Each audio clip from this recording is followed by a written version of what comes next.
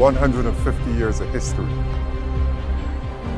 And he gave himself some room there for the stroke and paid the penalty. Ball guarded. A century and a half in Somerset. Straight, out. Spin to swing, this county's seen it all. Records set and broken, Somerset's spirit endures. The cider that flowed with the fans' roaring cheer, the hopes and the dreams that have spanned every year. From rookies to masters, the club's beating heart, each player a thread in this vast work of art.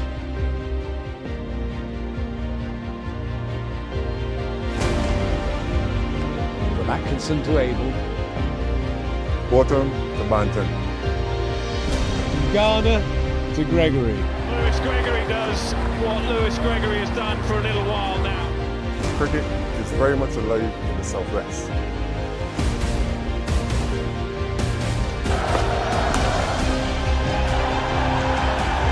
There it is. James Hildreth was there at the end.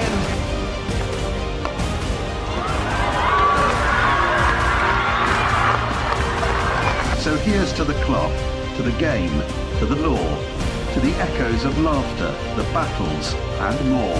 The Somerset's legacy, rich and profound, shall forever be cherished in hearts all around.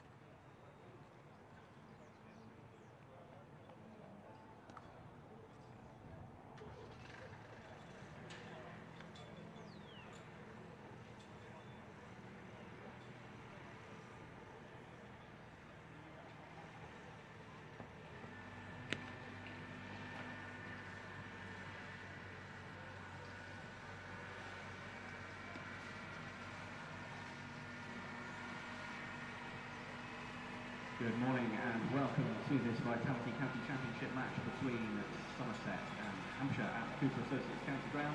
The news just from the middle of the ground, Somerset captain Lewis Gregory has won the toss and selected to bat.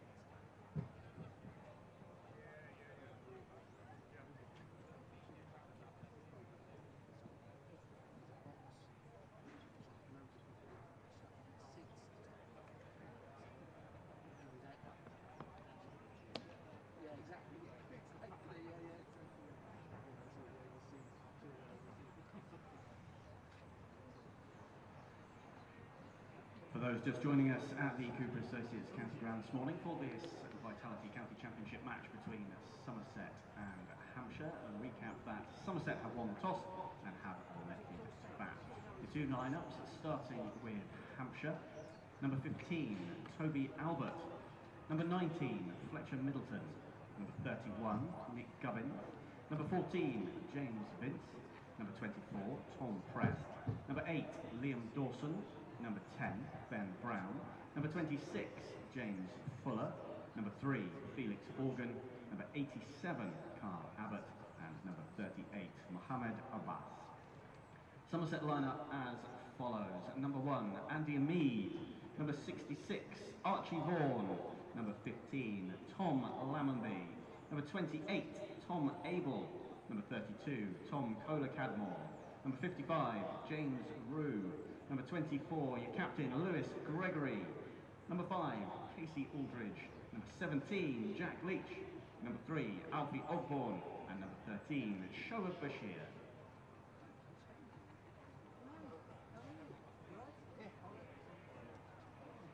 Sit anywhere? Yeah, sit anywhere, probably, yeah. Sit anywhere you like. We're all right here, yeah. So you found us all right then? Yeah, it's Kelvin. Yeah, hi. Alright. Oh, sorry. Yeah. Yeah, Outside.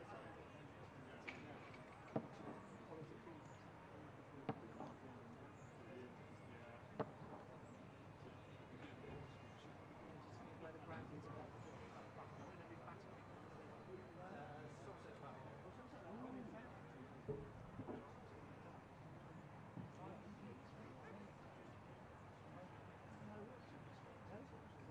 Hi, Fred. How are you? I'm good, thank you. Yeah, you're on the way? Oh, is it? The weather's really good. The weather's good. The sunshine here. Somerset County Cricket Club would like to thank our principal partners for the 2024 season: Cooper Associates Group, WPA Health Insurance, Trade Nation, Hygos Insurance Services and Virtue Motors. Thank you very much indeed for all your support throughout the 2024 season. Yeah, it's actually sunshine. Stay right next to you after. It's been another memorable season for Somerset County Cricket Club. We've been challenging on all fronts this year, and it's certainly a summer that will live long in the memory of the Somerset faithful. Join us at the official end-of-season dinner on Friday, October the 4th, as we look back on what's been another dramatic year. The event will be held in the Colin Atkinson Pavilion and include an arrival drink, 3-course dinners, player and coach reviews, Emerald Stephen Award, and live music. Tickets are available now from our website and from reception in the Market Stock Pavilion. The deadline for booking your place at the end of season dinner, 1 p.m. on Monday.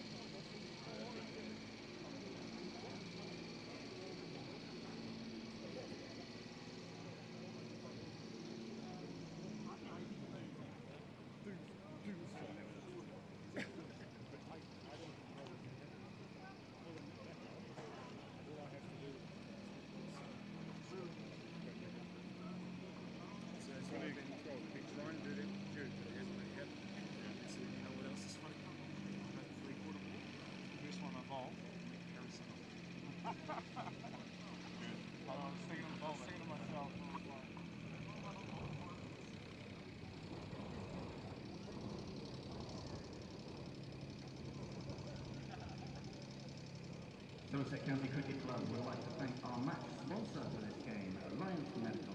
Founded in 1989, Alliance Medical Limited is Europe's leading independent provider of imaging services operating across the continent. In the UK, we deliver imaging services across 46 special sites, 64 of the mobile clinics, including diagnostic cancer and plaques, business heart and cancer. They are trusted and sustainable partners of the NHS and also provide private healthcare imaging services, assured and self-funding. Thank you to Alliance Medical, our match sponsor.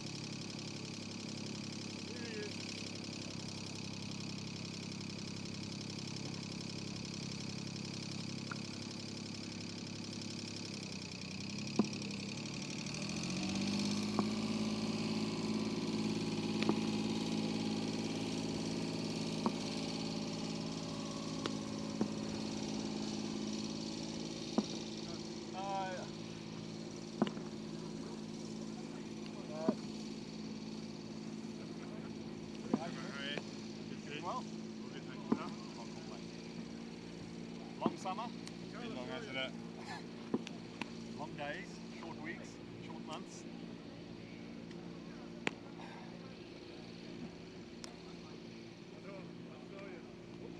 I was like, I'm not fucking clapping. What? Fuck that.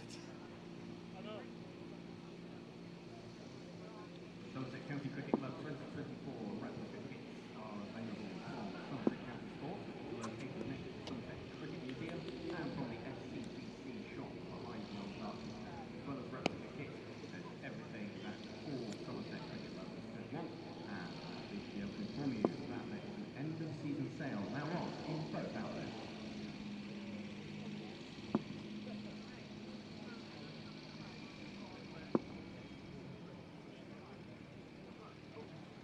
Somerset County Cricket Club stands against all forms of discrimination. There is no place for it in our sport. We will embrace and celebrate differences everywhere, knowing that with diversity we are stronger. We're dedicated to raising the game. If you witness it, challenge it, and call it out. Here at Somerset County Cricket Club, you can report an issue or concern by alerting the steward by texting SCCC steward, followed by your message at 66777.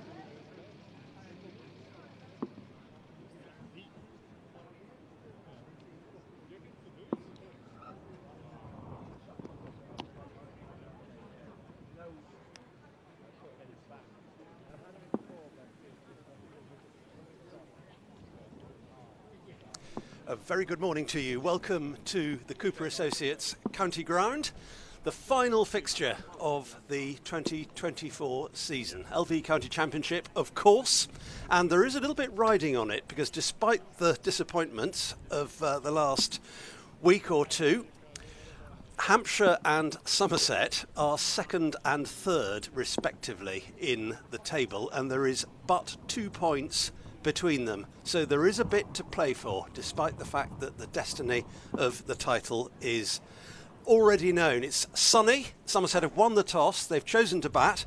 I'm Stephen Lamb and Sophie Luff is with me, and nice to have a bit of competition still. Yeah, absolutely. I guess there's a little bit of pride to play for, but yeah, second and third, you know. We've obviously finished runners-up in a couple of other competitions this year, but yeah, we ultimately want to try and finish second behind Surrey. So yeah, plenty to play for, and a lot of opportunity for the youngsters to show what they can do in a Somerset shirt again. Alfie Ogborn is playing for Somerset. That's interesting. The left arm quick. Yeah, I'm really pleased for Alfie. He obviously has played a lot of Metro Bank One Day Cup games this year. He's been to Kent on loan and got a little bit of championship cricket under his belt. But yeah, delighted that he gets an opportunity. Left arm seamer will hopefully create a little bit of rough for some of our spinners to work with. And yeah, I'm really excited to see how he goes. We'll obviously have to wait a little bit because Somerset are batting first, and hopefully we don't see him too soon with the bat. Yeah, indeed. He's listed to come in at number 10, so let's hope we don't see him until maybe tomorrow morning. So Andy Umead and Archie Vaughan are the two men in vision at the moment, walking out to the middle. We went out to have a look. It's actually very, very pleasant, the weather. There's a mixed forecast, possibility of showers. We will see what happens in that regard. But Archie Vaughan, after the meteoric start, really, to his Somerset career, we'll be looking to him to build on that. Yeah, it's September to remember for young Archie Vaughan. He's obviously shown exactly the calibre of player he is, and he's got a bright future in the game, I'm sure. And it looks like opening the batting for him is where he really likes to be, wants to be. And it looks like he's going to be partnered. We've seen numerous opening partnerships for Somerset this season, and it looks like we're going to see another one today, as Lammonby is going to partner him at the top of the order. Yeah, apologies for that. I was assuming that Andy Umead was going to open. He has been in recent matches, but Tom Lammonby, I believe he opened very early season, but he's been batting 3 more recently, and he is going to be...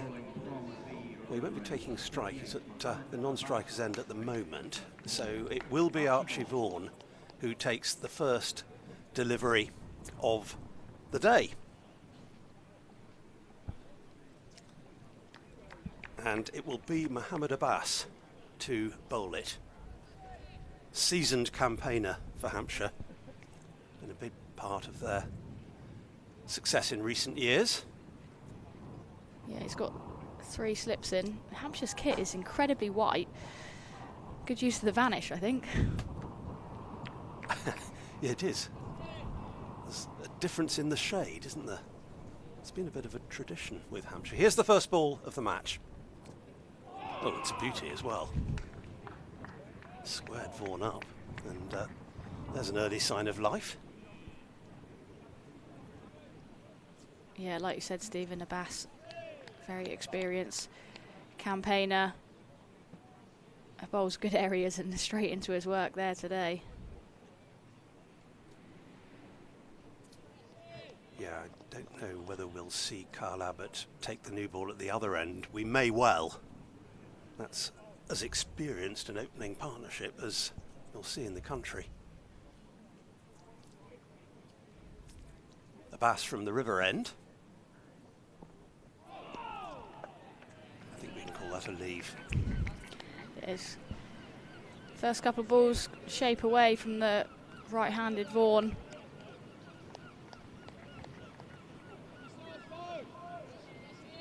Just looks incredibly metronomic in his action. Very smooth.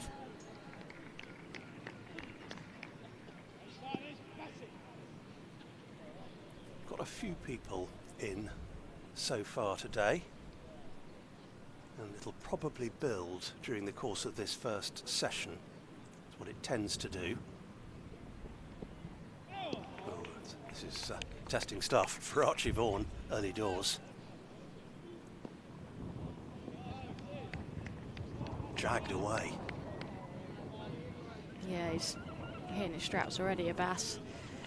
Asking questions of the young Vaughan, but as an opener, that's what you've got to try and counteract. It's a position he relishes. Archie Vaughan, he said that on interview in recent times.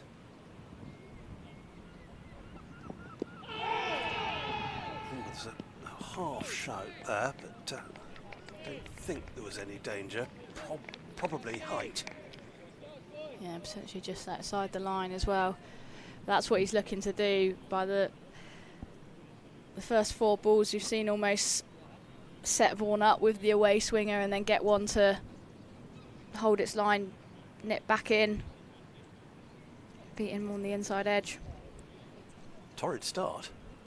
Yeah, it doesn't look easy, does it?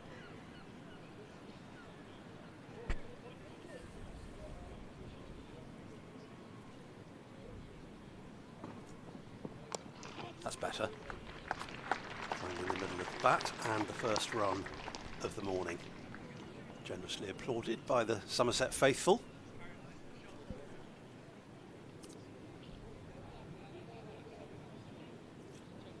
So whatever happens in this game, Surrey already assured of the championship. 221 points at the moment.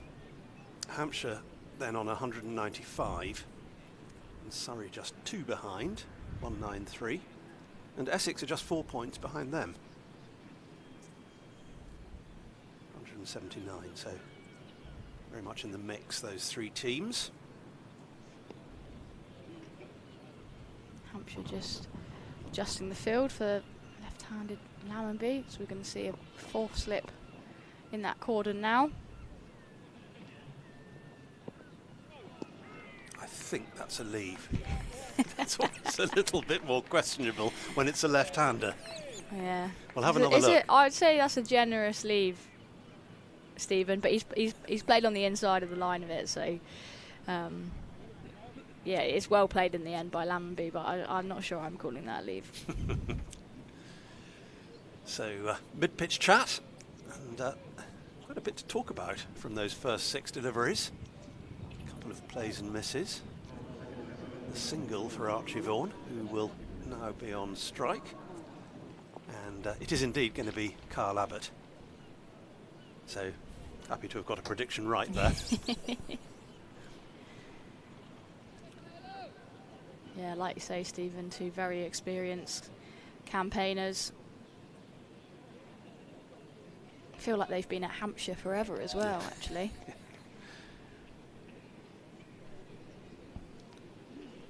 Sawdust at both ends. There is quite a bit of dampness. We were walking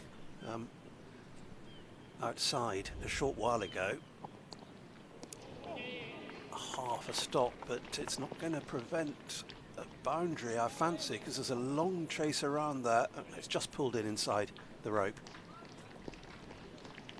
The rope at the full extent of the ground there by the Lord Ian Botham stand. Yeah, it's great effort from Brown, the keeper, to get across as he did. Full stretch. Yeah, it was nearly a superlative take. Yeah, it would have been one of those speckies, wouldn't it? Instead it goes down as 3 runs for Archie Vaughan. So the left-handed Lammonby on strike now.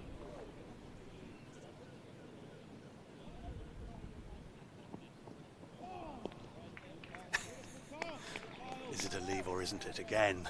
Oh, I reckon that one's more like pulled his back again inside the line of the ball there. It's not a genuine leave, not a conventional leave, but you see players around the world leave in some funny old ways these days, don't we? Yeah, we've seen that sort of leave from Marcus Trescothick actually in days gone by, when you wonder whether it really was. And if you're a Somerset supporter, of course you give him the benefit of the doubt. Absolutely.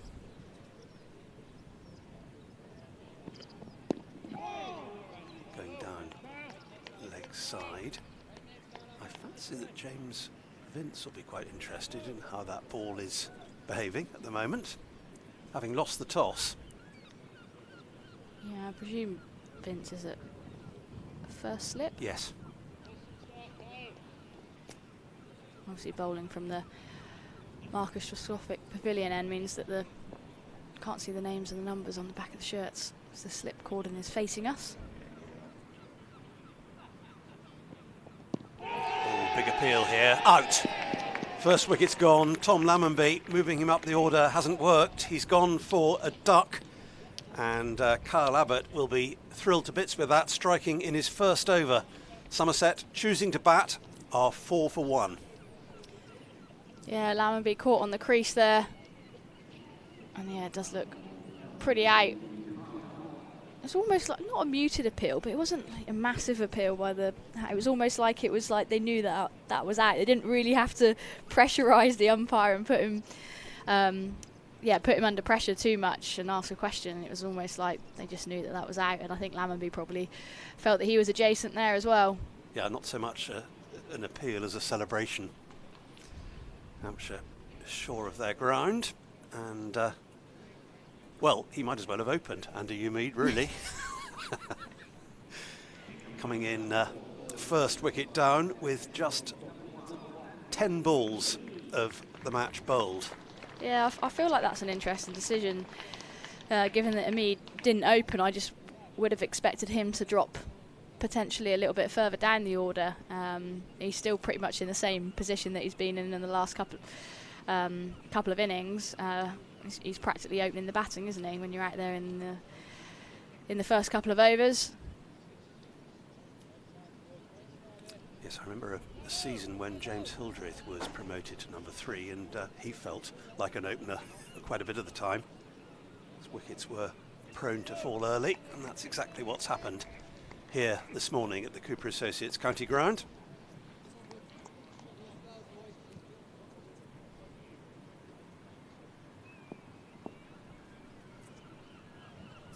First ball for Umeed then. I have to say that Somerset's relationship with Kyle Abbott is a far from loving one. There's plenty of previous. Particularly, I remember a game I covered down at the Aegeus Bowl, as it then was, when Somerset were in the frame for the championship and Abbott blew them away. Do you in the second remember his innings. figures on that day, Stephen? They, for his efforts, I'll come back to that. Oh, beauty, beauty, and Umeed has gone, second ball. Trouble here for Somerset very early on. 2 wickets for Kyle Abbott. Umeed has gone without scoring, as did Tom Lammonby earlier in the over, and Somerset in a whole load of trouble. Yeah, not the ideal start from the home side, and after choosing to bat first as well, Lewis Gregory is probably wondering whether that's the right decision, and Umeed's worries with the bat continue. He's gone without scoring, and Abbott 2 for in the over. Yeah, I was going to say, after that game and at the end of that month, Essex, who eventually won the title, they gave the Player of the Month award, guess who? Kyle Abbott. And, well, this is certainly a resumption of hostilities, and it's entirely successful from the point of view of the bowler. Here's Tom Abel. Somerset's number 4 coming into bat in the second over. Yeah, it does look like it's doing just enough out there. It's almost harder, I think, when the ball's only just doing a fraction. But yeah, Abbott too good for Lammonby and Umeed in his first over, and Hampshire have started really strongly here. A lot of pressure on Archie Vaughan now, and Tom Abel new to the crease to steady the ship, as it were.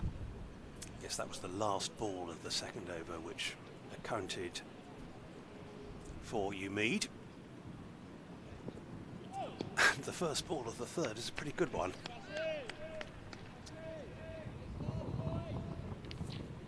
Testing times for Somerset. 4 for 2. Yeah, 4 for 2, and doesn't look particularly easy out there. And when you've got 2 experienced campaigners in Abbas and Abbott, there's no respite at either end. They're going to be asking questions of you all of the time.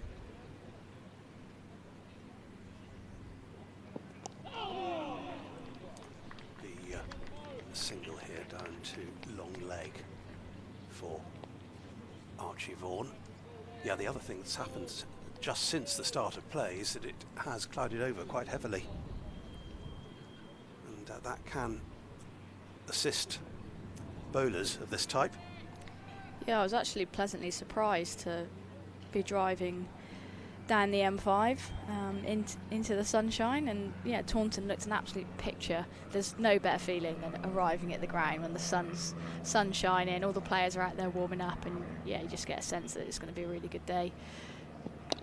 As Abel defends, but yeah, like you say, Stephen, just a few clouds, a lot of cloud cover now. Hopefully we don't see too many showers today and throughout this game. But we've had a lot of rain leading up into this week. Yeah, when we walked out there just before the start, it was sunny, but it was also, the outfield was noticeably damp. Yeah, it was particularly wet on kind of like the periphery by the boundary rope, probably where they tried to get rid of some excess water from the covers and closer to the playing surface. It's just down to our right in the Marcus Trescothick Pavilion that's between this building and the Ondarchi stand.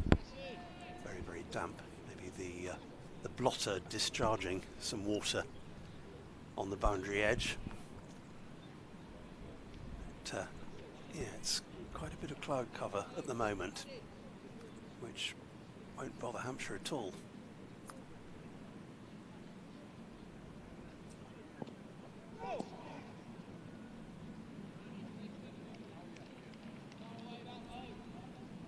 Visitors right on the attack with the 4 slips in.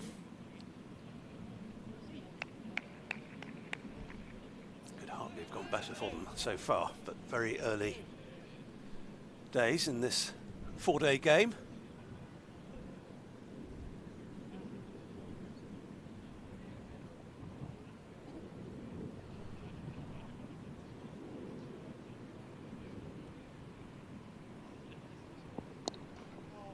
Runs down to third man. In fact, despite the damp outfield, that's got the legs to go all the way. Yeah, I was going to say, it doesn't look to have been slowing the ball up at all. That's flown away to the boundary, outside edge of Abel, but he's always trying to play that down, plays it really late, soft hands, allows the ball to always be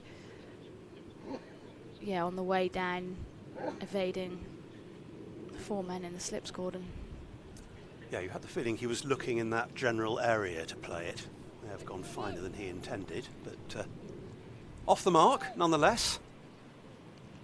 Former Somerset skipper.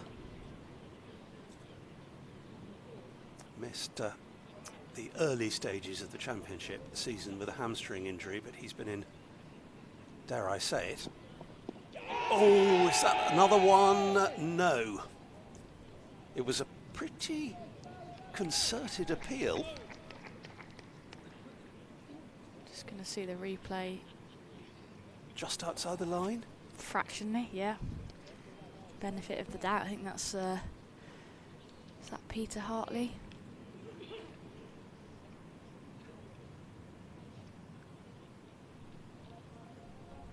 Not far away.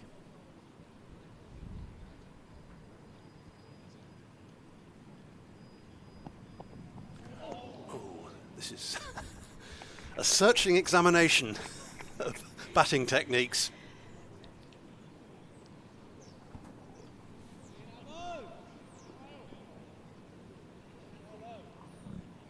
Yeah, I think Abel just... But again, when the bowlers, fractionally miss, you want to try and cash in, but just with this little bit of movement, it's tricky to do that at the moment. Firmer from the bat of Archie Vaughan this time. Slightly watery sunshine trying to appear.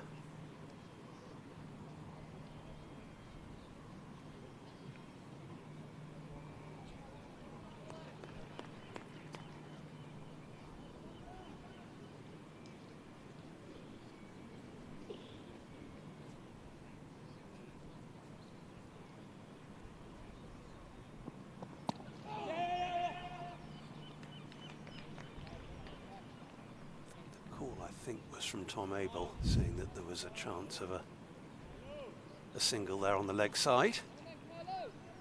Yeah, and that's good. Any opportunity you get for a quick single, rotating that strike, just to make sure that you're not putting your partner under too much pressure when they're stuck at one end, when Abbott and Abbas are putting the ball in good areas, and it will just force Abbott to search a little bit more. Abel defends that back to the bowler. Textbook defensive push from Tom Abel.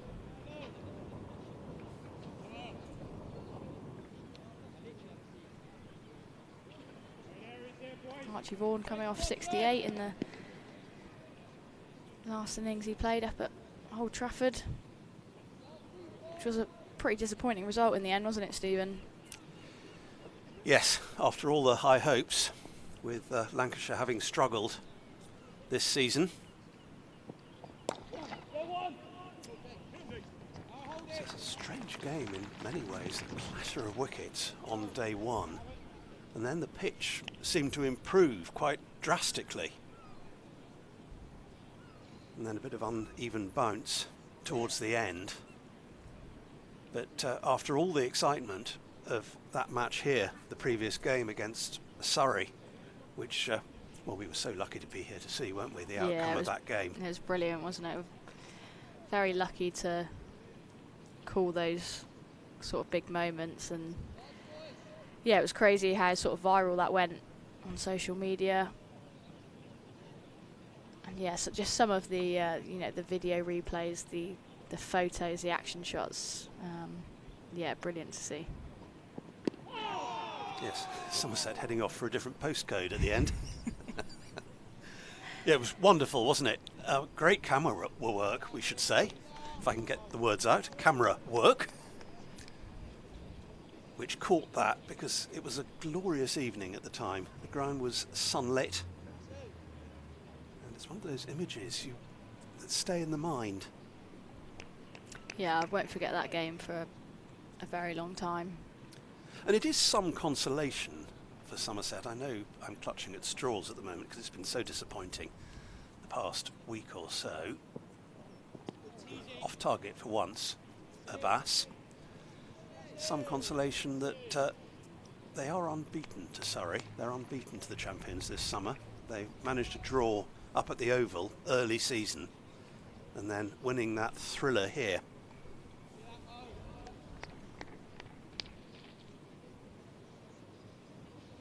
I think they're saving it up, Sophie, for their 150th anniversary year. Wow, so next year is going to be the year. Yeah, big year for the club. 2025. I wondered whether there was a single there, but I think on reflection they'd have been unwise to take one. Yeah, I think that's a good decision. I love the intent of looking for that quick single, but yeah, it's good work by the point fielder. Trying to figure out who that is. Potentially Middleton.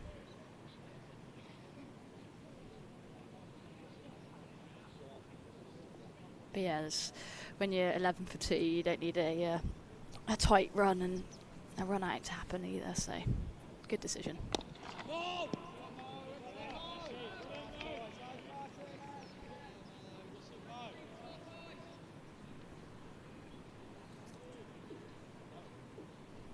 These two, well, they haven't really got any foundations to build on yet. They've got foundations to set, really. Yeah, they are responsible for laying that foundation. Obviously know how good a player Tom Abel is. And he'll have been in these situations a fair few times in his career. Archie Vaughan at the start of his though, but no better person to bat with than Abel. Oh, and as I say that, Hampshire thought he was out. Abel potentially looked like he was walking, and then has decided that I haven't been given out yet, so I might just hang around for a bit longer. Well, we'll have another look. Did too much, didn't it? Although, yes, it was almost walking away, but then looked at the umpire. It's kind of a bit of a classic case when you look directly behind you straight away. Abel looks straight to the wicketkeeper as if to say, I might have hit that, I might be in trouble here. We might have got away with one there, Stephen. Beautiful delivery. And the sun's back out. Beautiful. This time having nothing to do with it at all. So, well, Mohammed Abbas might feel a little bit aggrieved about that. He's seen the 2 wickets fall at the other end, and he's bowled several beauties himself, and would have thought for a moment that he had his just desserts. Now the 2 flags, Hampshire on the left and the big Somerset flag, put together last winter by our scorer, Polly Rhodes, billowing in the breeze. I know size isn't everything, but ours just looks so much better there. Great work from Polly.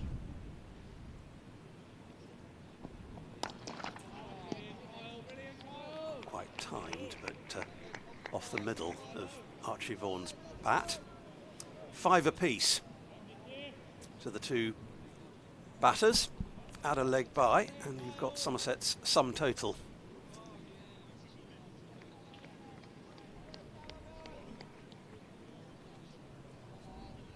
Lammonby and Umeed both dismissed for ducks already.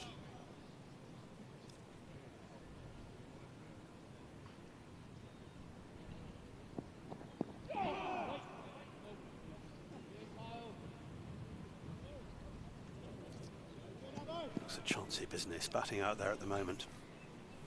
Yeah, I think I'd rather be in the commentary box at the moment, Stephen. But yeah, Somerset have just got to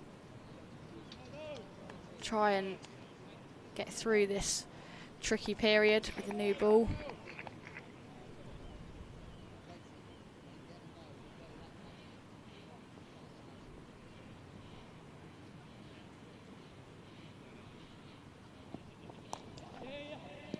Be a couple here.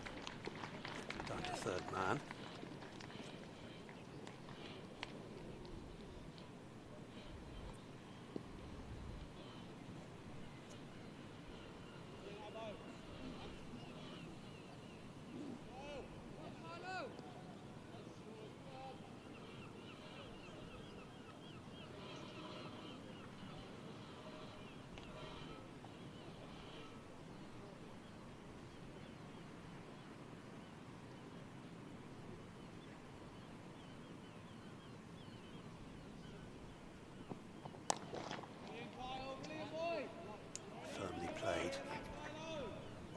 Archie Vaughan.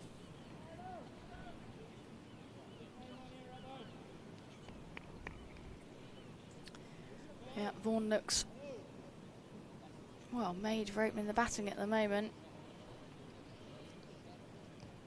It's always good when young players have that hunger to do a role, and it's not an easy role. And like you said, Stephen, he put his hand up, wants to do it. I think that's half the battle sometimes. Yeah, particularly given the uncertainty Somerset have had, which you mentioned earlier, Sophie. Tried various different permutations up at the top of the order this summer. Yeah, and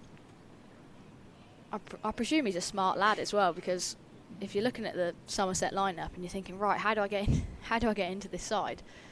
It's probably the best chance you've got of getting into the side is making yourself into an opening batter. So, yeah, smart decision from Archie Vaughan as well.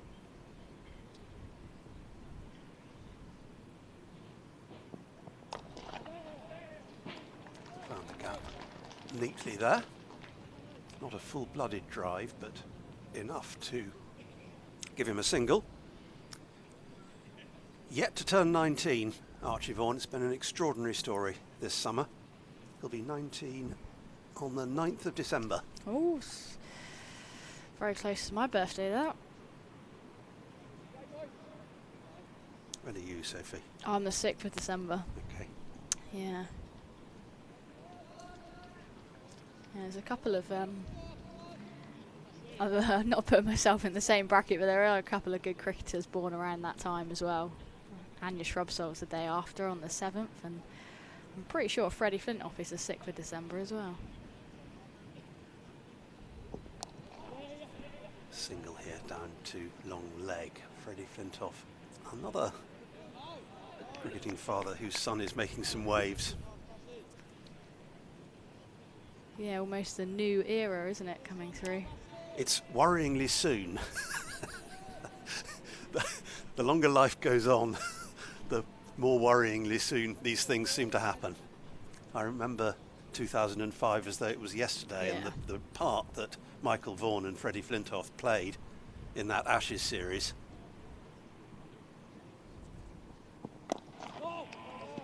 Wasn't there a moment where I can picture it? I can't remember who had picked. Probably Freddie Flintoff had picked Michael Vaughan up, but there's I'm sure there's a clip where they just he just holds onto his ears and like shakes. I remember shakes it well. Him. I can just that's a picture that I remember from the 2005 Ashes. Yeah. Yes. I'm going to see if I can find that. I can't off the top of my head think who was pulling whose ears. Yeah, that's the bit that is evading me at the moment. But there was no question that whoever the puller was, he was going to get away with it because England were euphoric at the time. I also remember just thinking of Andrew Flintoff, the moment when he consoled Brett Lee, and everybody was wondering exactly what he said. There's Lewis Goldsworthy in the car park, not fit to play in this match, slight groin injury. From what he's seen of the batting conditions, I wonder whether he'll be too regretful about that.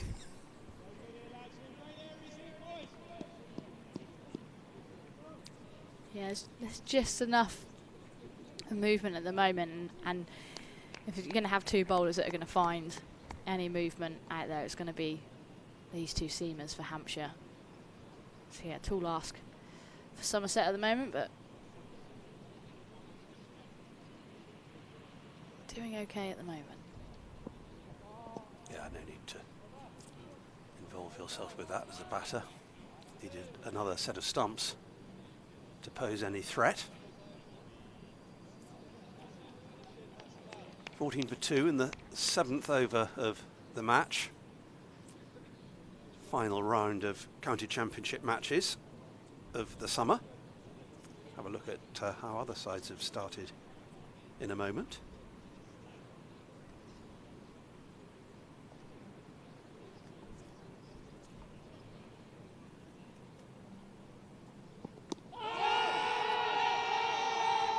Shite, but he was forward, which makes it harder to give. I wonder whether there might have been a bit of bat involved as well. Anyway, not out is the call, and Tom Abel survives. He's on 5, Archie Vaughan is on 8. Yeah, Ben Brown and James Vince in particular, wicket keeper in first slip. Really like that shout, but turned down by James Middlebrook. No play before lunch at Chesterley Street. Match between Durham and Kent.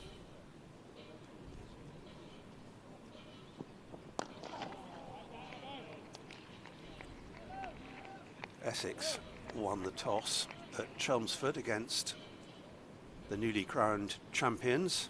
They're 22 for 1, the hosts. No play yet between Worcestershire and Lancashire. That's due to a wet outfield at New Road. Yeah, that doesn't surprise me.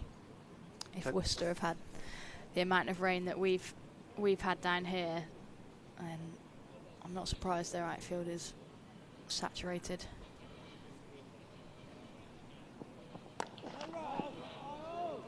Yeah, New Road would be a prime candidate, wouldn't it? For a wet outfield, late season. Couldn't play there early season, and doubt about whether they're going to stay there in the long term. Be such a shame if they had to move, because it's one of the most beautiful grounds in the country. Rather like this one, it sort of compares very favourably with some of the test grounds that are elsewhere, especially with the cathedral overlooking it. Yeah, I really enjoy going to New Road. Only played there a couple of times, but yeah, it's got that sort of old county cricket ground feel to it. No play at all to tell you about in the second division. Every game, start delayed.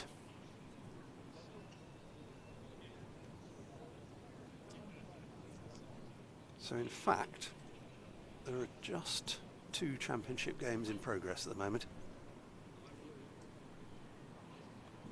Here in Chelmsford.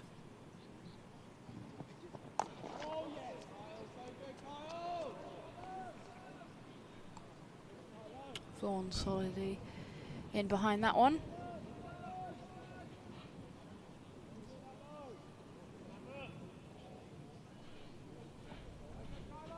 Very watchful start from the youngster.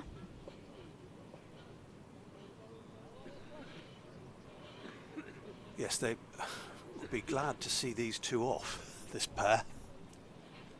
Abbott 2 for 7 at the moment in his 4th.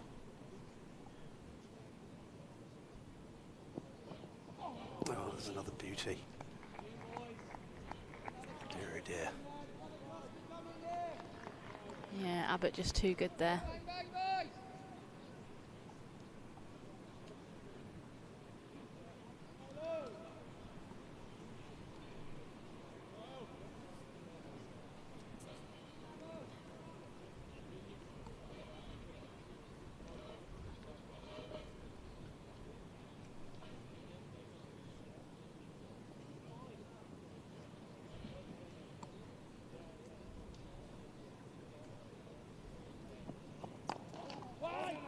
Tentative push, but it's off the middle, fielded mid-wicket. Now who we'll see as first change, possibly James Fuller. But I think it'll be hard to wrestle the ball off either of these 2 at the moment. Yeah, I presume it would be Fuller as well as the other seamer. It'll be interesting to see how quickly we see Liam Dawson. I say if it seems it spins. Might see him just before lunch, I fancy.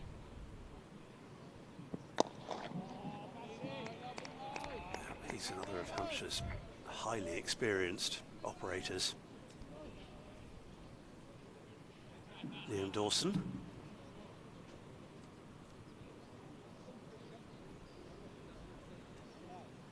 But in the meantime, it's the old firm, the experienced firm. A Bass and a Bot.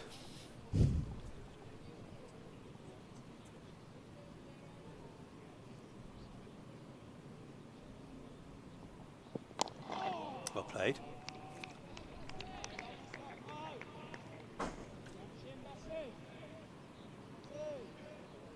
Yeah, full face of the bat. And those last 2 deliveries from Tom Abel. He's faced 19 balls now. Just getting accustomed to the surface, what these 2 bowlers are trying to do. He might have had a little life, shall we say, and he'll be wanting to make the most of that.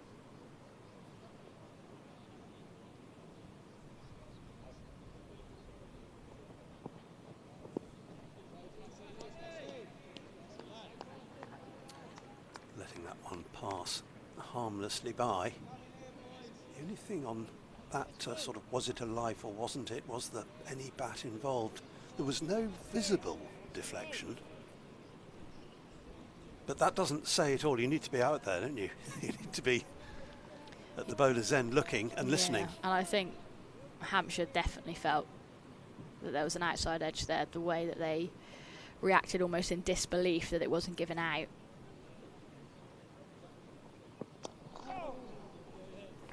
Runs here. I don't know whether it was quite where he intended. He's going to get at least 2 for it. Right to the edge of the extra cover boundary. In fact, they're going to get 3. Yeah, a little bit of a misfield there at point. It's certainly not where Abel intended, and hence why the point fielder probably wasn't expecting it to come to him. It's great use of the side-on angle cameras there. You can see almost how far in front Abel was like pushing at that ball, how early he was on it, hence why it got the outside edge. Another single here, down to long leg.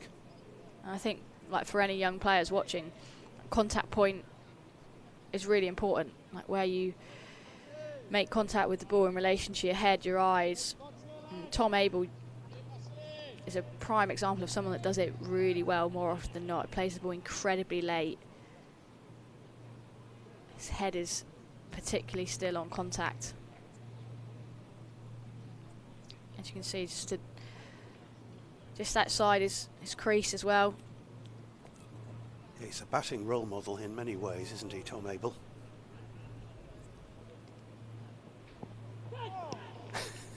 I somehow knew that would happen after I said that. Playing a miss.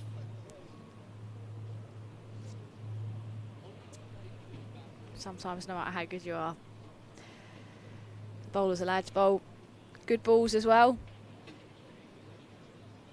Yeah, I think it's something to consider as well for young players. You know, obviously, when you're a young player growing up, you're almost like taught to take middle stump, and that's what you must do when you go to the crease, and it's kind of ingrained in you. And yeah, I think it's something that I sort of worked on later in my career when you get a bit more high-level coaching around using your crease. Do you take off stump, leg stump? Why would you do that? Short ball there from Abbott, but also using the depth of your crease as well. So Abel batting out of his crease, trying to negate that length that beat him on that occasion from Mohammed Abbas.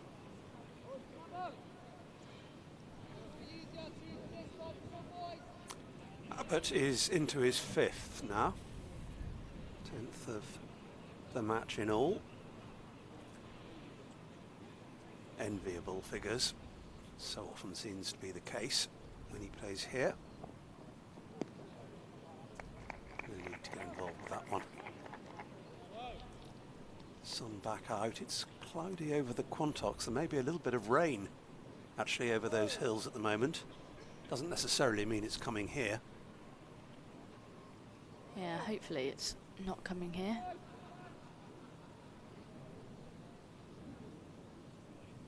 Sunshine at the moment over the Cooper Associates County Ground.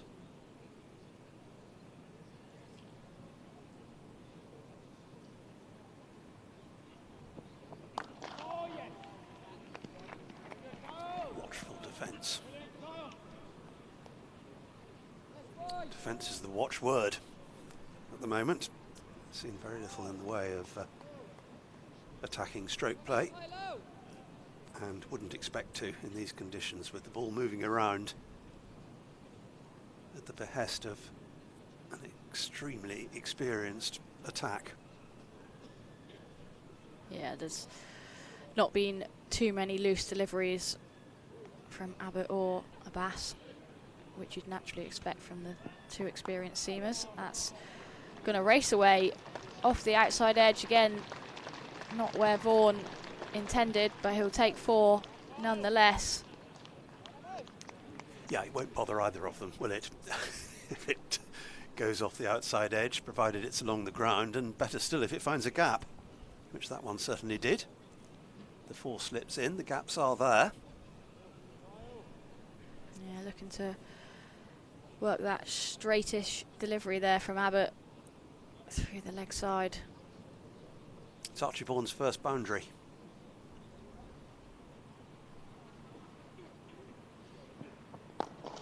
Oh, that's glorious though. That's the first beauty of a shot that we've seen today, and well up to the mark from Archie Vaughan. Yeah, unlike the previous boundary, that is exactly where he intended the ball to go. And that is shot of the morning so far from Archie Vaughan. Glorious cover drive. There haven't been too many opportunities to drive, but he has looked to get well into the ball, and that was beautifully played through the offside.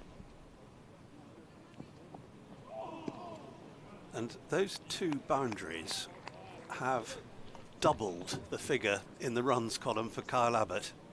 It was 2 for 7 at the start of the over, 2 for 15 now. You won't like that. And I don't think any fast bowler likes being hit for a boundary, let alone consecutive boundaries.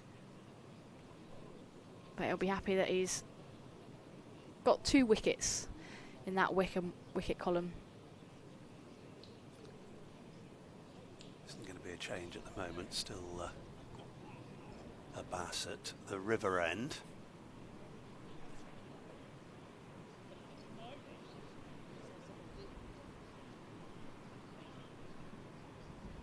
One slip has come out, though.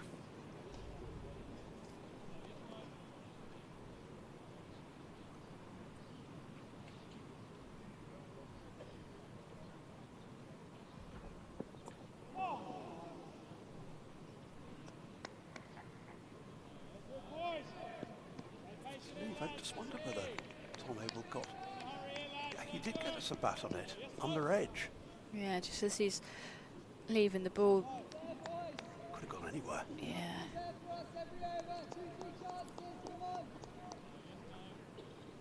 Almost like he's looked to play and then left the ball quite late, and hence why the bat's still almost left there. And yeah, like you say, Stephen, could have gone anywhere, but thankfully missed the stumps.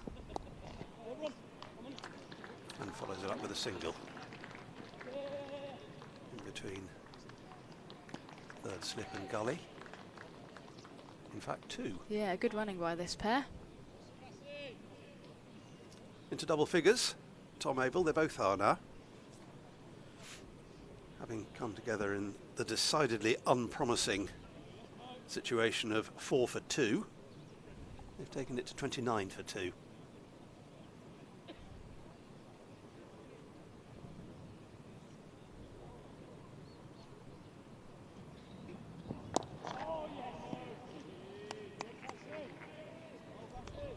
There's not much green on this wicket. We had a look at it before the start.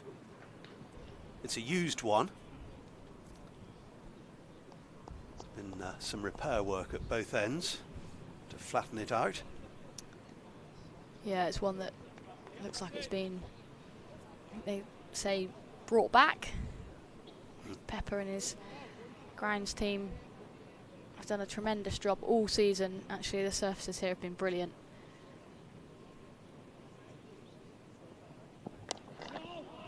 And I'm sure this time next week the square will be unrecognisable from what it is at the moment. I'm sure they'll be well into their winter preparations, putting the square to bed.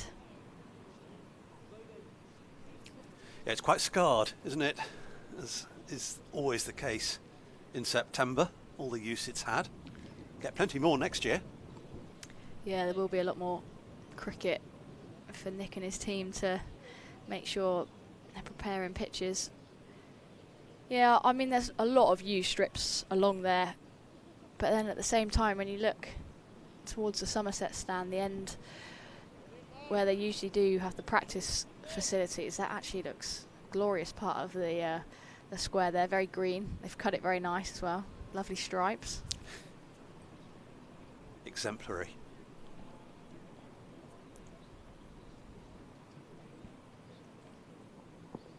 Oh, bowled him. That is the third wicket, and Tom Abel has gone.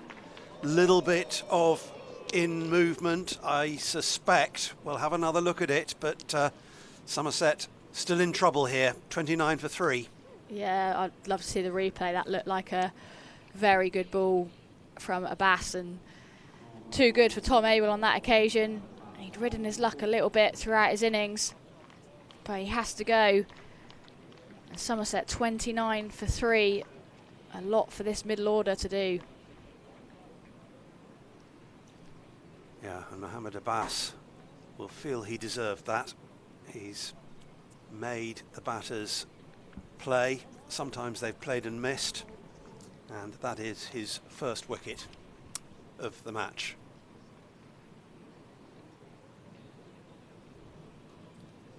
A little bit of a send-off he gives Tom Abel. There was some movement, I think, into the batter. Yeah, that's a very decent delivery, which you need to bowl to get someone like Tom Abel out. And Abbas has asked plenty of questions, reaped his reward there, as we see Tom Kohler-Cadmore come into the crease. And again, Somerset need to rebuild, need to find a partnership.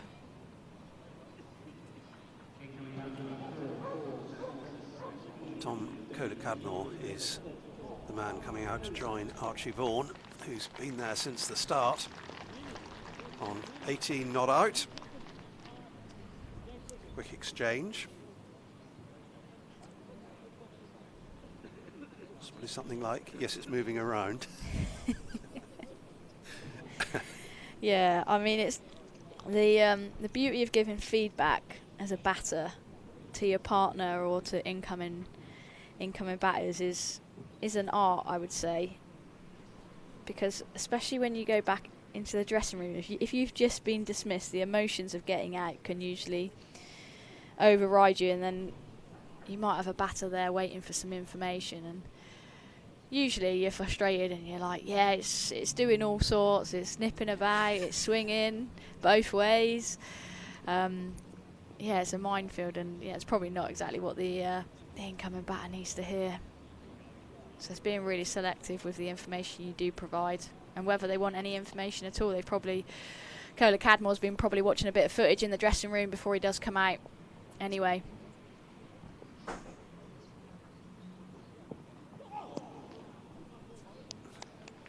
was pretty quick from Abbas to conclude the over.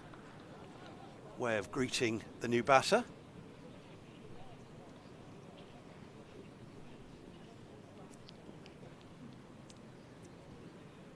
There's a former Somerset man by the dugout, Sonny Baker. Moved to Hampshire earlier this season. Yeah, you want to be informative without sort of damaging the incoming batter's confidence.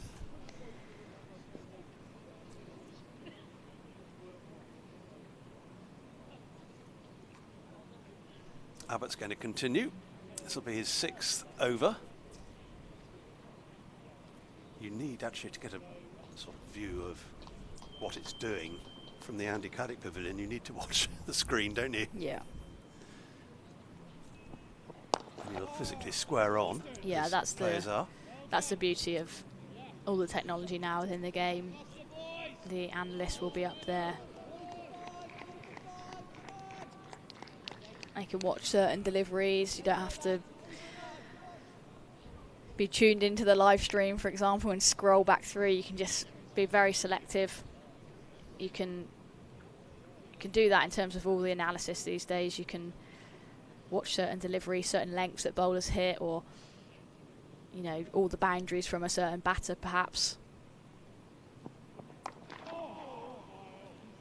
Just put a dead bat on that. Archie Vaughan. Somerset have extended, well, I should say Hampshire have extended their lead over Somerset to 3 points. They've already got a bowling point. Hampshire in 2nd place to Somerset's 3rd.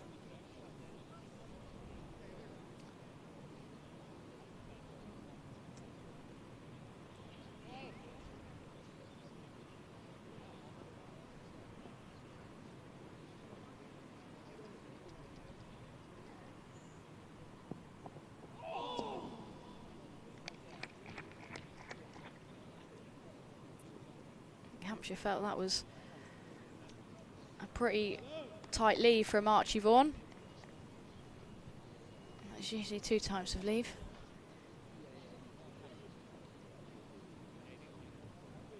Yes, he just flipped the bat over the top of it. Vaughan.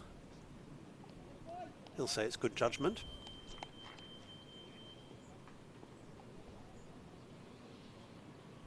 Abbott tries again.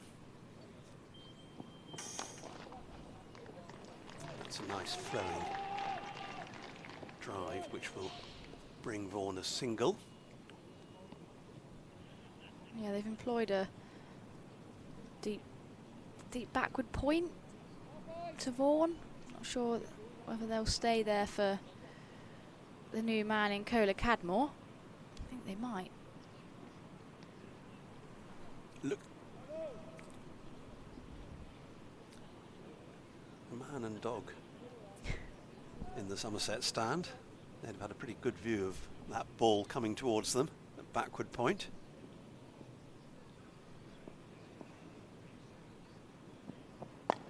Shot. That's 4.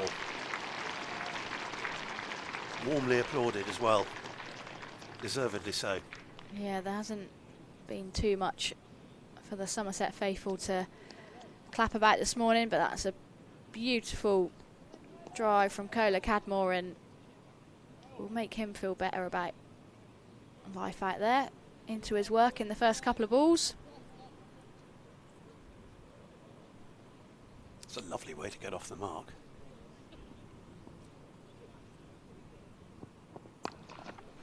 More here. Just the one more. That man at backward point in business again. Wonder whether Kyle Abbott will continue. That's the end of his 6th over. 2 for 21 his figures. Slightly damaged in the last couple, but impressive nonetheless. Yeah, these two have bowled well in partnership. I think if you're James Vince, the captain, 35 for 3, you've got Somerset. Can't ask for too much more. It's been a great start from the Hampshire boys.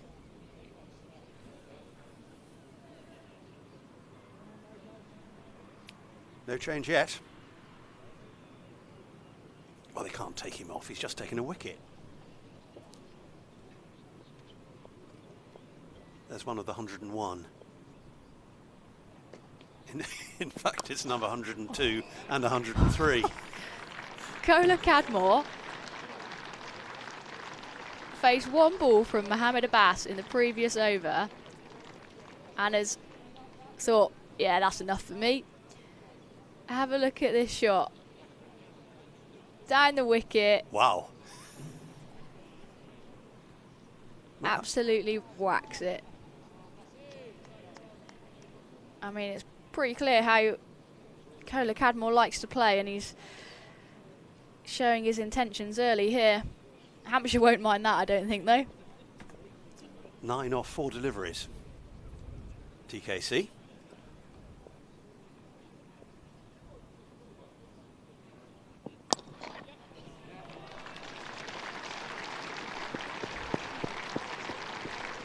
Four more for Cola Cadmore.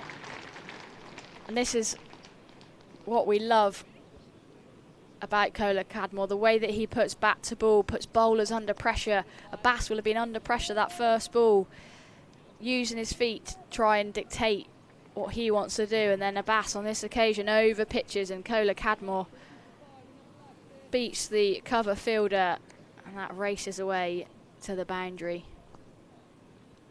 Yeah, he's not in the least overawed by that scoreboard.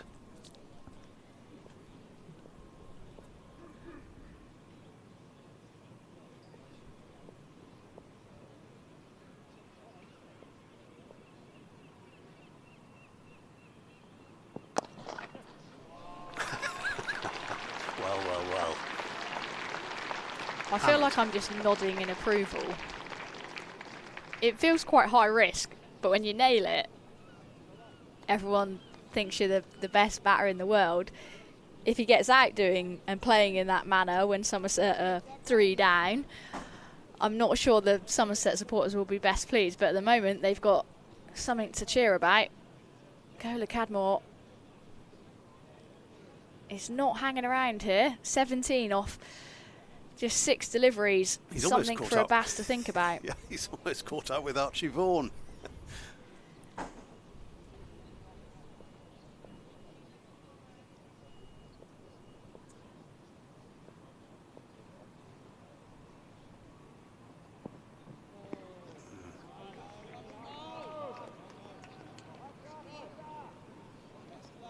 Electing to leave, something Yeah, of a rarity. That was disappointing, wasn't it? No, I shouldn't say that. It's good cricket. I think, yeah, 12 off the over already. He can afford to be maybe a touch more watchful, but the way that he has been playing almost feels like that's worked for him.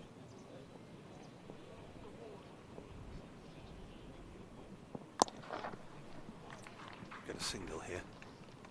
Backward of point. So he's just 1 behind Archie Vaughan now.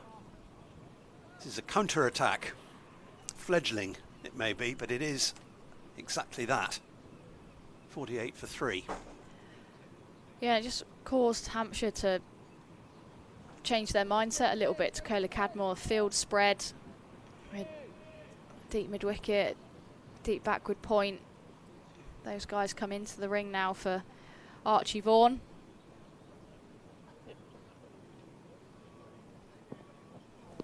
Who leaves that one alone outside the off stump. 13 off that Mohammed Abbas over. And maybe that will force a change in the bowling department. Yeah, 12 from the first 3 deliveries. Just the single since, but given that he has bowled 7 now, so he's due for a break anyway. And that may just make up James Vince's mind to go for a change. There won't be one at the Marcus Trescothick Pavilion end at the moment, although Kyle Abbott must be coming to the end of his superb spell.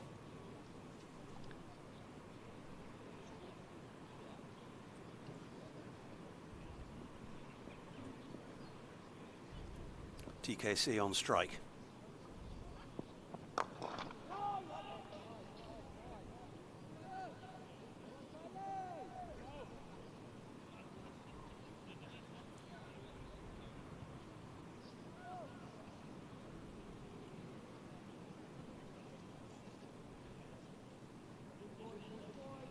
Partnership's worth 19 and he's made all but one of them.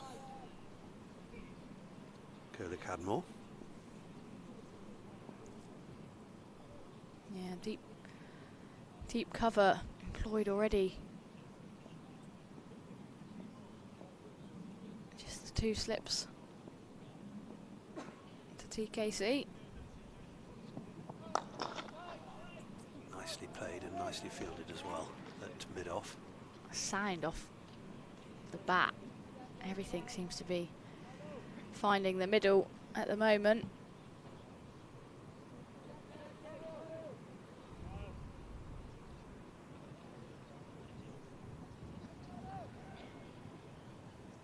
Yeah, I think James Fuller is going through his warm-up action on that boundary edge.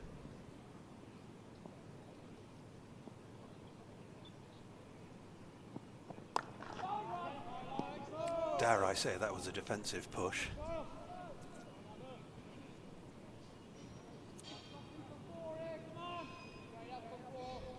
Sun's out again. Not all over the county, but over Taunton. Or most of Taunton at the moment. The bit we're looking at.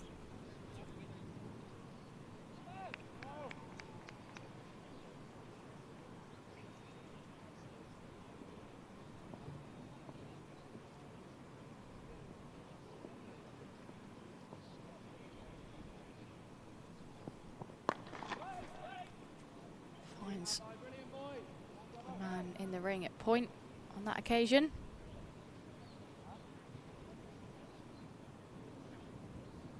Interesting, the approach thus far this over has been slightly different. He seems to have well, almost gone into his shell by comparison with what we've seen so far. A couple of deliveries left in the over.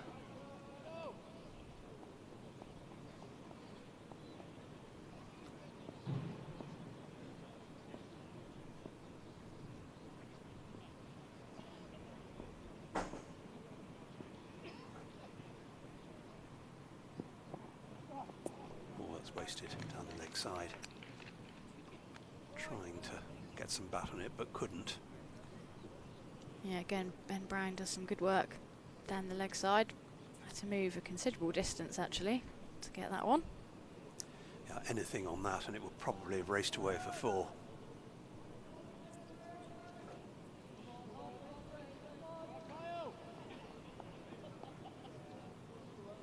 Just walking back to his mark a little bit slower, Kyle Abbott, which is not unreasonable.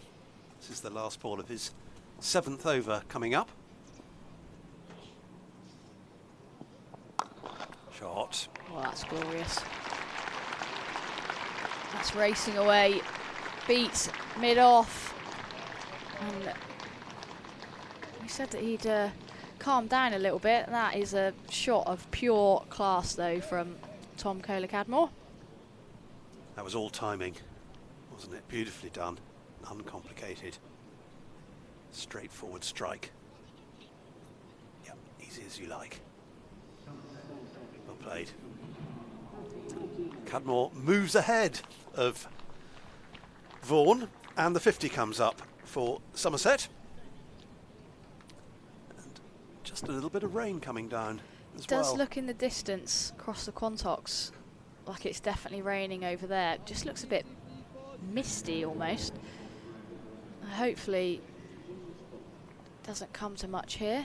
Yeah, if still a bit of blue in the sky. Blue above us, although there is a bit of a mucky cloud trying to intervene. If I look over to our left, I can see signs of rain, and over the Quantocks I can see signs of rain. May we be lucky. The umpires are just getting together. The ground staff are perched on their tractors, or tractor. They're going to carry on for the time being. You can't surely take the players off. Oh, I think they are going to come off in bright sunshine. They must know something that we don't. The umpires must have been tipped off by the ground staff, I reckon, that there's a hefty shower on the way. We saw it in the Surrey game, I think. They were well aware of what was to come, and I think if there is rain on the radar, which the ground staff will be well aware of, there's definitely a few scheduled showers today, and I presume they want that surface to be covered before it does get very heavy. But from up here it looks like glorious sunshine, and I can't really see many spots of rain, but if you're watching on the stream you can certainly see there is rain falling. Yeah, little spatters in the picture there, and it does look, well, it usually comes from the west, and if I look west it's pretty murky. So play held up just over an hour into the proceedings here. 11:36 on the electronic clock, which is a little bit ahead of the clock on top of the Colin Atkinson Pavilion, which I gathered from a supporter here, Paul Baker, is celebrating its centenary this year. The Colin Atkinson clock, which started off as a scoreboard clock, I'm reliably informed. So it's a couple of minutes behind. It has. It's slowed down over the course of the season, I would have thought. Over the course of the last 100 years. But yeah, potentially that. I mean, it might have been a little bit further behind if I'm thinking 100 years ago, but yeah. So covers being put on, as you see. We are going to have a break. The two umpires are heading in the general direction of the Andy Caddick Pavilion. So we'll have a little bit of a break here as well. Rest assured that as soon as the players are back out again, we will be back with you as well.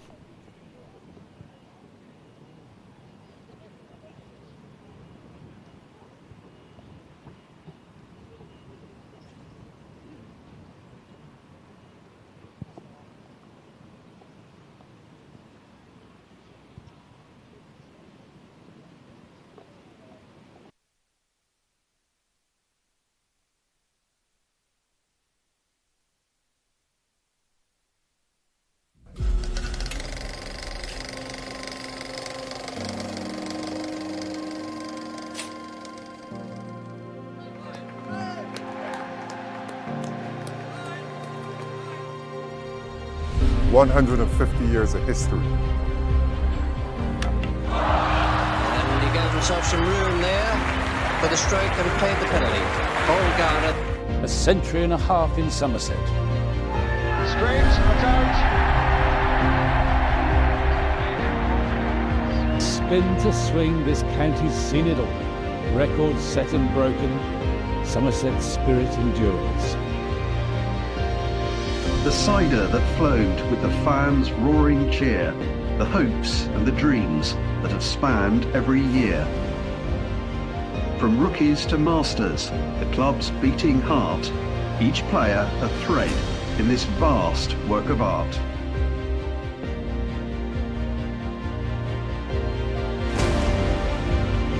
From Atkinson to Abel, Bottom to Banton.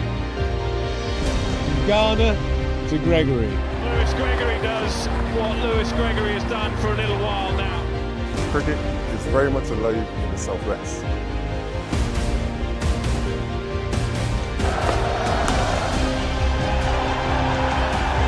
There it is. James Hildreth was there at the end.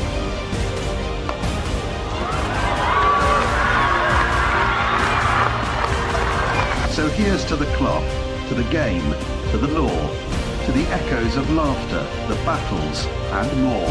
The Somerset's legacy, rich and profound, shall forever be cherished in hearts all around.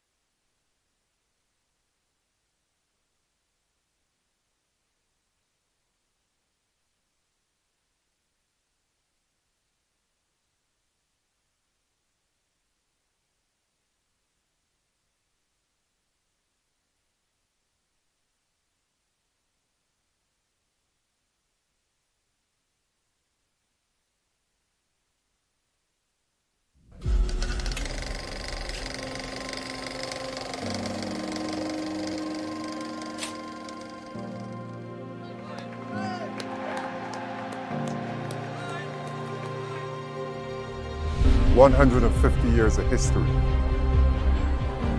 And he gave himself some room there for the stroke and paid the penalty. Ball guarded. A century and a half in Somerset. Straight, but out. Spin to swing, this county's seen it all. Records set and broken, Somerset's spirit endures. The cider that flowed with the fans' roaring cheer, the hopes and the dreams that have spanned every year. From rookies to masters, the club's beating heart, each player a thread in this vast work of art.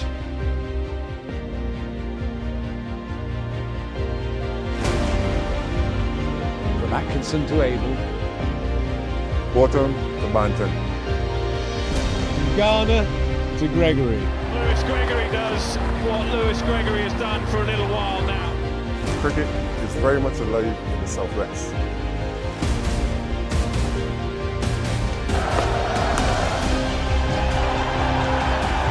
There it is. James Hildreth was there at the end.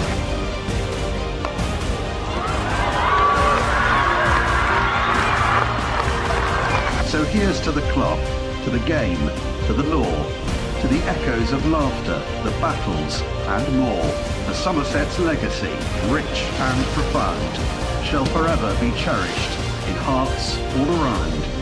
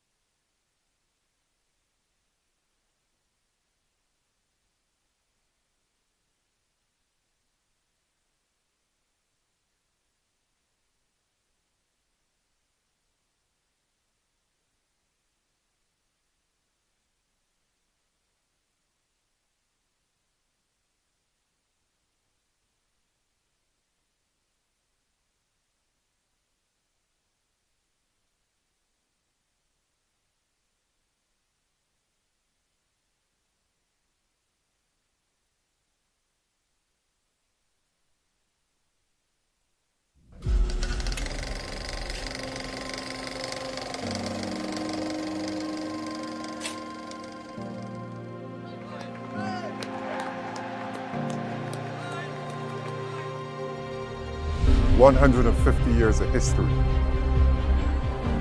And he gave himself some room there for the stroke and paid the penalty. Ball Garner. A century and a half in Somerset. Straight, out. Spin to swing, this county's seen it all. Records set and broken, Somerset's spirit endures. The cider that flowed with the fans' roaring cheer, the hopes and the dreams that have spanned every year. From rookies to masters, the club's beating heart, each player a thread in this vast work of art.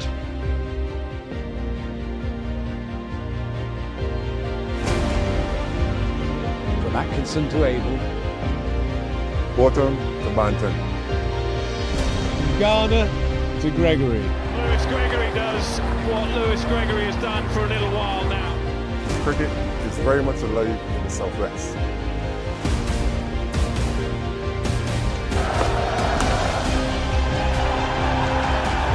There it is.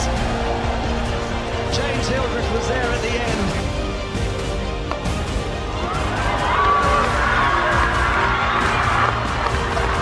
So here's to the club, to the game, to the law, to the echoes of laughter, the battles and more. For Somerset's legacy, rich and profound, shall forever be cherished in hearts all around.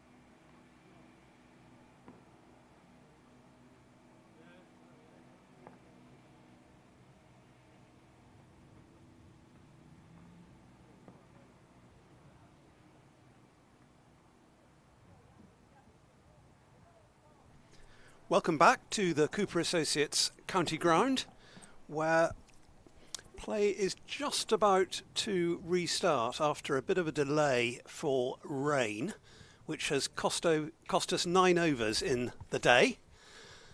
Somerset, after winning the toss, they've not got off to the greatest of starts, 52 for 3, but that's a lot better than 4 for 2, which they were at one stage.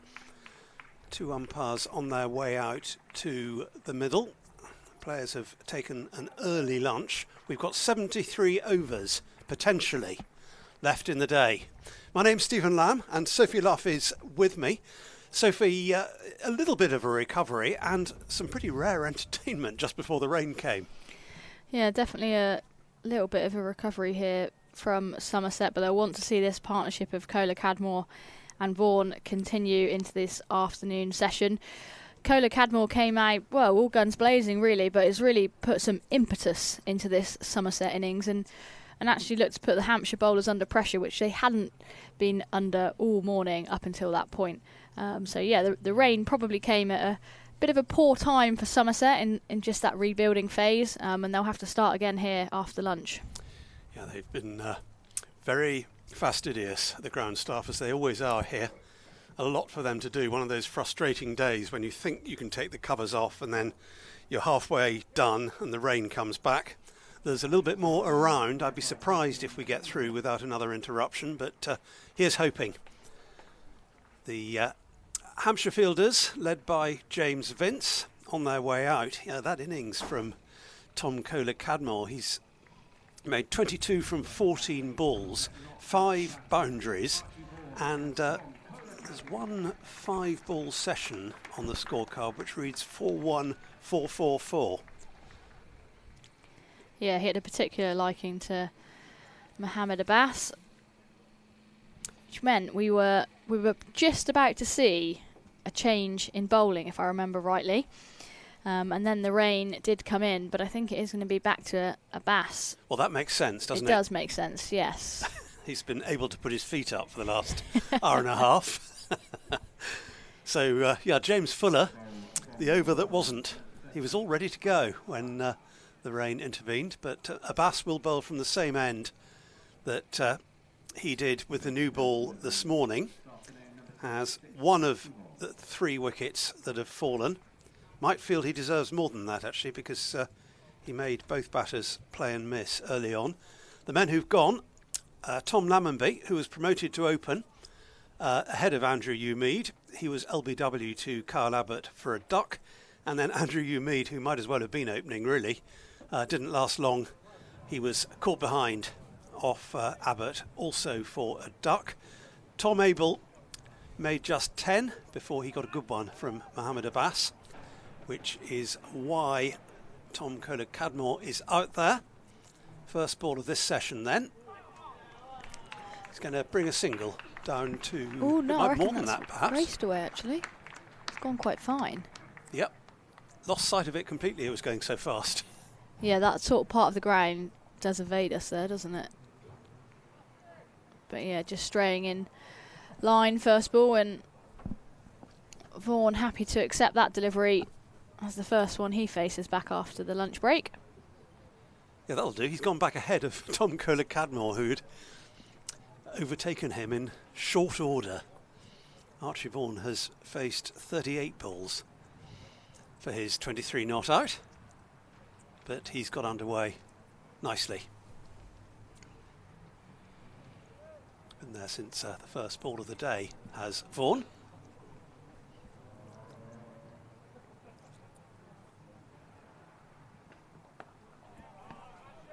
Just defends that one. It's a backward point. Abbas back onto his usual line on that occasion.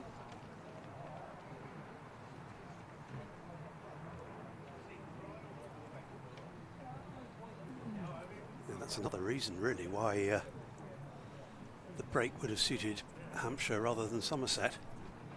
Give their 2 gun bowlers a chance to recover.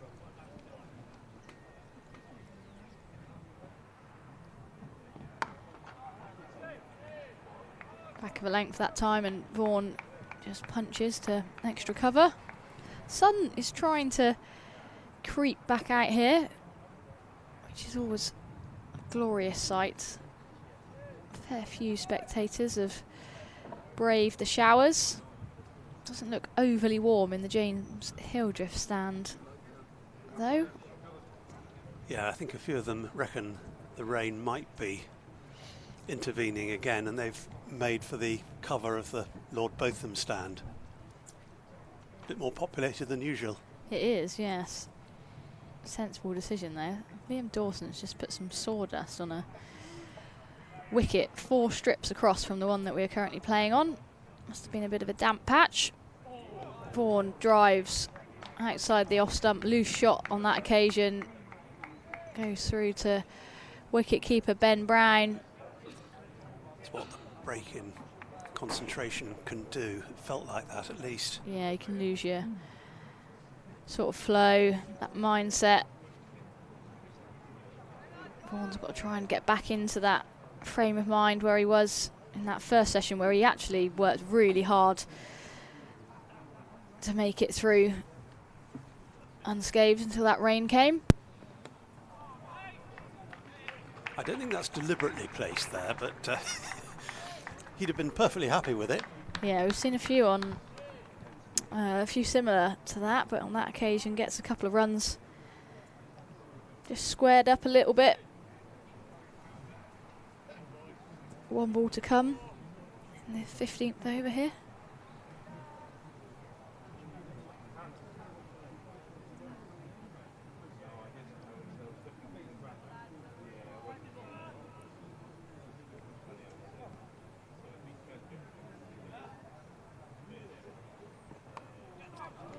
And again, the outside edge, I think that's going to race away through the vacant third man region.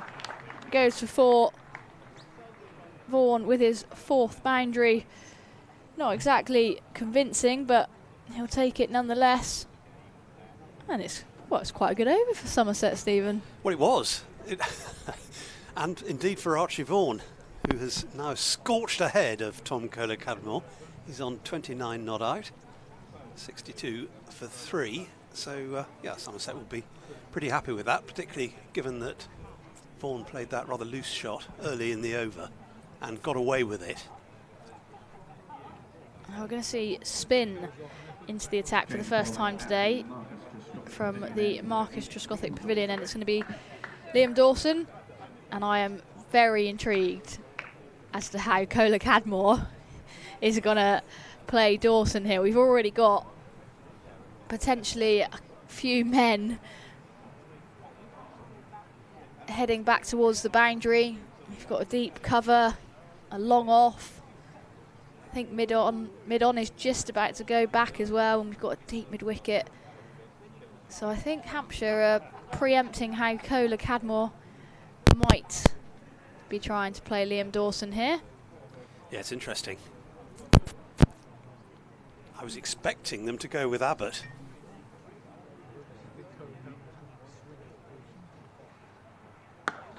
Single. That's a good answer initially.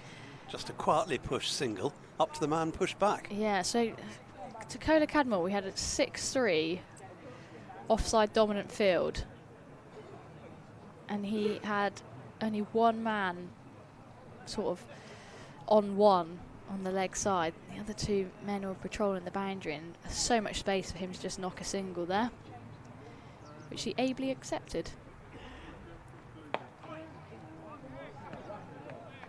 Vaughan just defensive minded initially.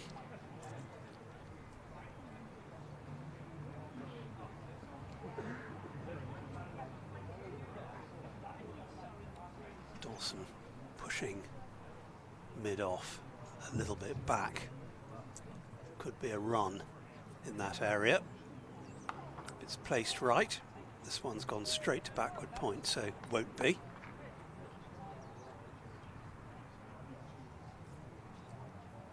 I think the 2 batters would probably have been expecting Abbott as well.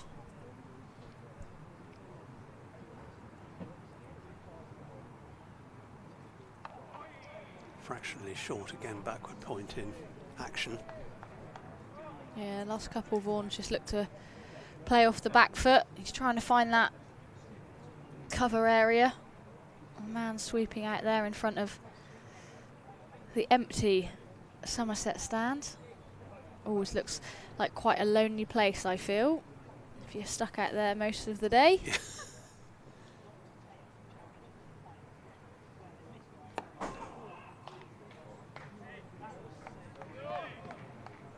Tight first over so far from Dawson. 1 ball to come.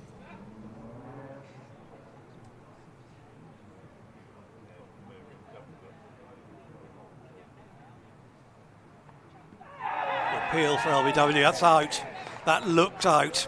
Vaughan has gone 63 for 4, and Vaughan's vigil comes to an end. Yeah, great bowling change by James Vince. Looked like the quicker one from Liam Dawson, set Vaughan up very nicely, trapped him on the crease, pushed him back, and yeah, I think that is hitting mid and leg, and Peter Hartley sends Vaughan on his way. Yeah, not much hesitation there. He was sure of it, wasn't he? No doubt in his mind at all, Peter Hartley. So the 4th wicket has gone. Somerset still, well, they're in a bit of a mire here. 63 for 4, having opted to bat at the start of the day. That won't be a satisfactory looking scoreboard at all. No, and that is Liam Dawson's 51st wicket of his county championship campaign this year. He's not far off 1,000 runs as well. Incredibly valuable player in this Hampshire lineup. Yeah, he's currently on 907 runs, so yeah. Yeah, he'd be a shoo-in, wouldn't he, for your best championship 11? Yeah, Liam Dawson. He'd be a banker. He's always talked about in terms of the PCA most valuable player rankings. He's always up there as a genuine all-rounder. They always seem to get more points than most, and yeah, he's just been shortlisted as one of the men's PCA players of the year. So yeah, that's voted for by your peers. So people that he's playing with and against regularly have put his name on the shortlist, and rightly so. He's had a remarkable season yet again. The man who won a significant award at the end of last season has come out to join Tom Kohler-Cadmore. James Rue, the Cricket Writers Club Young Cricketer of the Year last year, and deservedly so. I think he probably won that by a country mile. Yeah, I think he was PCA Men's Young Player of the Year as well last year, Rui. I think I remember him going up on stage at the awards ceremony. Multiple award winner. So it's credit to the Hampshire skipper for that bowling change, bringing on the spinner first over after the break, or second over, and making a further breakthrough. 1 for 1, Liam Dawson from that over.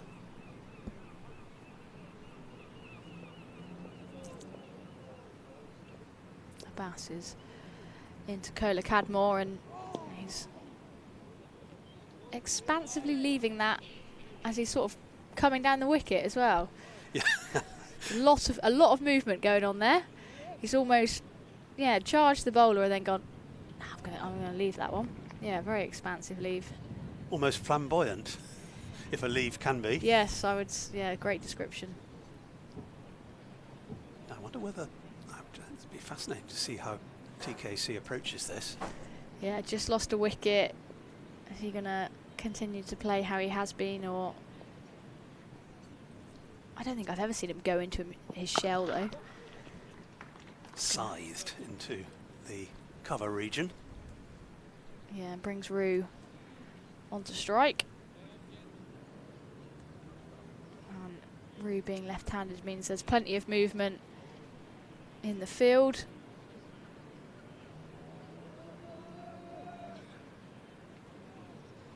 Pretty much every fielder has moved position there, I fancy. Bar potentially mid-on and mid-off.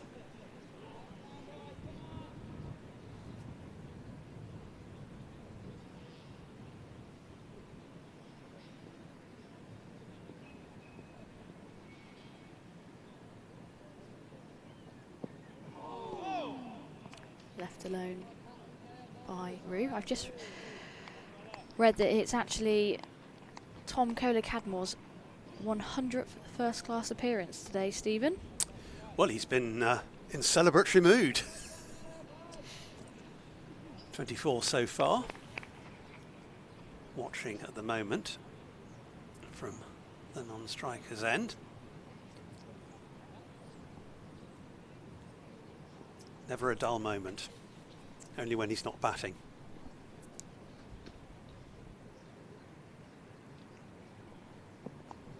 Edged and caught. 5th wicket gone. James Rue. That is another big blow for Somerset. 64 for 5, and James Rue's appearance all too brief. Yeah, that's a great grab as well in that slip cordon. Rue just probing at that one on the drive, straight into the hands of second slip, low down. Just trying to see who that is that's snaffled that one, but Rue has to go, and well, I actually think that probably starts to make Kohler-Cadmore's innings all the more remarkable and all the more important as well. And I wouldn't be surprised if he tries to counter-attack Hampshire here with Somerset in all sorts of trouble at 64 for 5. Yes, it was Tony Albert who took the catch, second slip. So another wicket for Mohammed Abbas. This is turning very nasty. Wasn't looking great at 4 for 2, but 64 for 5 isn't a great deal better.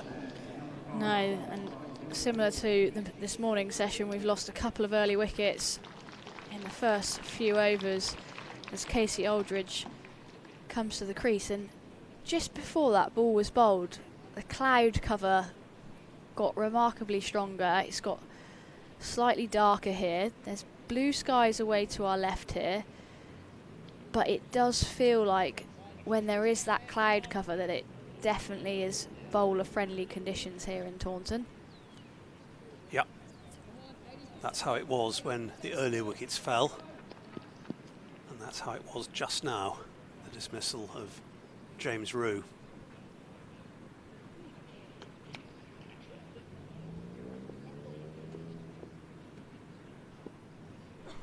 So Aldridge on strike. And letting that one be.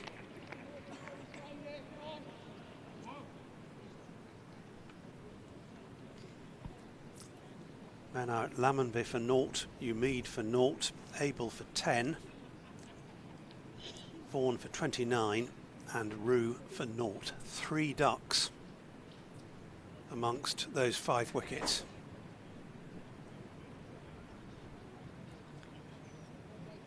It is going to be Dawson to continue. Got 2 men on the drive. Straightest extra cover and one sitting on his left shoulder. And I think that's a good field to someone like Kohler-Cadmore, who's so strong on the drive, wants to get on the front foot. He's not going to be looking to manipulate or work it behind square too often. To get your men in front of the bat. Oh, nearly another chance. Did that carry? It went away to Vince's left-hand side, and he's nearly stacked it there. It looks a little bit damp and greasy down in front of the Ian Botham stand there. Oh no, it didn't carry. Yeah, he slipped. He could have done himself an injury there. He could have, yeah. He managed to stay on his feet. He actually saved it pretty well. Looked like he was on an ice rink for a moment. Yeah, it's very gloomy here at the moment. Lights on the scoreboards shining brightly.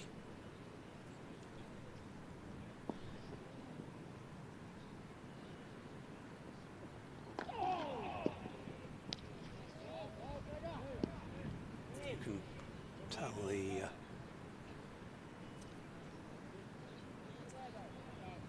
characteristics of the Hampshire fielders, all the noises going on there at the moment. Cries of encouragement. Hampshire on the verge of a second bowling point. And we're only in the 18th over. Yeah, I was just about to say already, but they've bowled well, put the ball in the right areas and made it pretty tricky for the Somerset batters. Aldridge defending only as far as backward point.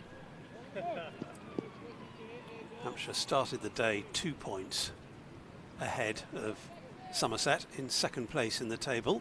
They're already 3 ahead.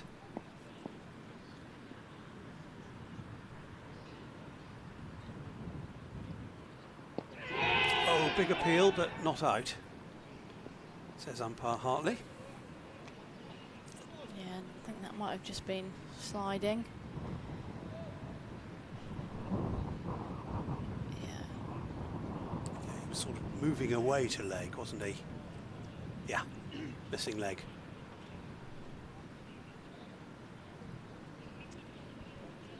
It's getting considerably darker, but the positive is that over the flats it's bright blue skies.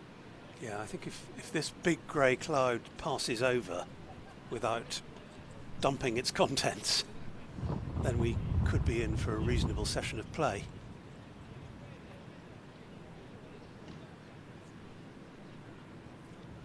Quite surprised not to see the floodlights on, actually, in this gloom. Yeah, I think Peter Hartley, the umpires do have walkie-talkies, and I'm pretty sure there's just a bit of a delay. I think he's requested that they come on, and I think he requested it at the end of that last over, and I think they're just waiting for the lights to find a little bit of power. Yeah. Lights on, please. Long pause.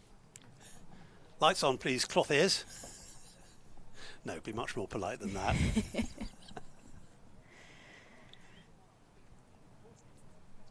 I think that is almost certainly what we're waiting for. They're definitely waiting for that, yeah. James Middlebrook doing a good little teapot.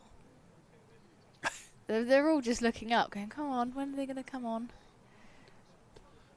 Perhaps a coin in the meter. I was just about to say that. Someone needs to put a quid in the meter. Oh dear, there's no activity from the floodlights at all. So I don't think we're going to have another ball, until they have come on, until this has been rectified. So we have a strange hiatus out there at the moment. No cricket at all. No floodlights at all. They're definitely needed at the moment. Yeah, it has got considerably darker in the last couple of overs. All the players are statuesque. Oh, one has come on. The one above the Andy Caddick Pavilion is on.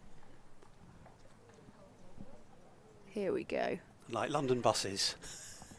Lights, camera, action. Let's go.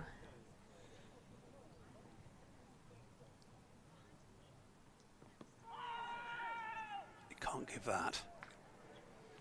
He was a couple of yards down the pitch. It always feels like a different time of the day when it's dark and the floodlights come on. Because right now, looking out, it feels about 5:30 in the evening, and it's not even 2 o'clock. Yeah, it just always makes it feel slightly different. I wonder if the players feel like it makes a difference in one way or the other as well. Well left. But a lot of these players are so used to playing under lights at the best of times anyway. I'm sure they won't be too affected. It's certainly improved things markedly. They're very strong lights, these, amongst the most modern in the country. Although they've been here a few seasons now. We have, yeah. Part of the furniture now.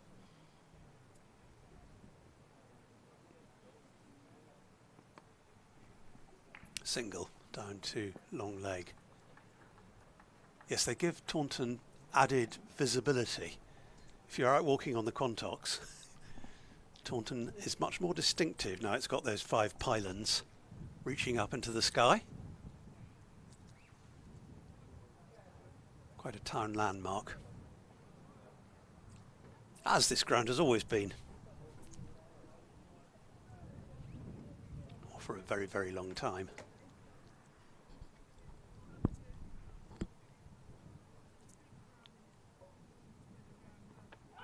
Appeal for LBW. Abbas liked it. He looked pretty confident. That looked close from up here. Can't have been far away. Down leg, just Yeah, maybe. I think the angle. Potentially he thought he was doing too much, but that... perilously close. Yeah, that is close. Aldridge might have got away with... I think it always looks slightly closer when it almost hits both pads, and I think that's what it does on that occasion. Because as soon as it hits the back pad, you think, oh, yeah, that's dead in front. But it obviously hits the front one first. Could have been angling down the leg side. Well, James Middlebrook was in the best position to make a judgment, and he thought, presumably, it was just going down. They've had a few decisions to make today so far, the umpires. Been a couple of close calls. Yeah, 2 out LBW. 2, beg your pardon. Both the openers out LBW. Archie Vaughan and Tom Lammonby. Wider from Abbas and rightly left alone by Aldridge. End of the 19th over, 68 for 5. Yeah, 2 edges. Andy Umeed caught behind, and James Rue just now caught second slip. And Tom Abel clean bowled by an excellent delivery from Mohammed Abbas, who enjoyed his little break in the Andy Caddick Pavilion because he's come back and taken another wicket. 2 for 38. His figures from 10 overs. 68 for 5, Somerset.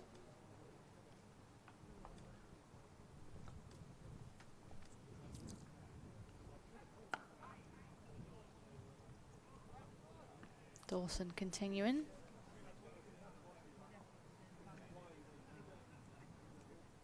One for 4 off his 2 overs so far.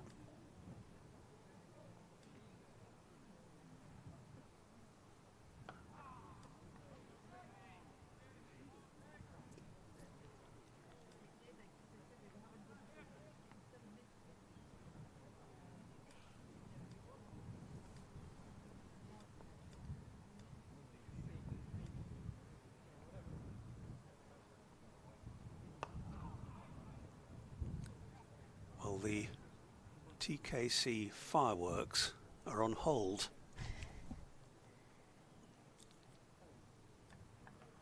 I'm just saying that to encourage him. Yeah. It's one of those, isn't it? You almost want him to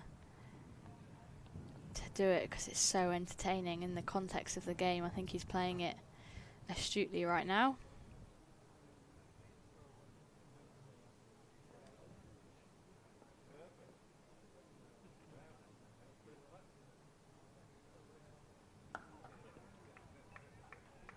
Copybook defence.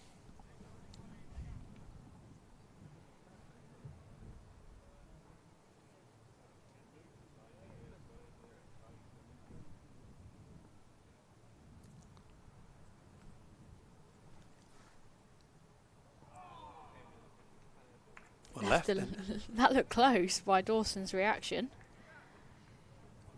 Good judgment. TKC will suggest. In fact, almost as soon as the floodlights have come on, the sun's come back out. Don't really need them anymore. No, they're fickle. Made redundant English weather. already. Now they've come on, they'll have to stay on. I think that's the rule, isn't it? Is that the rule? Well, I think for the rest of the session, Okay. certainly. Although it does seem like a bit of a waste of, I don't know how much they cost electrically when they're on. Must be a few units or therms, or not sure what they call them, but they're powerful lights.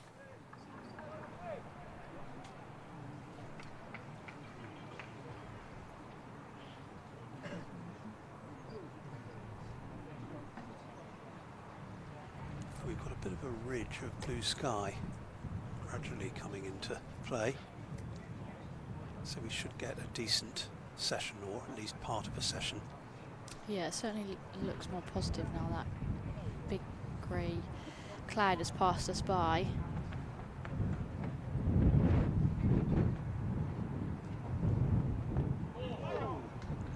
Did he leave that or didn't he? Either way, it's a good ball. The jury will be out ad infinitum.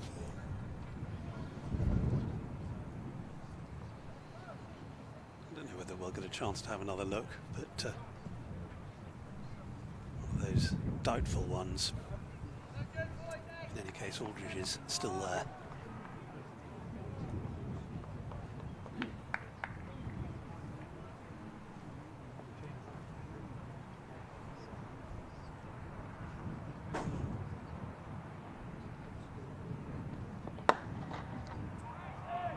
Quite time that.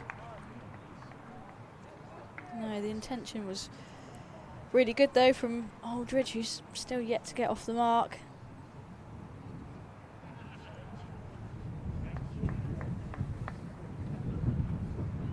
Hasn't looked, apart from TKC, hasn't looked that easy to score right there. As Aldridge is, you know, trying to get into his work as well. It's tricky. You've got two world-class bowlers operating from either end. Little shimmy down the track and then a play and a miss. Don't think that's arguable. No, I think he's just trying to make something happen here. Mohammed Abbas, and Aldridge is trying to get in line with it almost.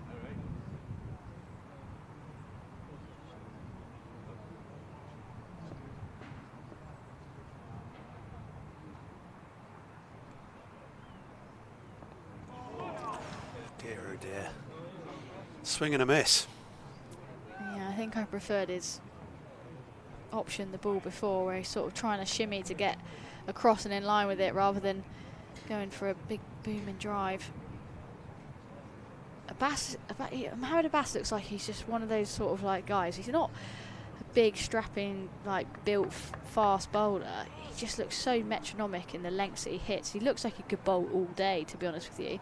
He'd probably tell you otherwise, but it just looks so effortless how he sort of approaches the crease, sort of kisses the pitch and makes things happen. Yeah, you get a measure of the dampness in the outfield from his footmarks. Very clear as he runs in. And as you say, Sophie, it's a metronomic approach, very straight. Yes, yeah, everything is very aligned. Everything's working towards his target, which I'm no fast bowling expert, but pretty sure if you've got everything going in the right direction, then hopefully the ball will do exactly the same and go where you want it to go. Yep, and he'll be perfectly happy with those figures. 2 for 38. Dawson has 1 for 4 from 3. He'll be happy with his too. Working that into the vacant square leg area. The fielder right there comes around, but they get back for a couple.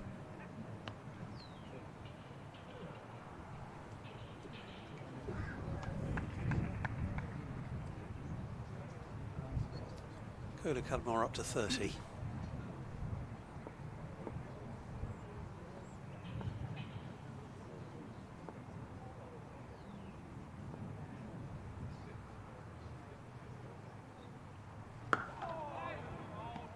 Washfully defended.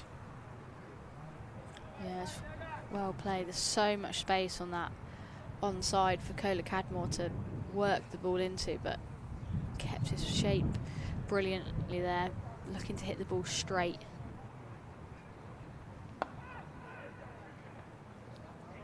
I think that's what Dawson will want him to do. He'll want him to try and work into that leg side region, sort of against the spin. I think Kohler Cadmore playing it off the back foot with a straight bat is definitely the way to go.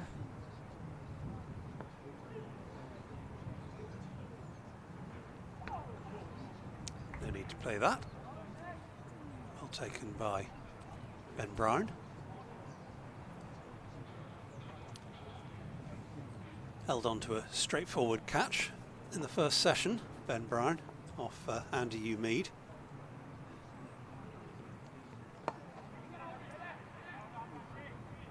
Wanted a single, but it wasn't there, in truth.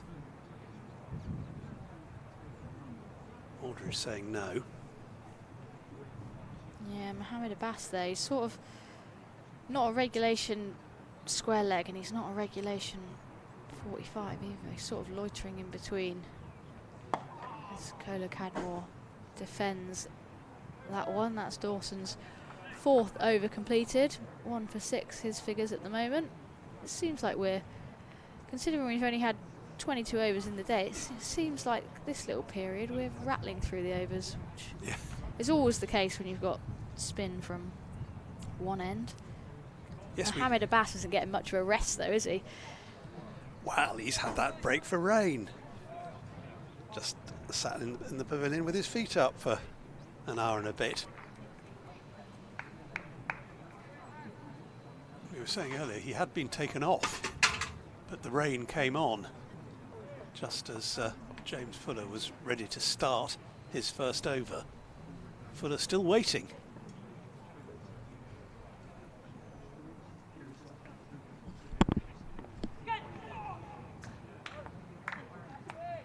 I think that was a play and a miss.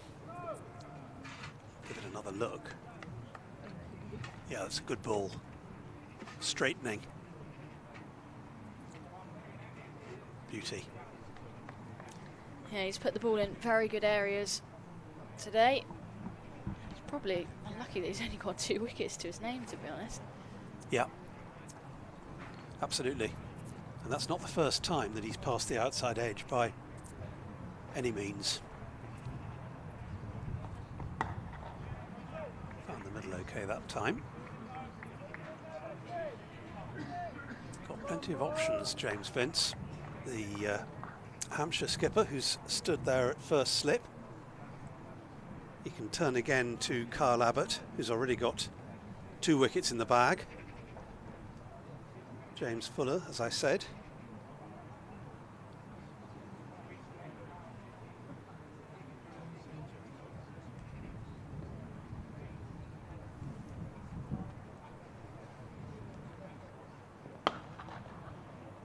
Good stop. Very well fielded there. That might be Nick Gubbins in there. And again, when you've got a player, Casey's faced 17 balls now yet to get off the mark, and that's an occasion where he's felt like he's hit that one pretty well, and a good bit of fielding prevents you getting off the mark, and more and more pressure building on Casey now. It can prey on the mind a bit, can't it?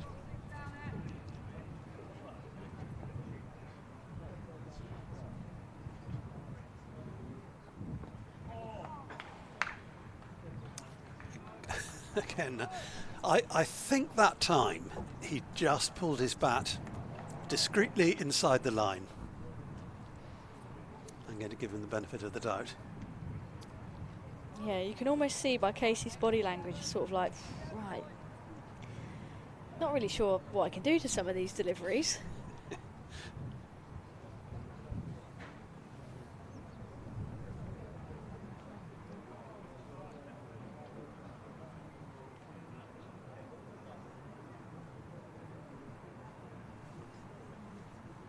Well, we're going to have a fielder being pushed out. It's the man at square leg who's been sent out into the deep.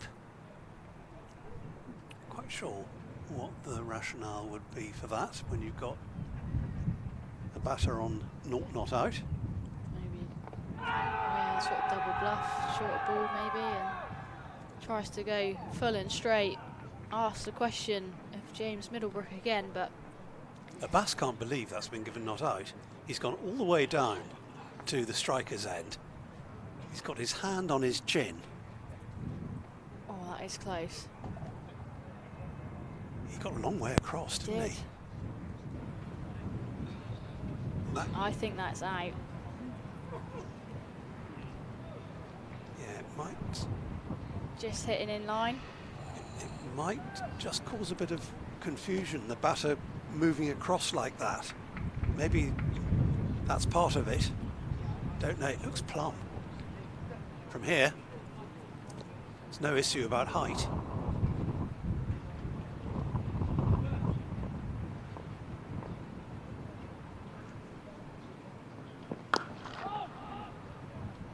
Cadmore defending to mid-on. I've got a bit of sympathy with Mohamed Abbas on that one. Yeah, so have I. And there was obviously the caught behind off Tom Abel that was turned down earlier as well. So like I said, he probably feel aggrieved that he's only got 2 wickets to his name. He's certainly asked a lot of questions of the Somerset batters. He was doing aggrieved very visibly. He looked absolutely miserable. Yeah, he doesn't, like I said, he's not the biggest guy, so in terms of like, he doesn't look that intimidating, but given some of his appeals, I wouldn't want to get on the wrong side of him either.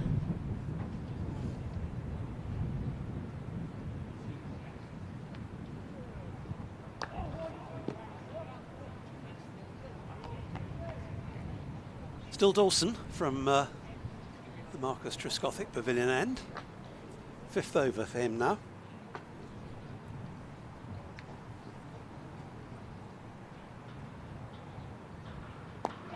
That sounded like he got everything on it, but he's found Mohamed Abbas. There's a little bit of compensation. Yeah, I think you can see that dot balls are building on Casey. He's gone for the sweep. There's no one out at square leg, so if he did beat Mohamed Abbas, he's going to get 4 for it. Sweep again, out! 6th wicket has gone, and Casey Aldridge has to go for a duck, and it's one of the lengthier ones that he'll record in his career. 71 for 6, Somerset. Yeah, I mean, missed out in terms of the last delivery, hit the fielder, but is that the right option at this stage of the game? It seems high risk for someone of Dawson's calibre, and that is another easy decision for Peter Hartley to make. And another Somerset batter goes without scoring. That makes 4. Don't often see that on a scorecard. No, you don't. It's remarkable, actually. Lammonby, Umeed, Rue, and now Aldridge. I think that just shows the pressure that Mohamed Abbas was building from the other end on Casey there. It didn't face a lot of Dawson in the last couple of overs and wanted to score. The sweep shot is definitely a scoring option, but it's a high-risk option in my opinion. Pays the price for missing one. Hampshire have doubled their lead on Somerset in terms of points since this morning. Just acquired their 2nd for bowling, so they're now 4 points clear. And batting points do not look likely for the hosts. No, unfortunately not. Hampshire, credit to Hampshire though, they've they lost the toss this morning. Given how the surface and how their bowlers have bowled, they probably feel that it's been a good toss to lose, but they've put the ball in the right areas. Liam Dawson 2 for 6. What a good move to bring him on straight after the interval. Somerset in all sorts of strife.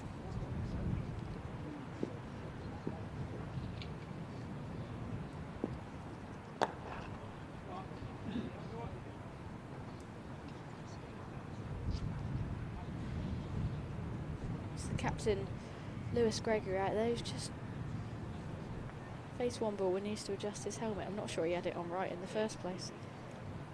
Well, you'd have thought after just one ball. All's well now, though. Gloves being reinstated.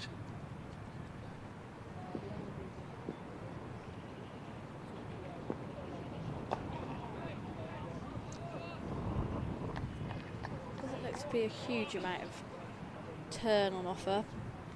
Dawson just using his experience. One ball to come in his 5th over. Oh, beauty. As I say that, that one probably did grip a little bit. It looked like it. We'll have another look.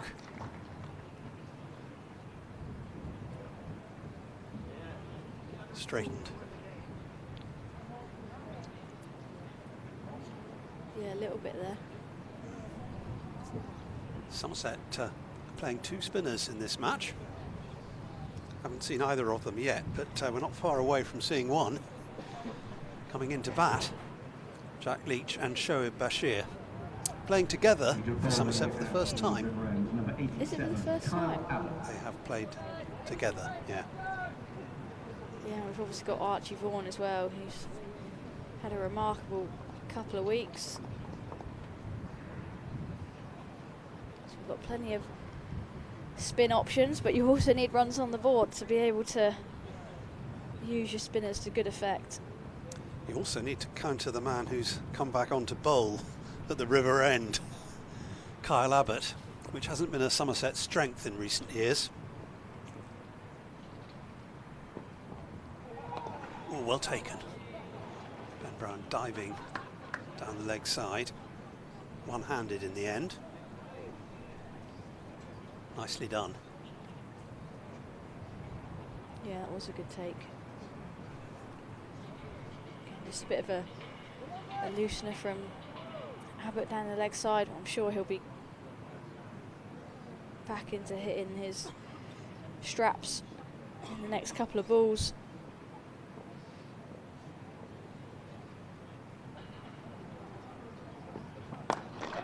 Nicely timed, will be a single up to mid-on, who's set back a bit. Cadmore on to 31. 72 for 6 is that rather dire looking scoreboard for Somerset supporters here at Taunton. Good smattering of them around the ground. Come here to watch their last championship match of the season, last match of the season, full stop.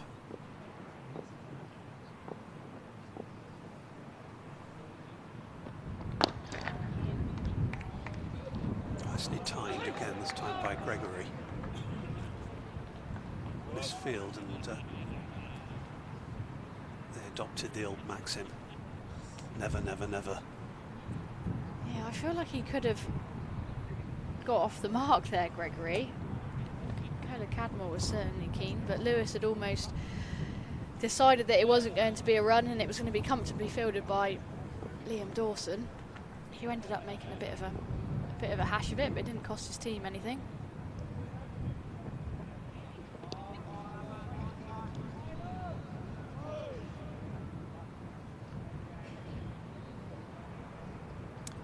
Lewis Gregory having a good look around the field, having just come in, Somerset skipper, what he'll be thinking about that toss, which he won this morning.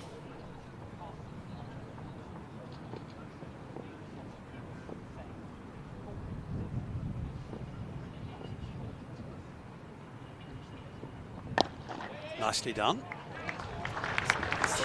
Timing carried it away, wasn't it? Wasn't far off the fielder, but it was so well timed. It's another stylish way of getting on off the mark. We saw it from Tom Kohler-Cadmore earlier. Yeah, nicely done by the Somerset skipper. Thought about getting down there, but ended up just chasing it. I think, like you say, Stephen, just the timing of that shot from Lewis just meant that he didn't have the time to get down to it. Off the mark in style.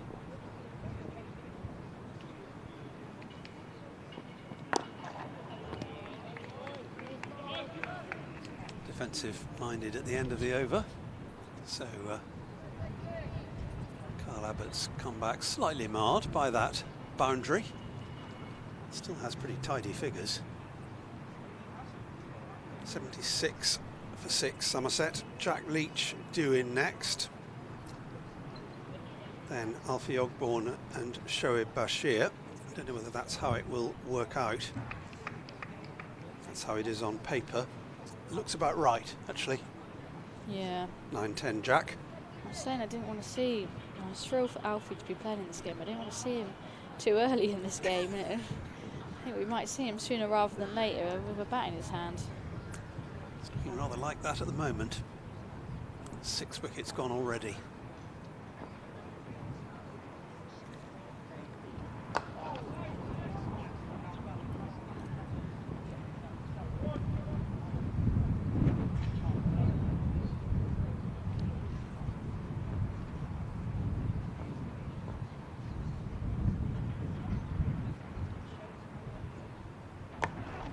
Been an innings of 2 halves really from Tom Curler-Cadmore.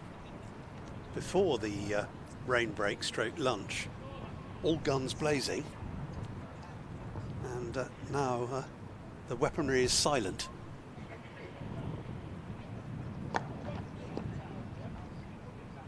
think they've obviously set a lot more defensive fields to Curler-Cadmore as well. They know exactly what he wants to do, what his strengths are, and he's a player that wants to score boundaries. So when they shut those options off for him, is he going to get bored of just sort of milking the singles, as it were? And they definitely probably want to try and give him the single on this occasion and try and bowl at the new man of Gregory.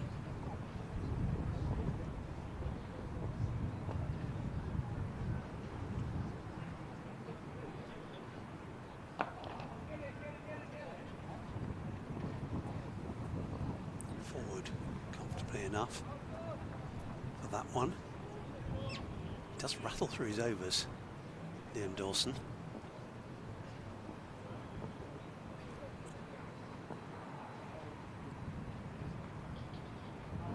Yeah, defence again, which I think is right to see out the over. 31 not out, Tom Curler-Cadmore, 4 not out, Lewis Gregory. It's a handy man to have coming in at number 8, Lewis. Yeah, he seems to be, well, I don't want to say batting lower and lower every game, but it's yeah, quite. They've given the responsibility to Casey Aldridge batting at number 7. Match sponsors Alliance Medical. Thank you to them. Yeah, it's quite a recent development, that, isn't it? It's Casey Aldridge coming in ahead of Lewis Gregory. It's the last 2 or 3 games.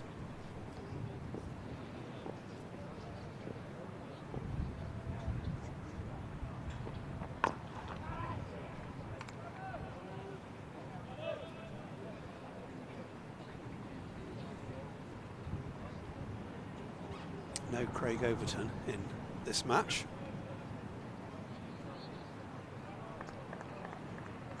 He's another one who's seemed to drift down the order a little bit. Yeah, oh, he's a very handy number 9, isn't he?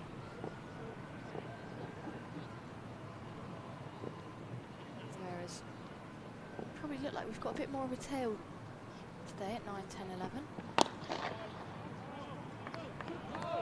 Yes, I mean Jack Leach has been at number 11 on occasion recently. He's slated at number 9 today. We could see him come in next.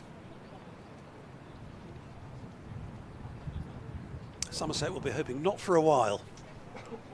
They've got a lot of repair work to do here. They can manage it.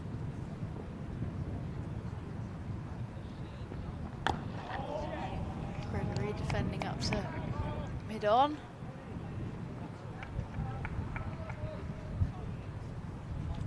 Yeah, it feels like we've had all kinds of weather here today.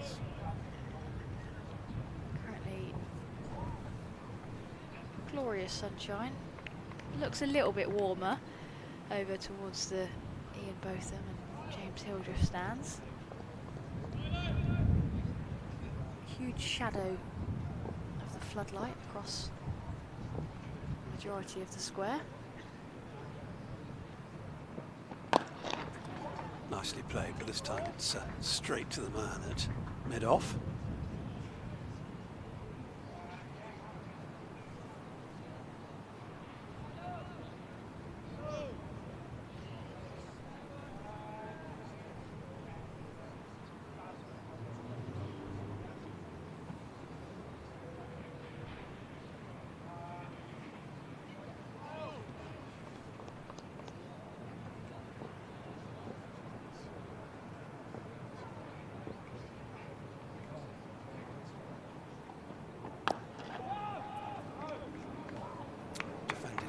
Enough.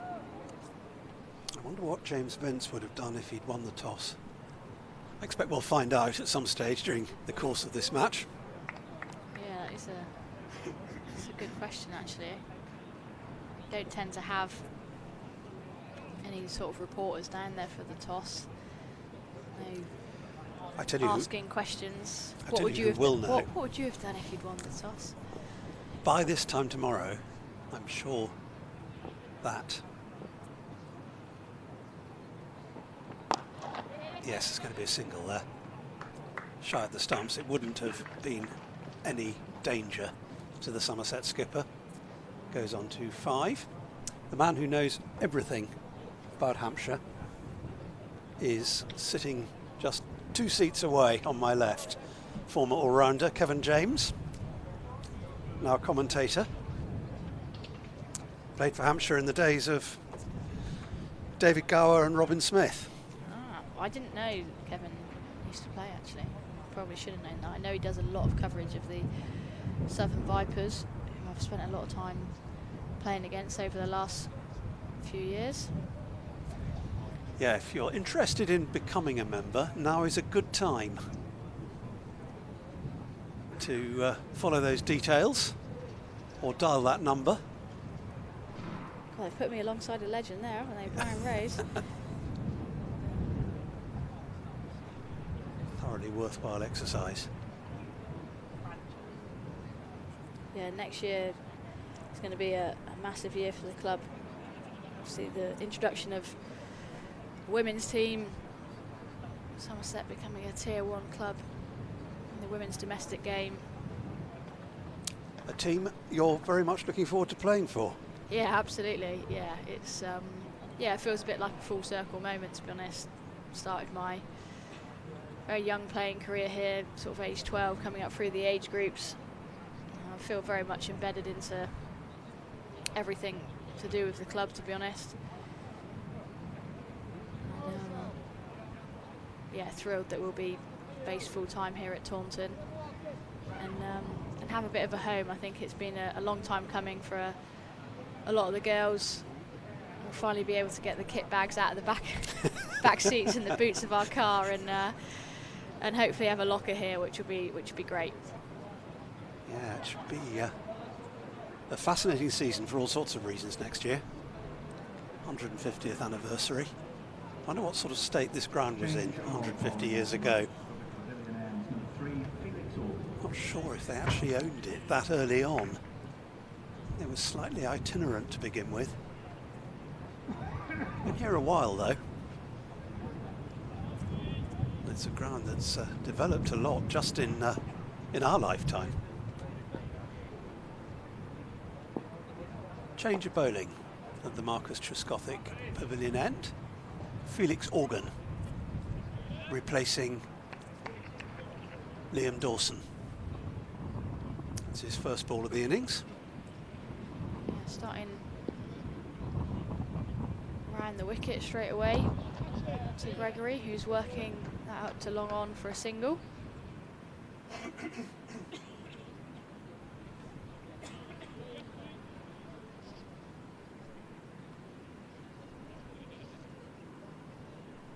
Again, singles on offer for Tom Kohler-Cadmore.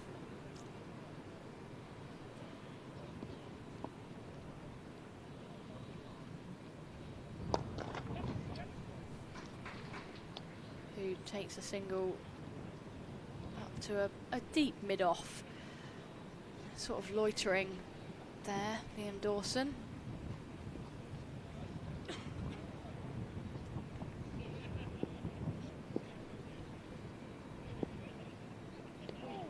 Just a little bit of turn there, perhaps.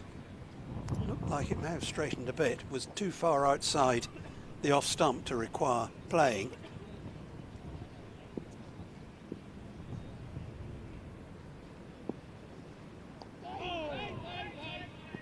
I think that one did. Yeah. Felix Organ, 25 years old. He was born in Sydney, but educated in Dorset. He's come through the Hampshire Academy.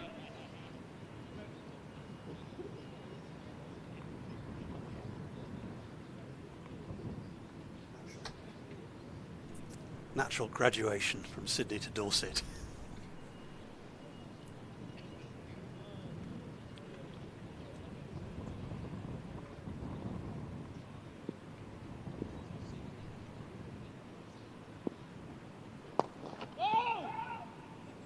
Hampshire have got Sussex on one side and Dorset on the other, if my geography is right. So Dorset would be part of the catchment. End of Organ's first over. Tidy enough.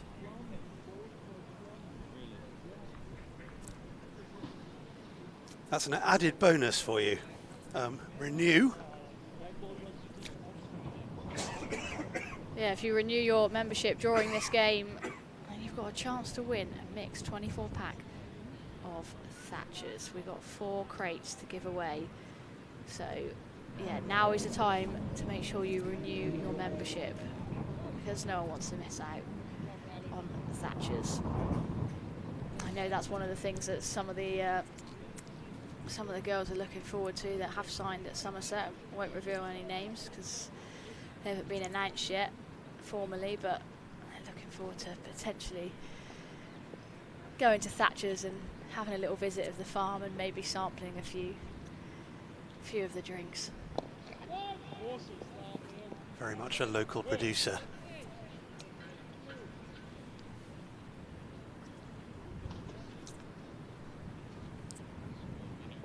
Which advertises a little on this ground as well as on your screens. So the arrival of Organ has given Dawson the chance to change ends. He's now up at the river end. Yeah, those clouds have just rolled back in a little bit as well. Might Nicely be a couple placed. here.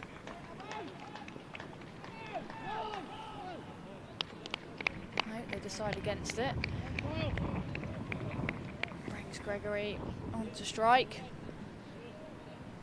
I think we're going to be all right. But it does feel a bit like a hit and miss day with those clouds.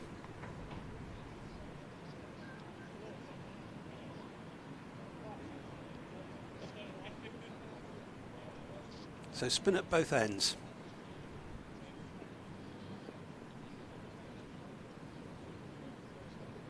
'29th over of the game.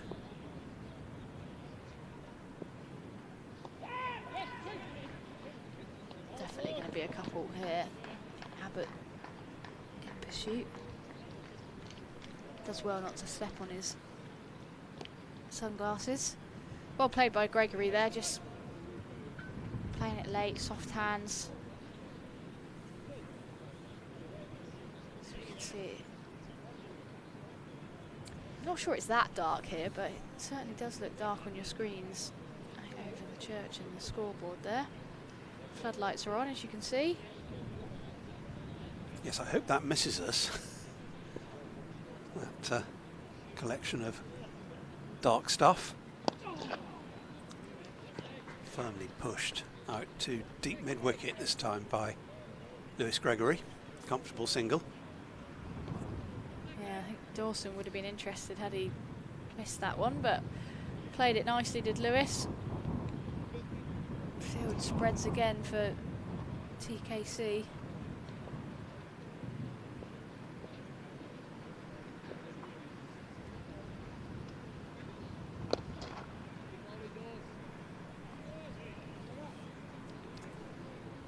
That's the end of Liam Dawson's 7th over in all.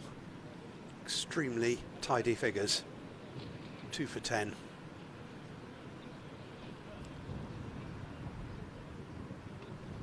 So Hampshire fully invested in spin at this stage. Although not for long. Just the 1 over from Felix Organ. I think it was just a change of ends over. Yeah, potentially get Abbott at this end. I think he preferred bowling from this end in his first spell. Bowled 1 over, I think, from the river end, and probably said to James Vince, that's enough, I'll switch.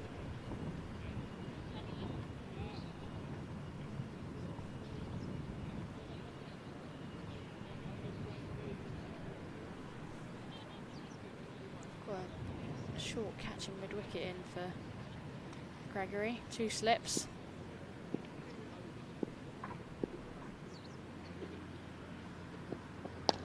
He's driving through the offside, and that's a glorious shot from Lewis Gregory. We've seen a couple of brilliant cover drives today, and that's up there for me. That was a beauty. That's as good as anything we've seen today. The crack off the bat there. He knew he didn't need to run the moment he heard it. Just admired it. With good reason.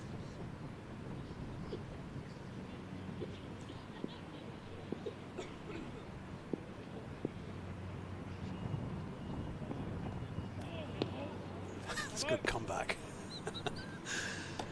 Not done yet is Carl Abbott. Yeah, that's the length. 2 full on the previous delivery. You can see Gregory and Kola Cadmore doing a little bit of gardening, as they like to call it, just around where that ball pitched. And Abbott will be hoping he can find that area a couple more times in this over and ask questions of Gregory.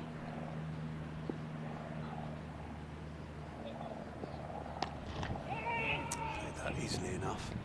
Won't be a run there. Offside run saving field is 3 strong.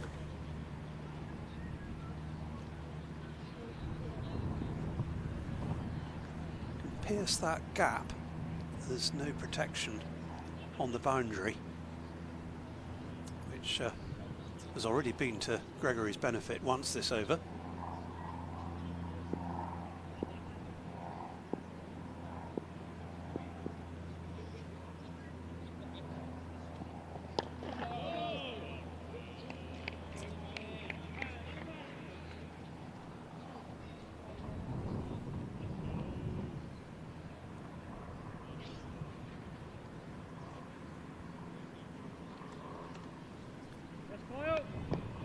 Floodlights playing a part again at the moment. Quite grey overhead.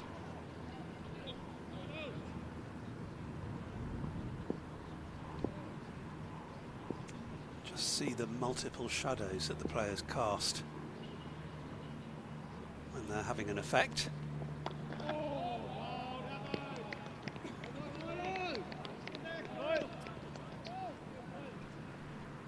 Lewis defending well there. It's a little bit of noise from the Hampshire fielders, as you'd expect. You've got the side 6 down with only 87 on the board.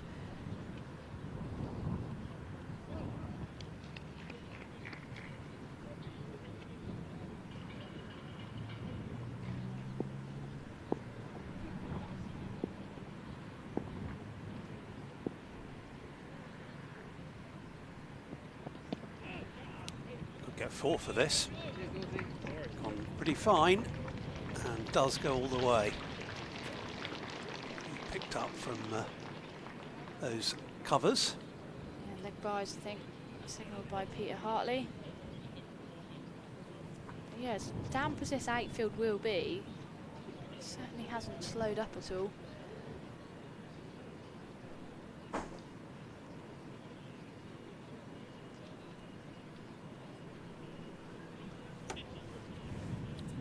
Still to be Liam Dawson.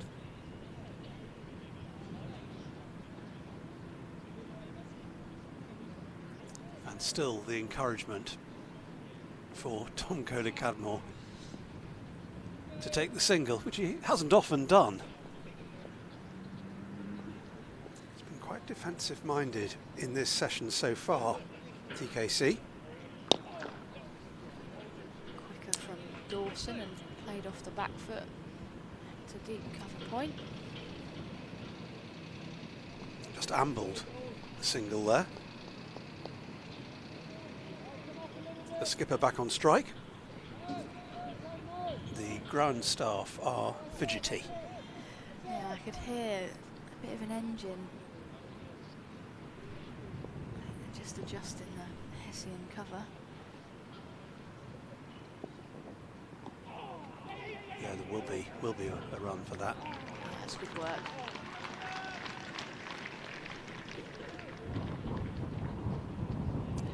Yes, it's rather depressing to see ground staff surrounding a tractor and the gates open for the tractor to be driven through. Yeah, I'm hoping that they're just faffing, shall we say, and they're not actually required anytime soon. TKC defends that. Might be able to hear the wind just getting up a little bit on the sound effects. Yeah, it's a westerly. You can tell from the flags on the Andy Caddick Pavilion, and it's blowing some grey matter in this direction at the moment.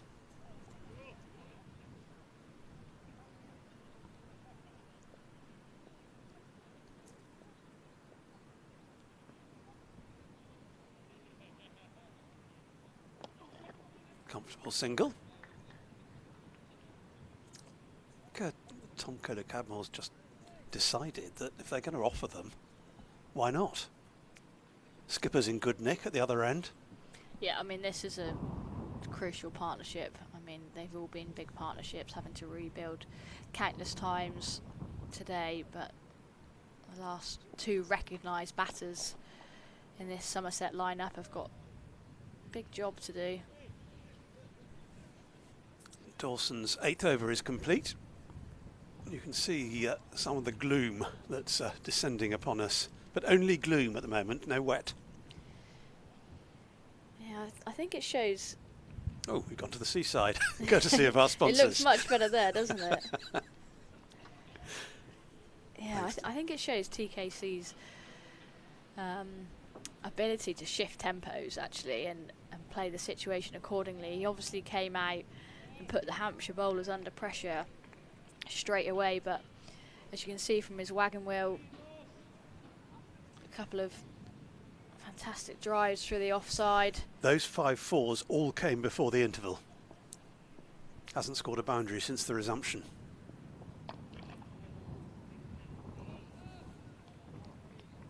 And he is a player that naturally is more aggressive than most, but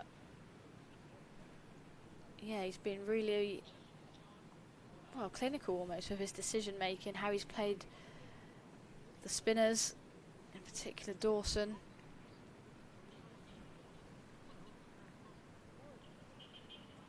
Didn't feel like he faced a lot of Mohammed Abbas in that spell after lunch. Aldridge took most of the strike.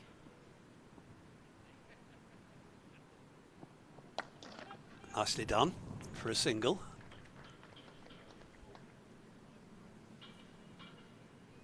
Yeah, it has been a great example, hasn't it, of adjusting tempo to suit the situation.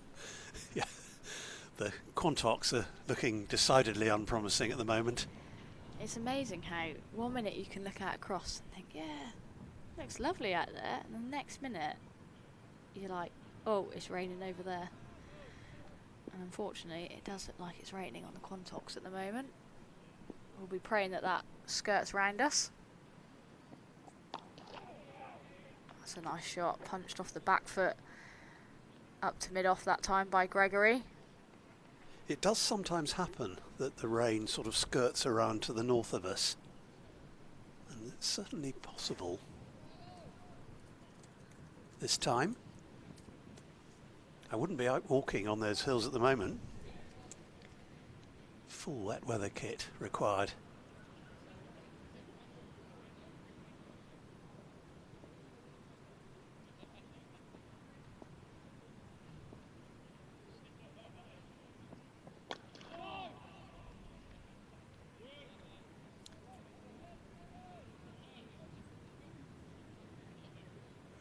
25 so far, these two. Lewis Gregory has 15 of them. So he's actually been the freer scoring of the two, which is another interesting adjustment in terms of stands involving Tom Kohler-Cadmore.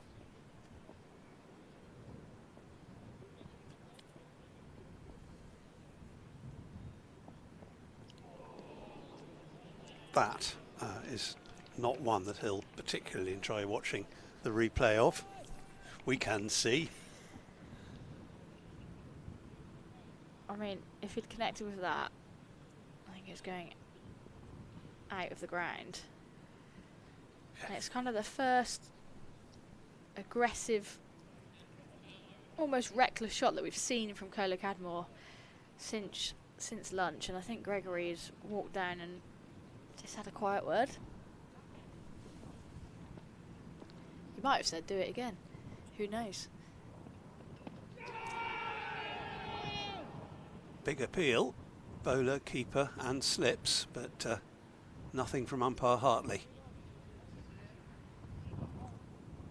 This is always fun speculating, isn't it, on what one batter said to the other. Yeah. Whose round is it after play? That's what we were referring to. Decidedly ominous. Yeah, they're kind of disappearing, especially behind that floodlight. It's almost, yeah, just all, well, cloud, unfortunately, but we're still good to go here at the moment. I suspect we wouldn't be on without the floodlights here at the moment. It's really gloomy. Oh, that seemed to keep low. Gregory might have been plumb if he hadn't connected with it at the last minute with the bat.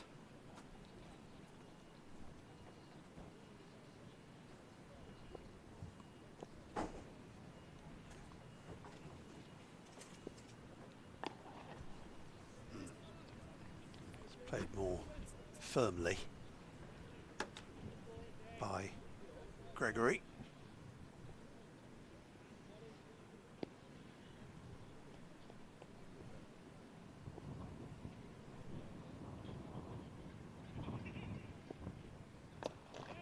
Gregory drives straight down the ground. Mohammed Abbas does the fielding at a loitering deep mid-off. He's going to go all the way back to the fence for Kohler-Cadmore. As is mid-on.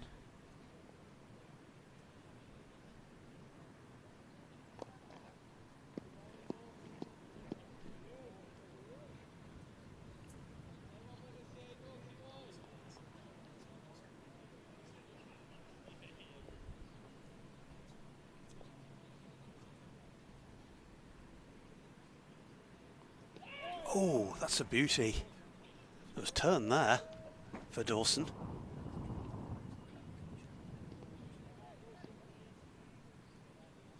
Not taken cleanly, which is a rarity. Yeah, it does almost suggest that the ball did something there.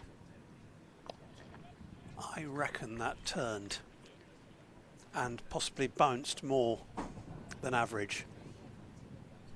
Dawson's bowled 9 overs, 2 for 15. Kohler-Cadmore just works a single into the leg side off the last ball. And I think there's rain in the air, Stephen. I hate to say it, but everyone's sort of looking around, looking where it's coming from. Yep, there's a man in the driver's seat of that tractor. It isn't tractor driver. I know. I tell you what, if they go off here, it will be every time James Fuller tries to come on and bowl, because he's tried to get his jumper off as quickly as possible and pass his hat to the umpire. I think he's going to bowl this time, though. I think he is, yeah. I think Kohler-Cadmore and Gregory were quite keen to go off there. There are anoraks going on amongst the ground staff, I can reveal. And there's an umbrella come up down there in front of Gimlet's Hill. Yeah, I fancy we If Fuller does bowl a delivery, I think it won't be long until we do come off. If they do go off without him bowling a ball, I wonder whether that's ever happened before. Twice on the same day. He's going to bowl though.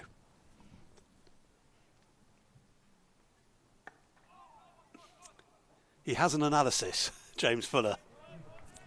Whatever happens weather-wise over the rest of the day. Well, all of a sudden, Quantox don't...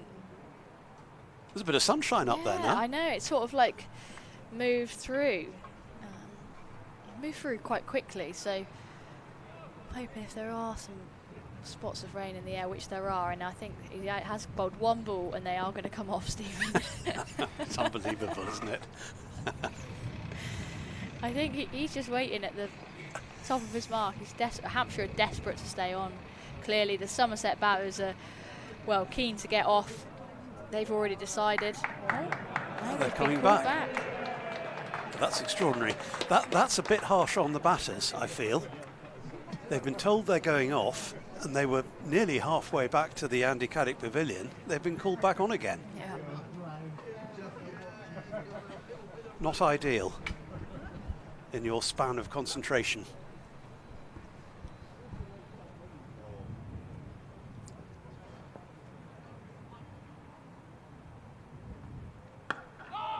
Well, happily he's played that one comfortably enough.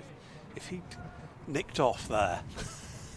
Yeah, it's always such a difficult frame of mind when you're batting and there is rain around you. You almost feel like you could come off at any moment.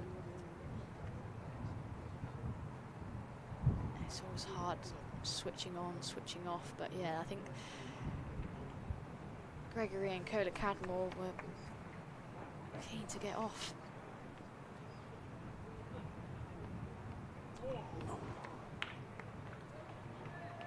Well, doesn't look too happy, TKC at the moment.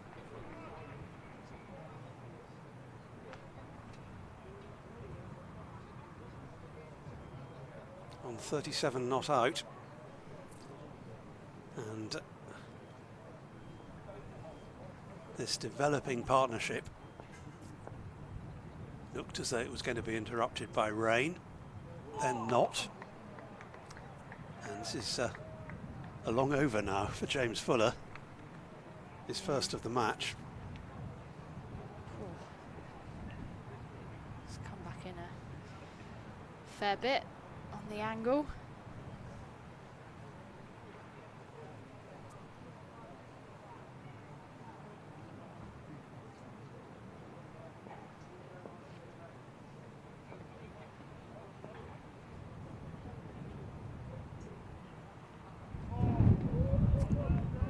Into the stroke too soon to make any contact with that, and so he hasn't done himself an injury. Just looked as though he had a bit of a twinge after playing that shot. He looks at a little bit of discomfort, stretching out his back.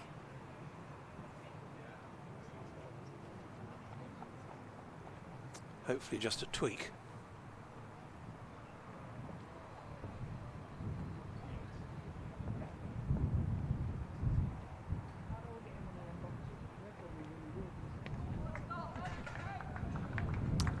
And that is finally it for the over. One of the longer ones that James Fuller will bowl. And a maiden to boot. And we have a rainbow to the yeah, that's a good one as well. southeast of us. It's a thick one. Not complete, disappears into the cloud rather, but you can just about see it on top of the trees there in the middle of the picture, above the Andy Caddick Pavilion, with its excellent Somerset logoed solar panels on the roof. Back in the middle, Dawson is still wheeling away, has done since lunch. Started off from the other end, now at the river end.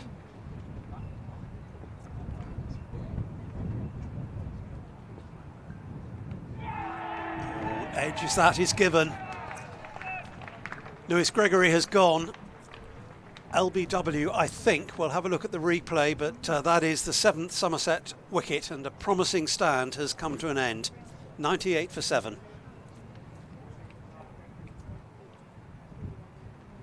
Lewis Gregory was LBW to Liam Dawson for 60. Out. James Middlebrook has turned down a few decisions today. He hasn't turned that one down, and Gregory has to go for 16. Somerset lose their 7th wicket. It's the 4th LBW of the innings. I said the umpires have been busy. They have kept the digit down many times too. I think we could be in for a treat with Cola Cadmore still at the crease, Stephen. I think Jack Leach on his way out to join him. I think he's going to be playing a few shots, and we know what Jack Leach can do. Jack Leach can hold up the other end very nicely, and Cola Cadmore could just whack a few. Yeah, we're ready for Act 3 now, aren't we? Incoming batter for Somerset, sponsored by Joseph Casson Estate Agency, number 17, Jack Leach. We know Jack Leach can whack it as well, so I'd happily see both of them try and be aggressive, as the Quantocks are unfortunately disappearing again. Yeah, they're having a bit of a chat, those two, on their way out, and I imagine some kind of strategy will be evolving, or maybe not. Who are we to guess? Leave it to me, Jack, and then I'm sure Leach is like, well, hey, I can hit it just as far as you, TKC. Yeah, I do really enjoy when they sometimes mic players up. I think they did it with maybe David Warner in a test match once.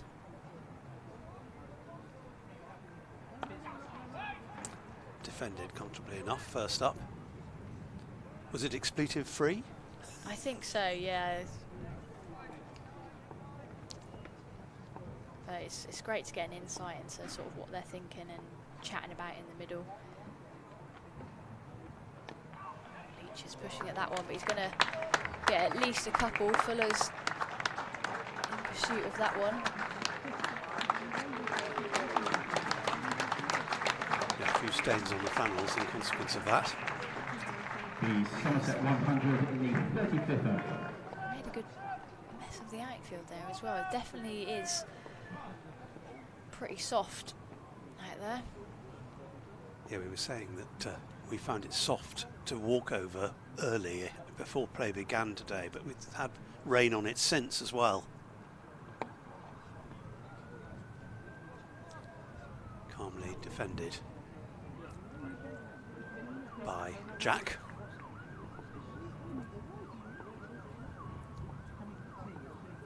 Who has already surpassed the most famous one not out in Test history.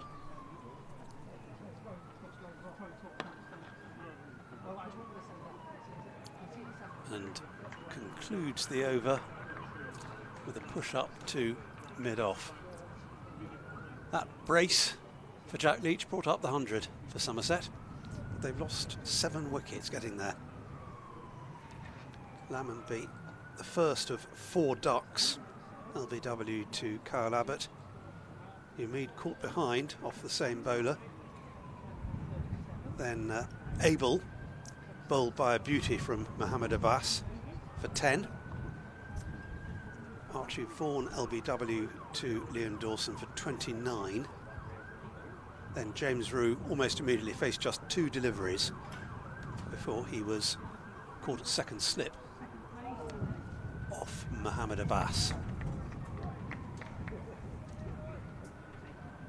Since then, Casey Aldridge and Lewis Gregory have both fallen LBW to Liam Dawson, who's the leading wicket taker for Hampshire. It's really astonishing they haven't had to come off. It looks so grim out there at the moment. You can't see the Quantocks. My brother works just down the road, and he said it's just started raining there. So I reckon It won't be far away. Inside edge there from Cola Cadmore. But, Sophie, for the first time for about 20 minutes, there is no sign of a groundsman around the tractor at all. So they must be completely confident that it's passed us by. That is a very good point, Stephen, actually. Obviously decided to take their tea break a little bit earlier with maybe what's to come. If we miss this, it would be extraordinary. Yeah, if that is just skirted around us, I just don't see how it's going to miss us. You can see just over those, almost over those houses and the trees, how it's sort of coming our way. I reckon, my brother giving me the heads up, I reckon in a couple of minutes it's going to be raining here. As negative as that sounds. Yeah, there are anxious Hampshire eyes looking up to the heavens. The umpires are looking in the direction of the ground staff who aren't there. It's quite weird, this. We've got someone behind the bowler's arm at the moment.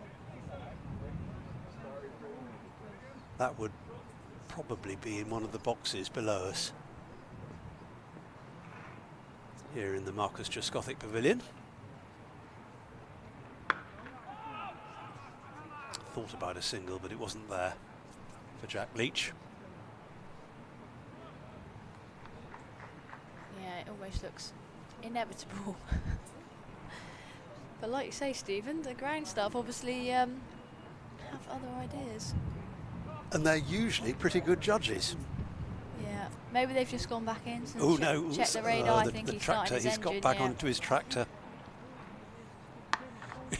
Give you as much commentary on the ground staff as the cricket, as that's steered down to long leg for another single by Jack Leach. Yeah, it's well played by Leach, who's on to 3 already. Fuller just coming round the wicket to the left-hander, gives him the angle to play it down to fine leg. I think they're poised and ready to go, Stephen. There are 1 or 2 spots of rain that I can see now.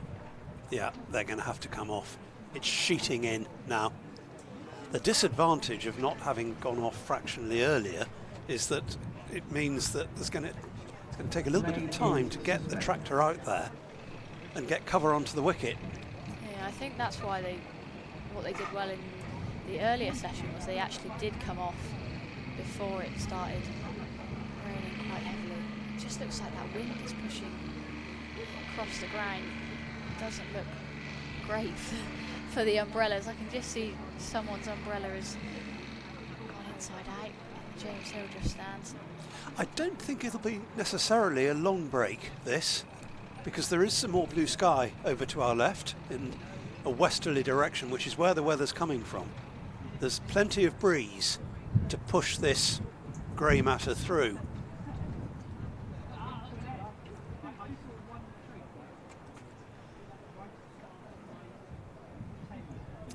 Okay, so we're going to have a little break. There may be an early tea, but there is an opportunity here to show you the WPA Dreams video.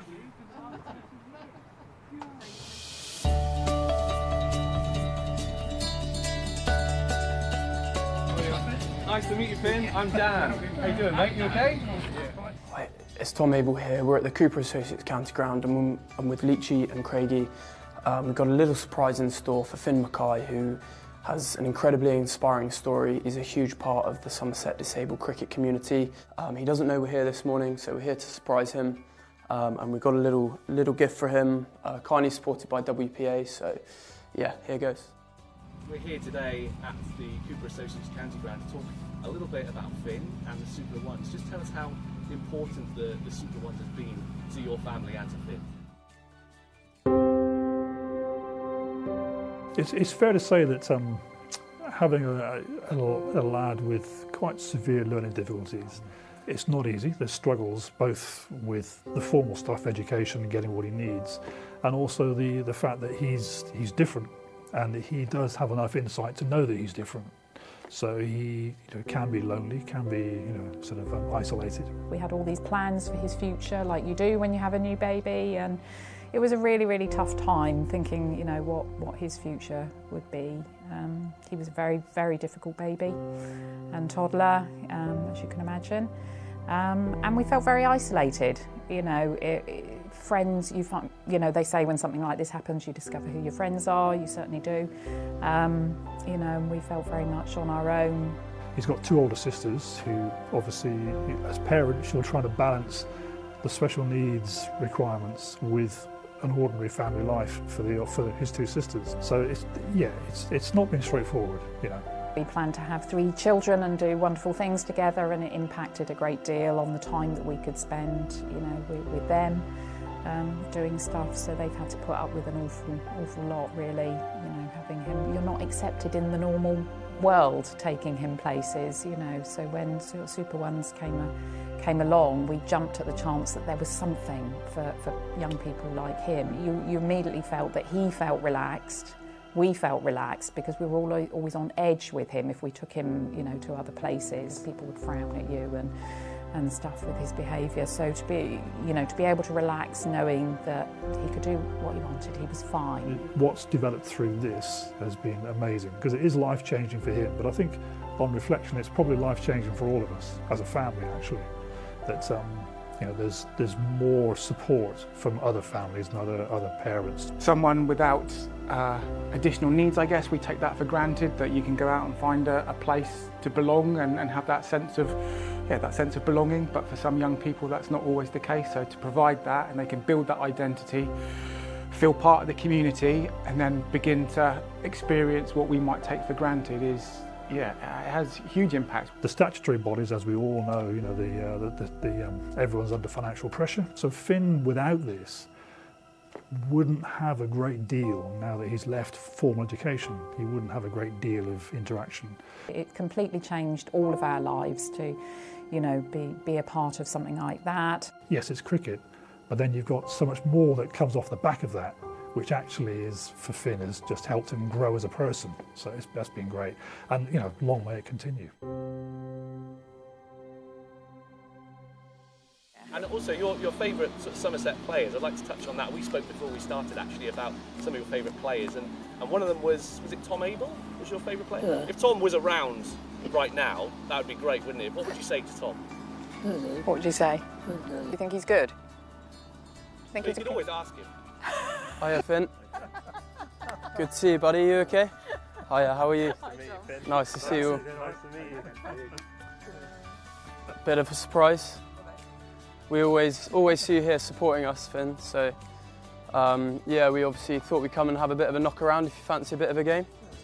So before we do that, we've also got a little gift for you. Leachy's got a little award here. So wow. It's an exclusive invitation. There's a disability game at Lord's, so we've got you an exclusive invitation. Oh wow, Finn, and WPA are kindly covering the cost of your travel and your accommodation. Oh wow. And on top of that, there is also tickets for you and your family to day 3 of a test match against Sri Lanka at the Oval, which hopefully Leachy will be playing in. So fingers crossed, yeah. So that's for all your commitment and everything that you do for Super Ones, Oh, wow. What did you say? You deserve it. That's amazing, isn't it? He's quiet now, but he won't stop talking about it for the next goodness knows how long. That's amazing. Thank you. Pleasure. Should we play a bit of cricket? I think the nets are set up for you. So should we have a bit of a bat and a ball? Yeah, fancy that? Sound good? Show us what you got. Right, you got Craigo and Jack Leach bowling at you. Boy, nice shot. Why, nice.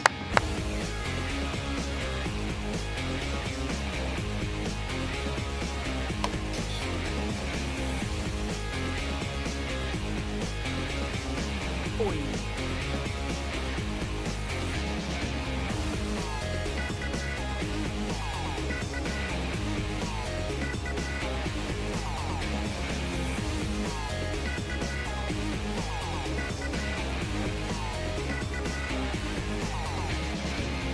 Hey!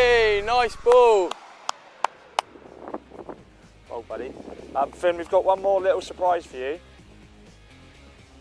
We've got a signed championship shirt from this year from all the boys. You can get framed up. Okay? Do you like that one? Well, buddy. Of Finn Mackay, that's Somerset Dreams with WPA Health Insurance, back live and back rather sooner than we expected, given the gloom we were looking out on and the drizzle and the sheets of rain that came down briefly, but only very briefly, and briefly enough to get us back on after, well, just a 5-minute break. So still potentially just over half an hour of this session, or just under half an hour now. A minute past 3, tea due to be taken at 3:30. Pulled handsomely, but only for a single by Tom Kohler-Cadmore. James Fuller is bowling one of the most truncated spells of his career, I fancy. There was one spell that didn't quite start before the lunch interval. That was interrupted by rain just as he was about to bowl a ball, and he's had his second over interrupted by rain as well.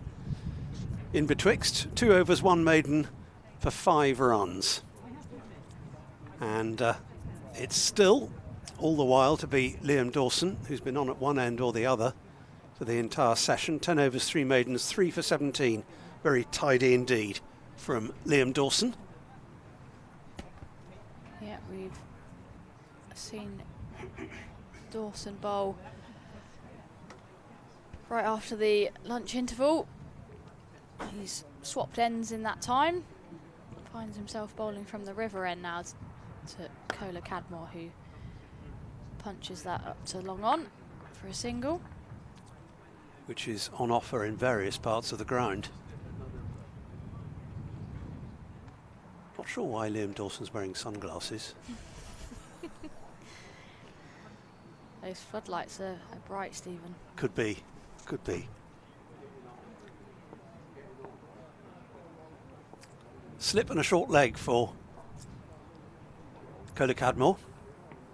I beg his pardon, the left-handed Leach, who in a couple of strokes found his way to 3 not out before that brief interruption.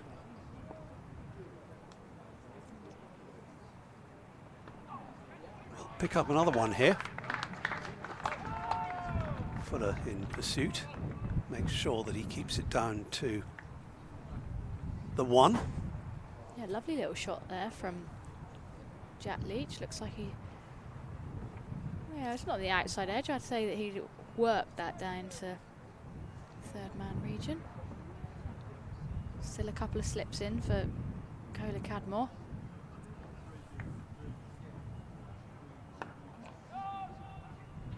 And the sunglasses on the visage of Liam Dawson are now entirely justified because the sun's come out. Yeah, sometimes it's hard to adjust as a player when you take your glasses off. I'm definitely someone that if I start with sunglasses on, I kind of like to keep them on. Well defended by Kohler-Cadmore, a bit like keeping the floodlights on, really. It's quite bizarre. They are on at the moment, and there's a big shadow cast by 1, which is right over. Right across the wicket.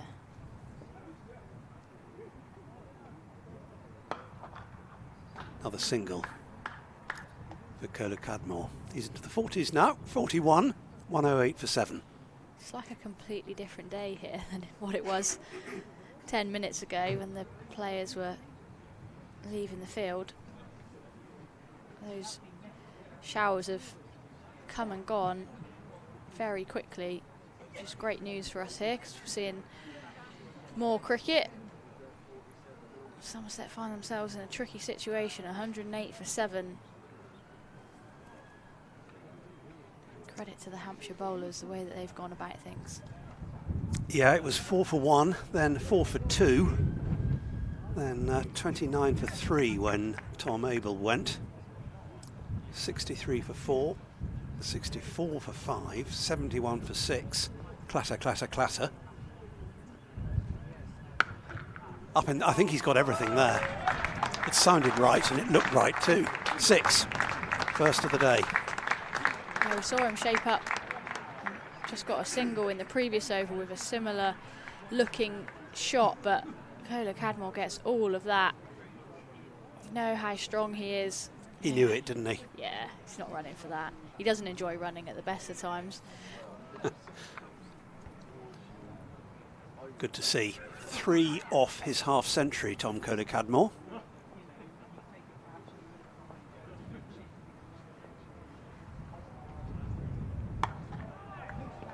And from attack straight to defence.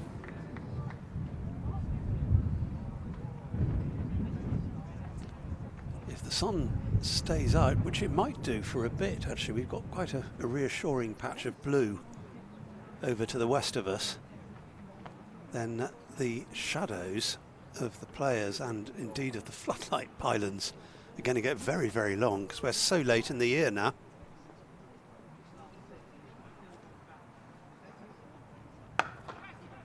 Nice looking stroke for a single.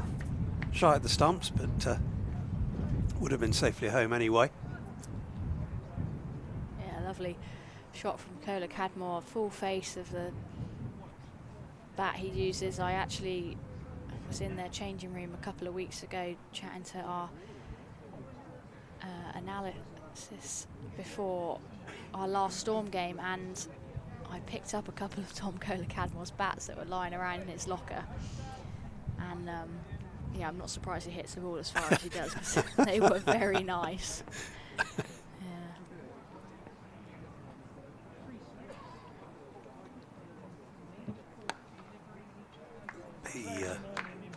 Another comfortable single for Jack Leach in this.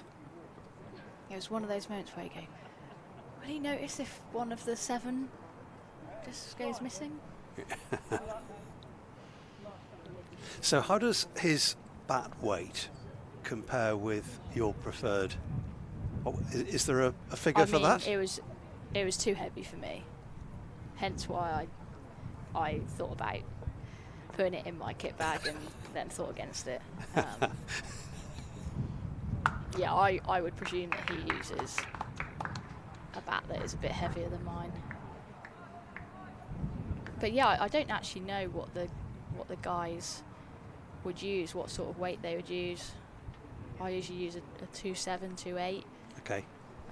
But much more prefer to go on pick up and feel of it, and then kind of assess what weight it is rather than be too, because you can pick up a 2.9 and that can actually feel like a bit lighter. So yeah, I'll find out this winter when we spend a bit more time with the guys and what sort of bat weight they use.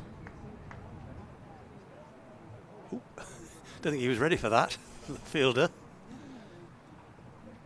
but not thrown particularly hard. Happily. So winter plans, Sophie? Are you going to be around here, or? Yeah, we've got a bit of time off now, and we're obviously going into a bit of a new era. So yeah, things are maybe starting a little bit later than usual. We'll probably be back in sort of the first week of November.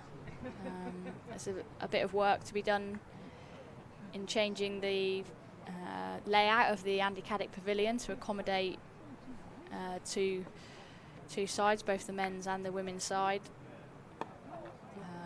So yeah, hopefully that will be happening over the next couple of months before both teams sort of reconvene, and yeah, then it'll be into all the fun stuff like the testing and the screening in the first couple of weeks, which is just part and parcel of being a professional cricketer these days. You get a break before that? Bit of time Yeah, off. yeah, we're off at the moment. We finished a couple of weeks ago as well, so it feels like we've got a bit of extended leave this year. Our season finished pretty early in September. Turn and a bit of bounce for Liam Dawson. And I know the weather hasn't been particularly good this week, but you know, I feel like our schedule could be pushed back a little bit and give the ground staff a little bit more breathing space at the start of the year, where it's really difficult to prepare pitches, and it has been very wet in March, April time. Actually, could we start a bit later and finish later? But next year there's even more cricket. We'll be playing in the Vitality Blast as well, and that goes to 14 games for us. We played 10 this year, so that's an added 4 games. We've obviously got the County Knockout Cup, which will be involving all 3 tiers in the women's domestic structure. So that will be extra games as well. The Tier 1 teams will enter into the last 16, I believe. But yeah, it seems like more and more cricket year on year, which is obviously great.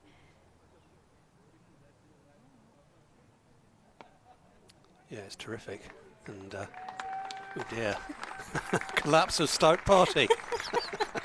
You can't help but laugh there. I'd quite like to see that again, if you could get the replay up. Liam Dawson. From every possible angle. Liam Dawson probably won't want to watch it back, but we can have a giggle about it. There was a single arising out of it.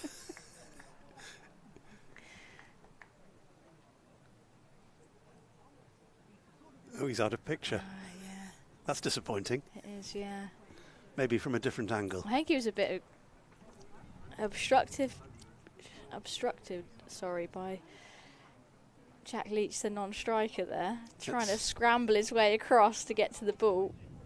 Oh, there he's gone. I reckon. Do you think Leach just stuck his foot out a little bit there?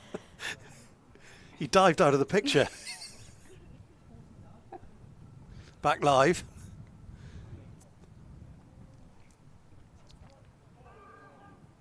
Half an appeal from Ben Brown, but nothing in it. Yeah, it looked high. Just the one slip now. A lot of men patrolling the boundary for Cola Cadmore. And doing so, we missed his 50. He must have got his 50 with that. He must have done. That single I that think we were so taken too up. engrossed with Liam Dawson's falling over that we've missed Cola Cadmore's 50. It's a very well played 50. Which came from 85 balls. Adding to it now. With a 6 and 5 fours, and was thoroughly entertaining to watch.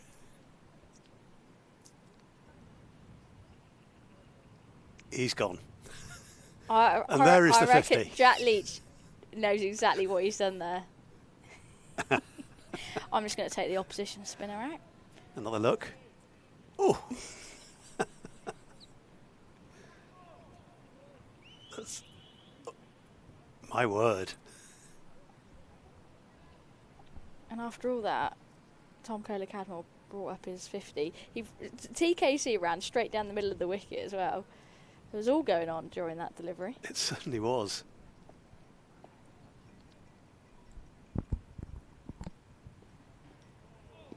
Well, that looked a glorious shot in every respect, other than it didn't actually connect with the ball. It's one of those where you just have to, you can take a picture, you just get rid of the ball. And it will be a lovely shot. Leach is playing his part in this partnership, though. Yeah, he's on 5, Jack Leach.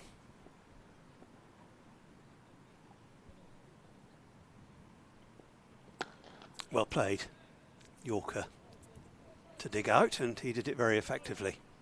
Yeah, they've put on 21 for the 8th wicket, these two, which in the overall context of the innings is not completely insignificant. No, and I would probably suggest it's one of the higher partnerships that probably Somerset batters have put together.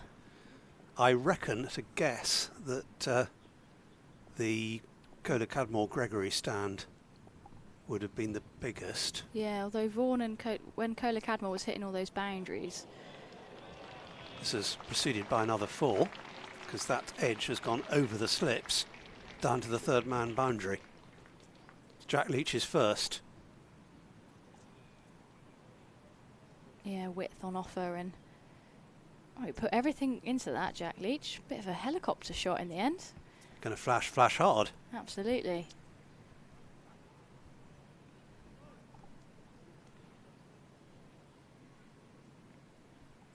27, Coda Cadmore and Gregory put on. Yeah, I feel like Vaughan and Coda Cadmore might be the... Yeah, and that stand was almost entirely Coda Cadmore. It was, yes.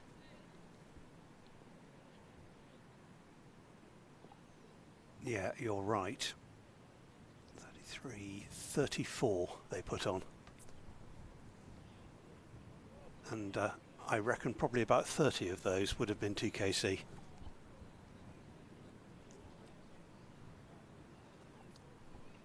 Fuller,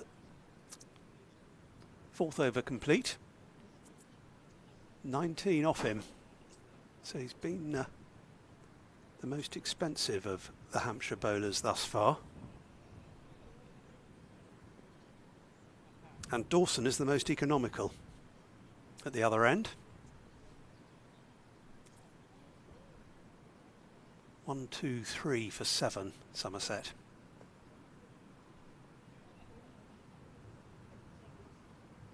Oh, not taken quite cleanly, but no disaster from the keeper's point of view because there was no edge.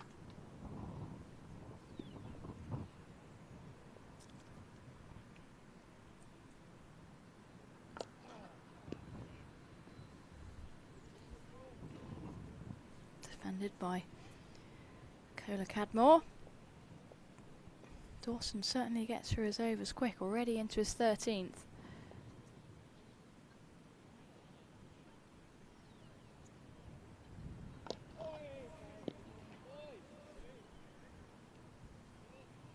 Saying that Hampshire's kit is incredibly white, and I think Liam Dawson's going to need some vanish on those trousers later.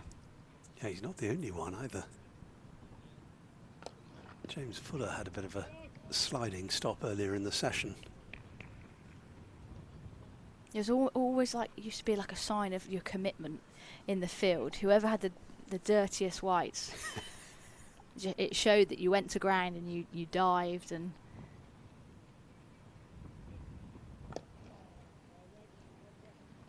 Yeah, so plenty of scope for the washing machine this evening.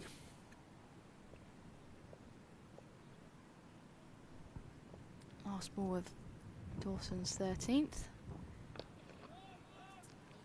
Not sure if it works like that for the away side, whether the washing machine comes into play, whether they've got enough spare pairs to see them through the 4 days. It's not something I've really considered. We obviously don't play multi-day cricket.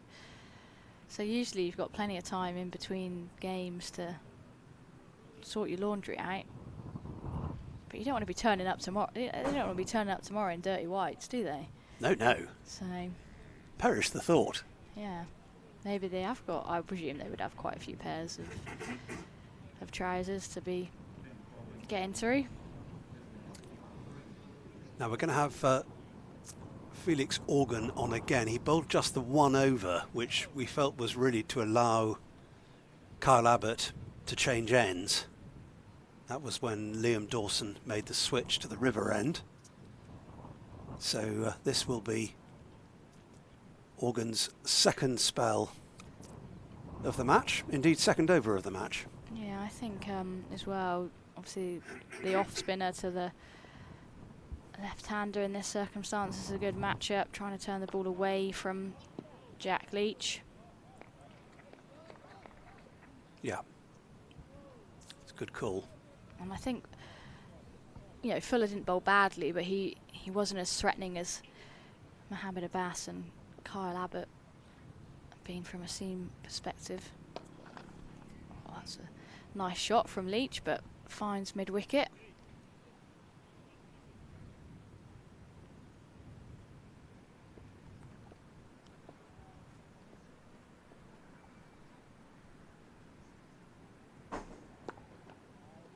This time playing out on the offside.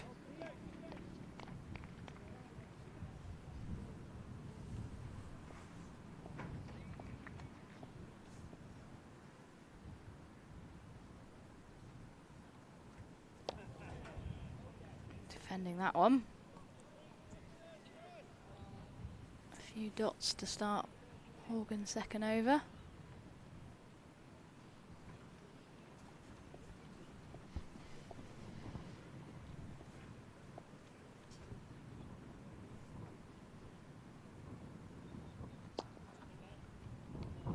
Picking out the fielders, isn't he? Yeah, he tries to cut that one. It was a little bit more bounce on that occasion.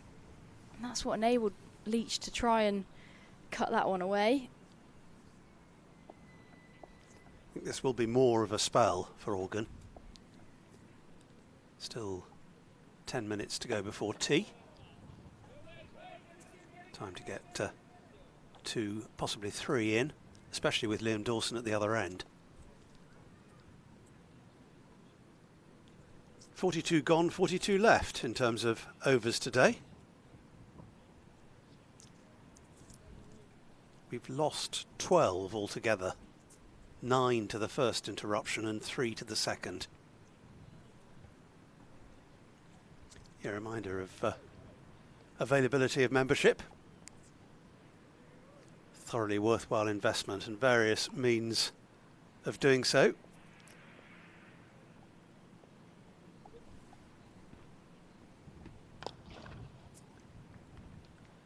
TKC will get a single for this, up to long off. Yeah, I don't think Hampshire mind too much. Koda Cadmore taking the singles. He's played a fine hand. They'll want to try and attack the other end. Leach has faced 21 balls though. Doing a good job so far. As the field just changing.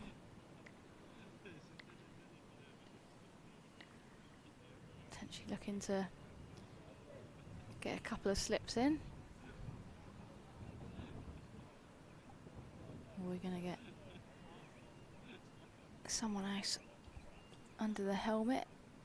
Might just be waiting for that to come on. We're certainly going to have one slip. James Vince looks destined for that. And then otherwise it looks less certain.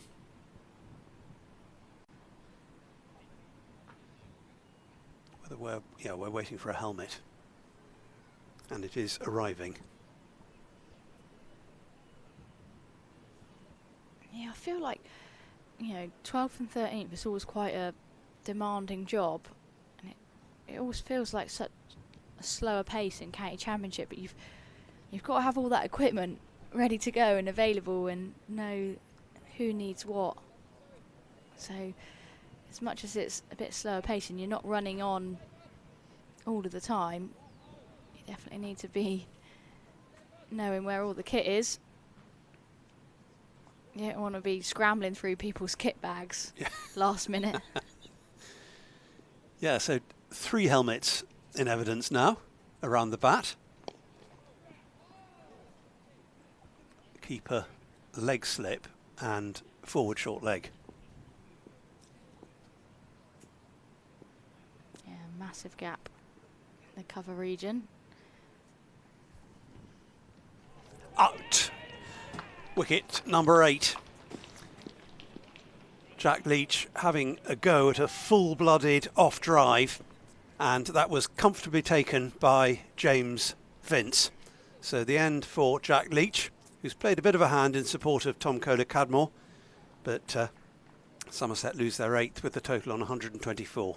Yeah, Leach got tempted by that sort of vacant offside. There wasn't many men protecting much of the field there, and good catch by James Vince actually. Never easy when the bat is charging and the ball comes to you quickly. And Liam Dawson's got his 4th, and he just can't stop taking wickets this season. Yeah, so the end for one of the 2 full-time Somerset spinners. And we're going to see Alfie Ogborn replacing Jack Leach. One left armour replacing another.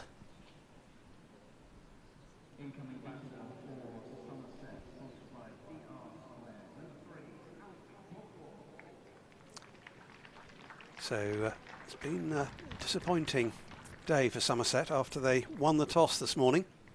Chose to bat, and they've only managed to post 124 for 8. Tom Kohler-Cadmore, very much the standout batter, still there. A few words for Alfie Ogborn as he arrived at the crease. I think it will be stay with me. I think Cola Cadmore could go to town from the other end if he gets the opportunity to do so. Yeah, 3 deliveries of this over remaining for Ogborn to negotiate. Manages the first one comfortably enough. Though he bowls left arm, he bats right-handed, as you see. Ogborn.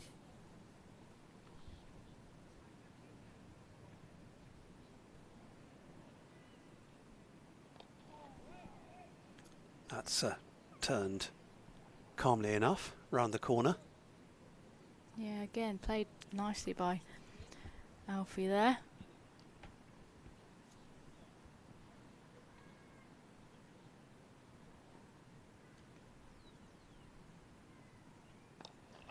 And again, he's going to get a single. Keep the strike.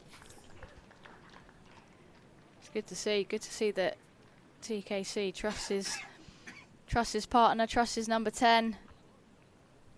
I think Alfie did get a 50 in one of the Metro Bank One Day Cup warm-up games, whether that was down at Cornwall or Devon. I can't remember off the top of my head, but I'm sure he got runs. Yeah, Cornwall, I'm just hearing. So, yeah, he's no mug with the bat. I don't think I've seen him bat before. This is the first time. But that was a comfortable enough start. I don't think Hampshire will be too fast that he's taken the single off the last ball of the over. No, I agree. I think they would be... They almost let them run through there. No one was too quick to get to the ball and try and stop the single. It was almost like you can have it if you want it.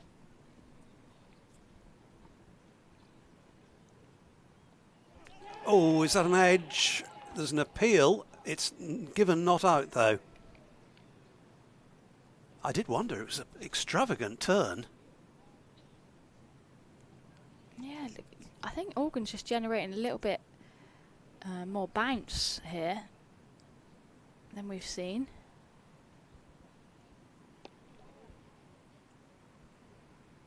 Just lets that drop down in front of him. Alfie Ogborn. Have another look at that turning delivery. Yeah, just off the thigh pad, I think. Calmly defended.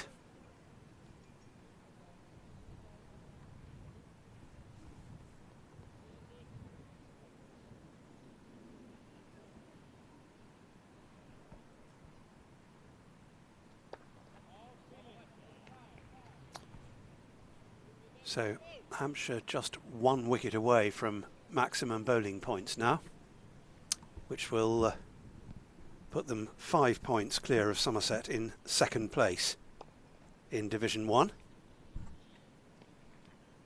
So you would feel that on the evidence of the game so far, they've improved their chances of finishing second.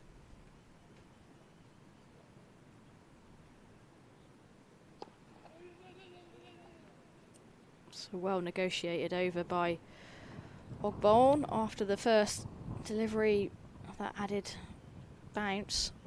It's possible that Somerset will take maximum bowling points as well, of course. But yeah, the partnerships we were talking about there, the Vaughan and Cola Cadmore one is the highest. TKC the main contributor to that.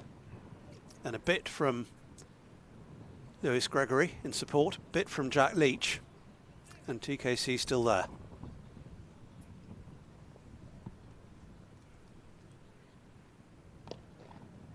But yeah, on the bonus points issue, there's no chance really of any batting points for Somerset. We'll see what happens with Hampshire.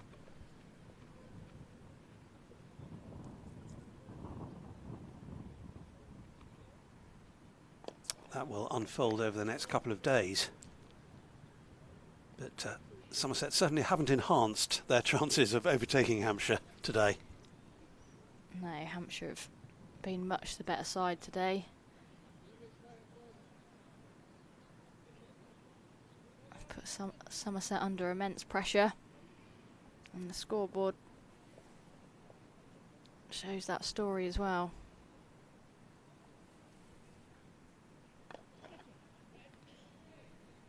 Cadmore happy to defend, try and maybe negotiate this little period, get to the tea interval. Essex have done themselves no harm in the play that's been possible at Chelmsford. Great running by these two.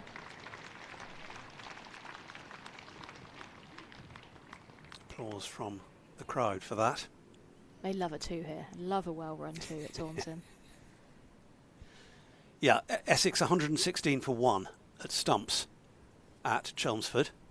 Presumably rain has put an end to proceedings for the day there. I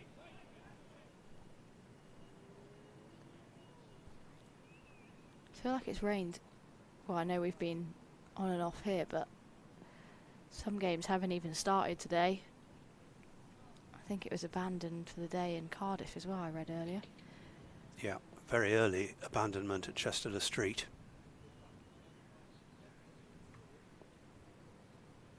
There's been a little bit of play in the First Division match at Trent Bridge between Notts and Warwickshire.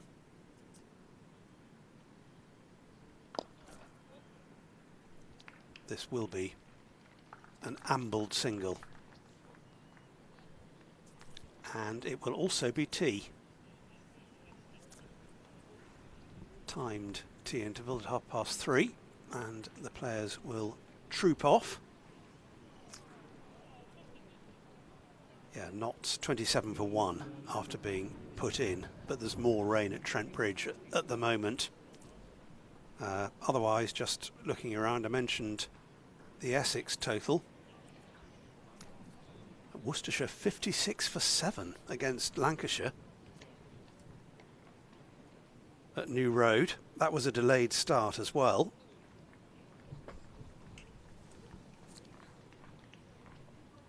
And as the players troop off, I'll just try to find out who did the damage there for Worcestershire.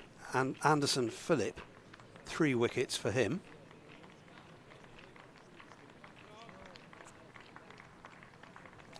And also 3 wickets for Tom Bailey. They did the damage for Lancashire, and 1 for George Balderson. So Lancashire rather picking up from where they left off at Old Trafford last week. We're going to have a break for tea as well, and hopefully we'll have plenty of cricket still to tell you about. That potentially there are 39 overs left in this game. Don't know whether we'll get them all in, but whatever we get, we will bring to you after the break. –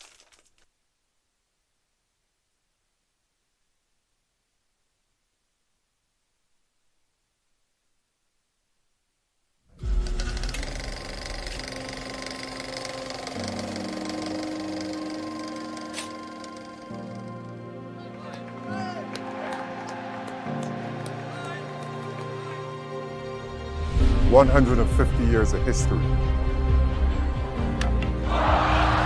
he gave himself some room there for the stroke and paid the penalty. Paul Garner. A century and a half in Somerset. Straight, not out. Spin to swing, this county's seen it all. Records set and broken. Somerset's spirit endures. The cider that flowed with the fans' roaring cheer, the hopes and the dreams that have spanned every year. From rookies to masters, the club's beating heart, each player a thread in this vast work of art.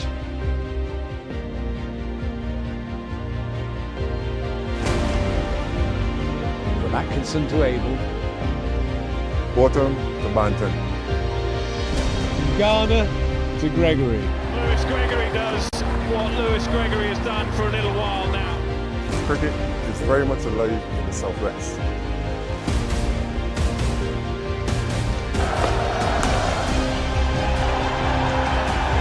There it is. James Hildreth was there at the end.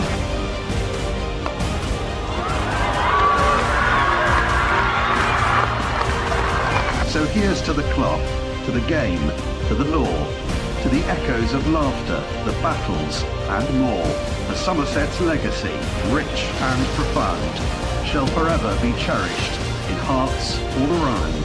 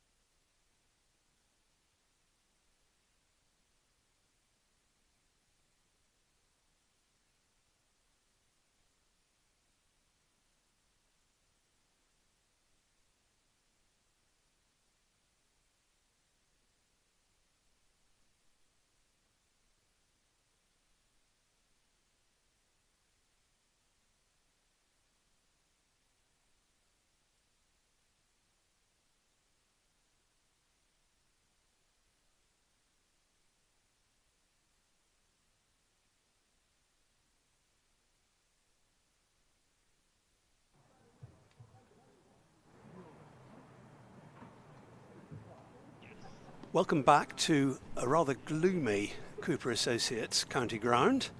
Tea interval here coming to an end with Somerset on a total that's rather discouraging for their supporters, although Hampshire won't mind it in the slightest. 128 for 8 after electing to bat this morning. Tom Kohler-Cadmore, top scorer by some distance, is unbeaten on 55, and he has Alfie Ogborn, the left arm seam bowler, for company. And it's all been Hampshire. They started off 2 points in front of Somerset in second place, and they've extended that. They've doubled that, and they're on the verge of taking another bowling point as well. Just the one more wicket needed, which I don't imagine will be that long coming, although Somerset supporters will be hoping otherwise. I'm Stephen Lamb, Sophie Luff with me, and it's really been Hampshire's day, Sophie, so far. Yeah, it has. They've seemed to use conditions well. It does feel that at times the conditions have been favourable to the bowling side, but they've also been able to put the ball in the right areas, as we're going to see Mohammed Abbas start from the Marcus Trescothick Pavilion end in his final session of the day, and well, he started things superbly earlier on in the day. It was Abbott with the first couple of wickets, but Abbas was probing from the other end, and he got his reward. Absolutely. In the end. Yeah, 2 for 38 Abbas, 2 for 37 Abbott. His 2 wickets were the first to fall, and there have been 4, no less than 4 ducks in that Somerset innings, which is pretty unusual. Tom Lammonby, Andrew Umeed, James Rue and Casey Aldridge. Casey Aldridge was quite a lengthy duck as well. Took him 22 balls. So, Mohammed Abbas, we've just been talking about, took his wickets from the river end. He's going to be given a bowl at the Marcus Trescothick Pavilion end. And he'll be bowling to Tom Kohler-Cadmore.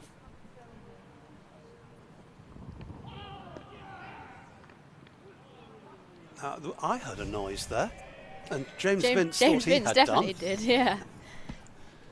Must have been bat on pad, something like that. And if there was going to be anyone fielding that would have heard that, it could only have been James Vince, because he is almost the sole man that we don't have an inner ring here, but if we did, he's the sole man within that. Every other Hampshire player is hanging or loitering on the boundary edge. Vince doesn't have much company in the slip cordon as Kohler-Cadmore defends.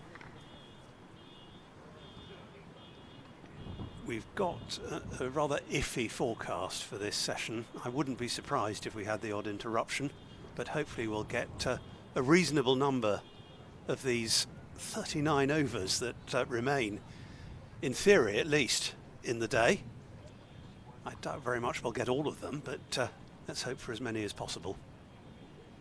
We were talking about what Hampshire might have done if they'd won the toss this morning. I actually managed to have a chat with the aforementioned Kevin James. He doesn't know yet, but assured me that it would be one of the first questions he asks at the end of the day's play. He thinks that maybe if you've got 3 spinners in your side, it may be quite hard to bowl first.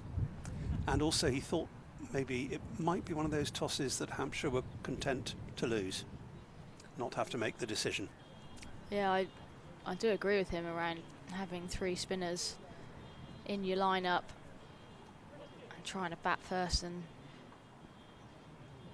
post the total to put the opposition under pressure. Hasn't transpired that way.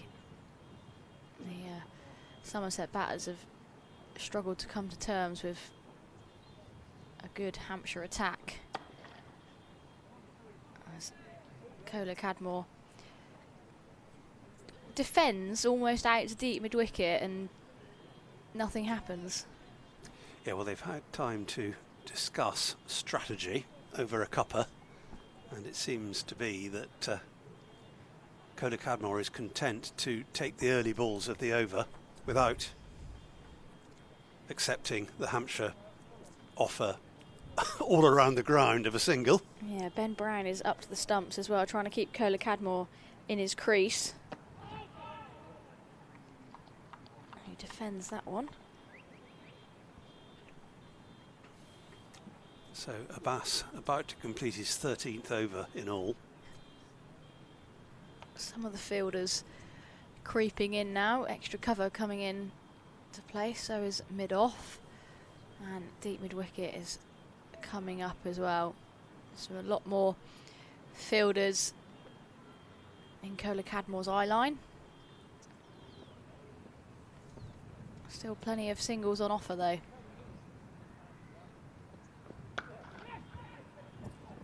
Sharply taken and successfully.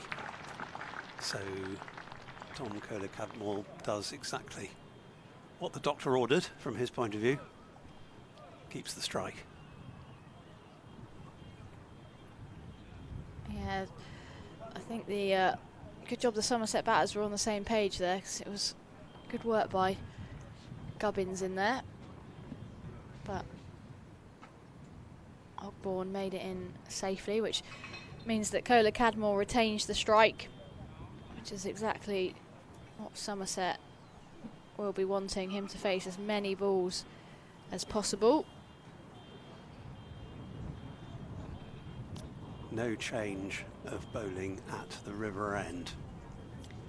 Liam Dawson has bowled unchanged really since he came on just before the interval, the first lunch interval. Yeah, and he's in search of another 5-wicket haul.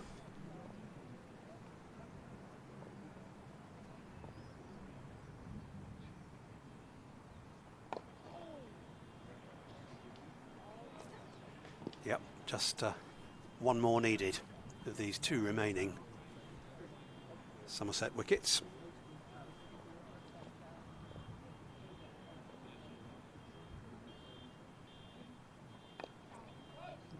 Cola Cadmore defending. Abbott does the fielding at backward point.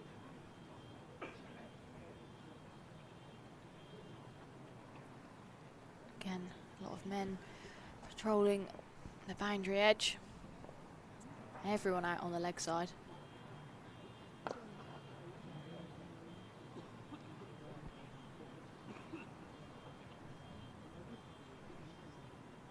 Cola Cadmore just happy to defend. First 3 balls gone in the over already. There goes the 4th in similar manner. Yeah, I think he'll be looking to score off one of these next 2.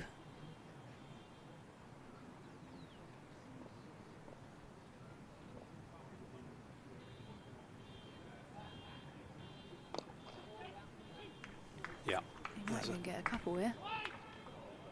Decide against it. Yes, his thoughts conditioned by the fact that it was the 5th ball of the over. I think they would have got 2.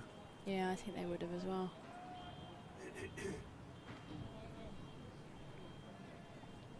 Ogborne's just got the 1 ball to go in this over. Words of advice from the senior batter.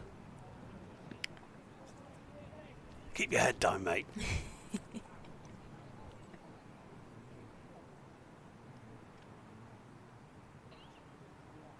Which he duly does.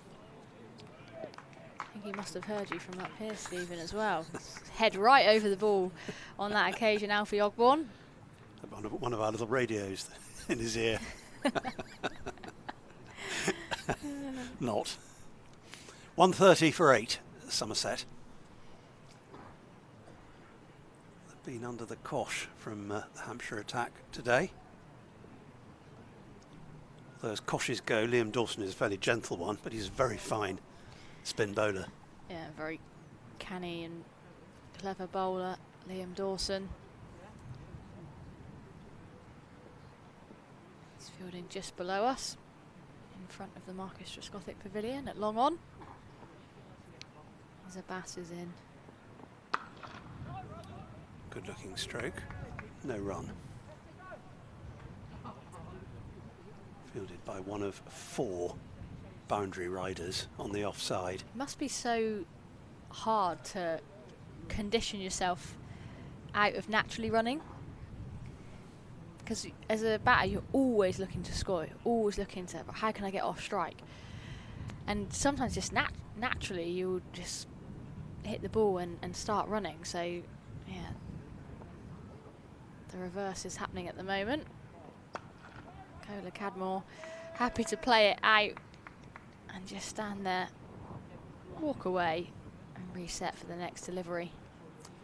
Yeah, that was one of the dramatic features of the that last wicket partnership in the previous game here against Surrey, between the injured Tom Banton and Craig Overton, with a runner out there as well.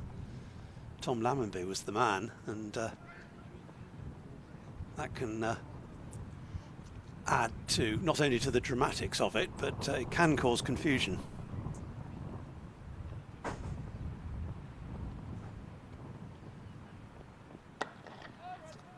It's one of the features of the season, that stand between those two,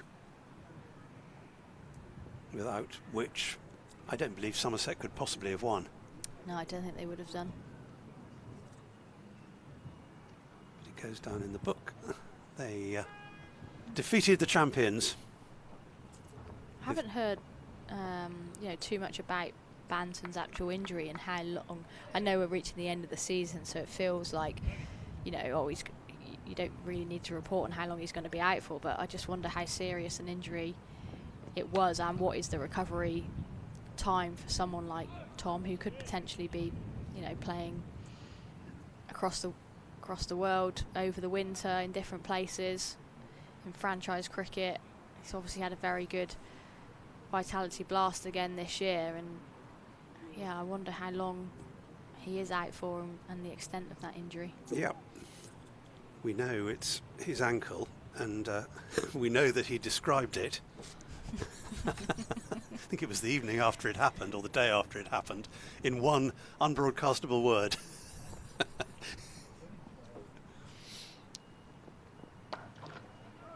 But anyway, we wish him a speedy recovery, and great news this week, incidentally, that he's signed a contract extension which is going to keep him here for certainly next season and the season after, and thoroughly well deserved. Yeah, he's had a brilliant year, real coming of age in red ball cricket, and being able to back up his white ball form as well. Feels like it's been a bit of a breakthrough year for him in terms of the maturity that he's shown, both in white ball and red ball cricket.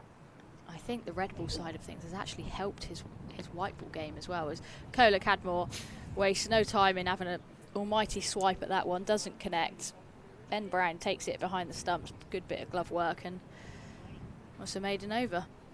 Yeah, we were talking during that partnership, actually. I recall talking about how one can feed off the other, one format can feed off the other.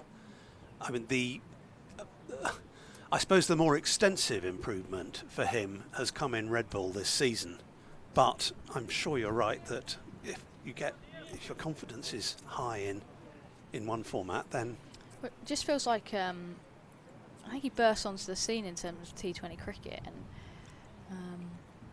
as Dawson is into Ogborne defending, and as a batter in the power play, you're always looking to take the game on, and I feel like he's done that, but he's done it with a level of maturity. If he's lost wickets around him, he's been able to go to lower risk options, still score at a really good strike rate, and he's been consistent, and it's hard to be consistent in short format cricket.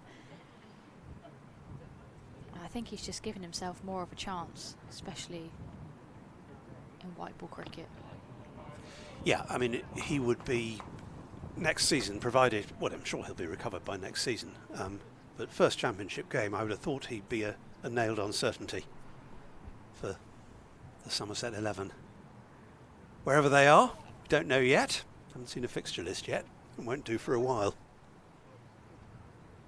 Started off this season with 2 away games, and finishing it here, and pretty much now. This being the last game.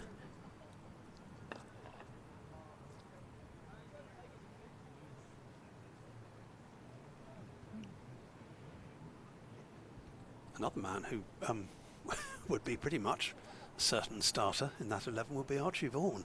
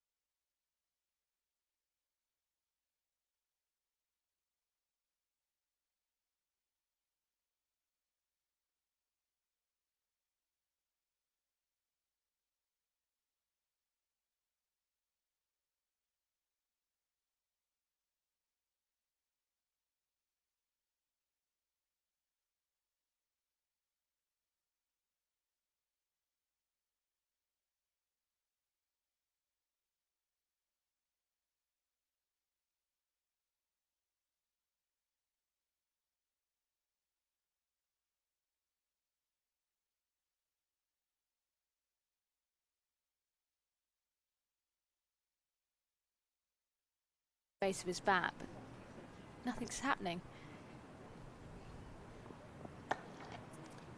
No, it's adopted a rather sedate pace, this match at the moment. Since tee, they've obviously decided on the strategy, and that's how it's going to hold for...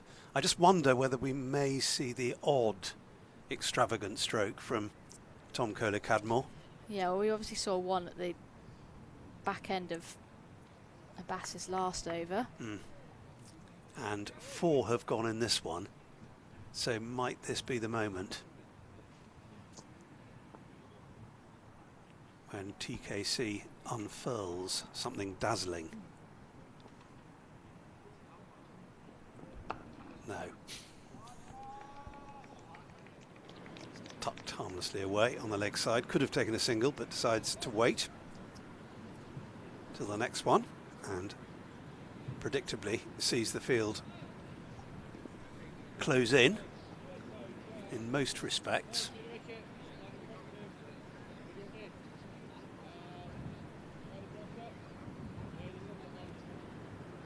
I think this could be a more expansive shot again. It's almost like he doesn't want to take a single off that previous ball, even though it would leave Alfie with just one ball to face. It's almost like, well, actually, you're bringing guys up now, so I've got more chance of getting it away and getting a boundary. So we'll see what happens.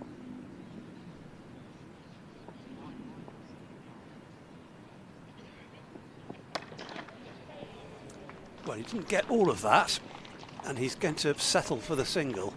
He was looking for the straight boundary. Yeah, he didn't get much of that at all. It's quite a funny way of keeping the strike. it's just high off the bat. And that's why it hasn't gone very far. Don't often see Cola Cadmore not get much of it. He's someone that usually does strike the ball, and when he does connect with it, it goes a long way. And we've seen examples today, particularly that 6, which was just right out of the middle. It sounded like 6 at the point where he hit it.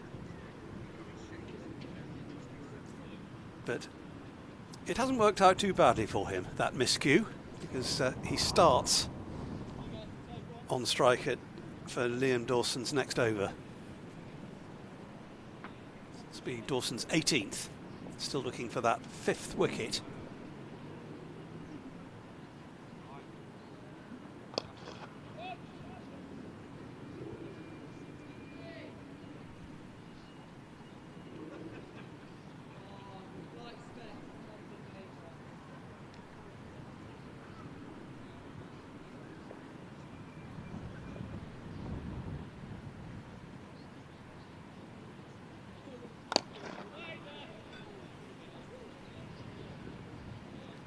Lovely shots being played here by Cola Cadmore, choosing to retain the strike, not take the runs on offer.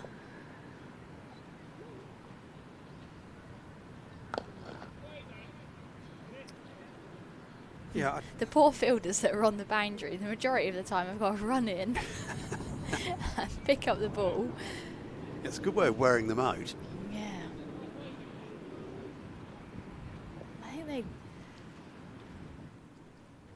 They obviously want to give Cola Cadmore the strike, but I'd be tempted to maybe just bring a couple up and just try and entice him into that bigger shot a bit earlier. He's taking one this time. That's ball number 3 of the over, so earlier than has been the norm.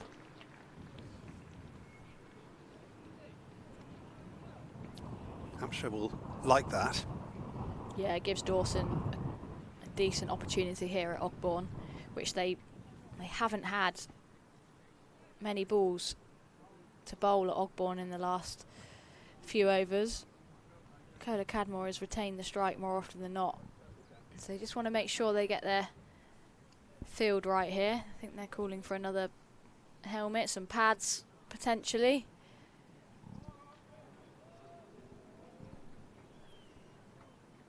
Which again may take some time to arrive. There's probably some rifling through bags going on in the visitors section of the Andy Caddick Pavilion.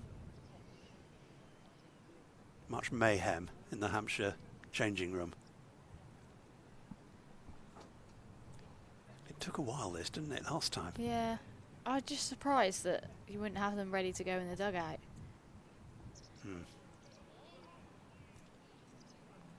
Here he comes with the shin pads and the helmet. Yeah, the coat on as well. Must be a bit chilly in the dugout down there. I'm sure it is. Oh, I'm sure it is as well. It's chilly on the Thatcher's Terrace down below us. Oh, I reckon it's always cold on there. Yeah. It has been sort of for much of this season.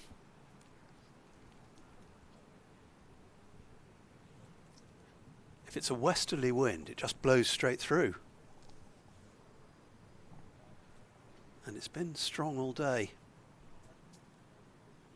2 flags atop the Andy Caddick Pavilion have been full throughout.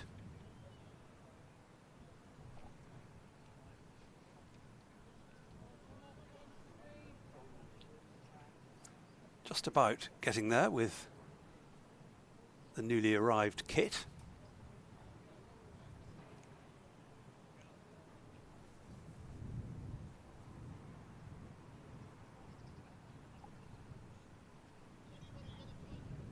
So plenty of company for Alfie Ogbourne. 2 deliveries to negotiate.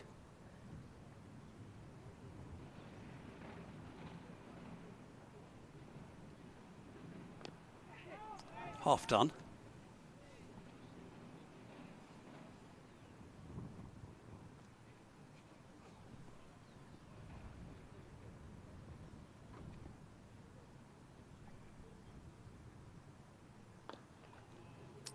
and hole.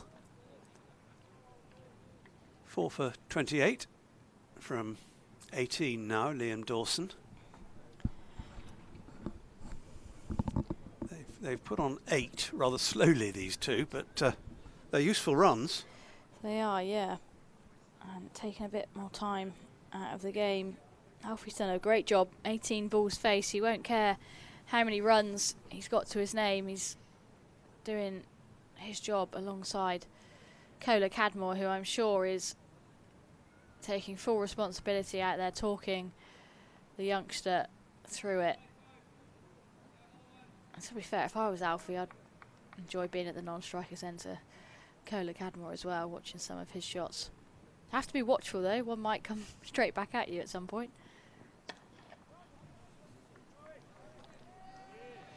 Yeah, I just wonder whether there might be the odd possibility of 2 that he might be able to fashion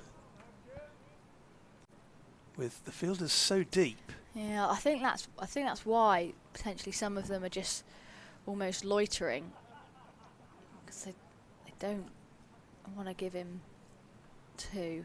I think it'd be hard to get 2 out to the Somerset stand and away to the offside. Slightly smaller that side. Yeah, and that's where Mohammed Abbas's radar is trained, around off stump. Yeah.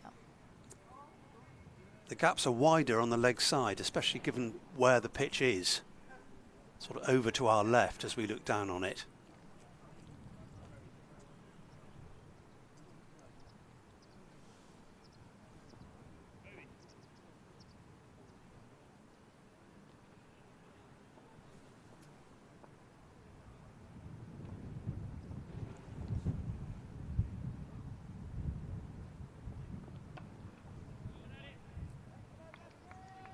That's where, just with placement, you might be able to do it.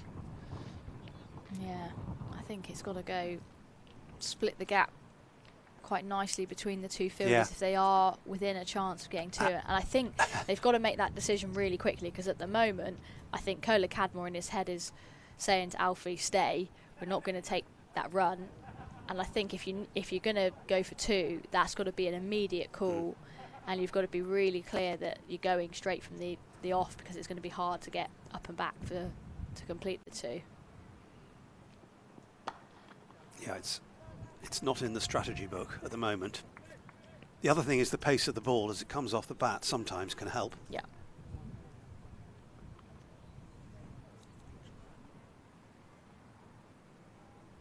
So 2 left in this over.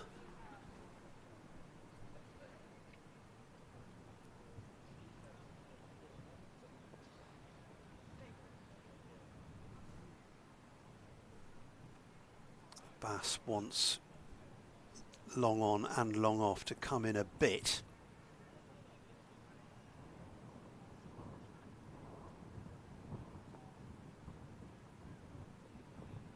Ooh, well good taken. Take, yeah.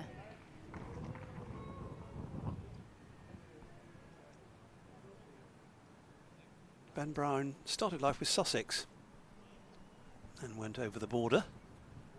I think there's a bit of rain coming down. I think you might be right, Stephen. It's almost, it looks like it's horizontal as well. It doesn't look, I'm so glad that we are up here. It doesn't look very pleasant at all. Yeah, the ground staff are activating.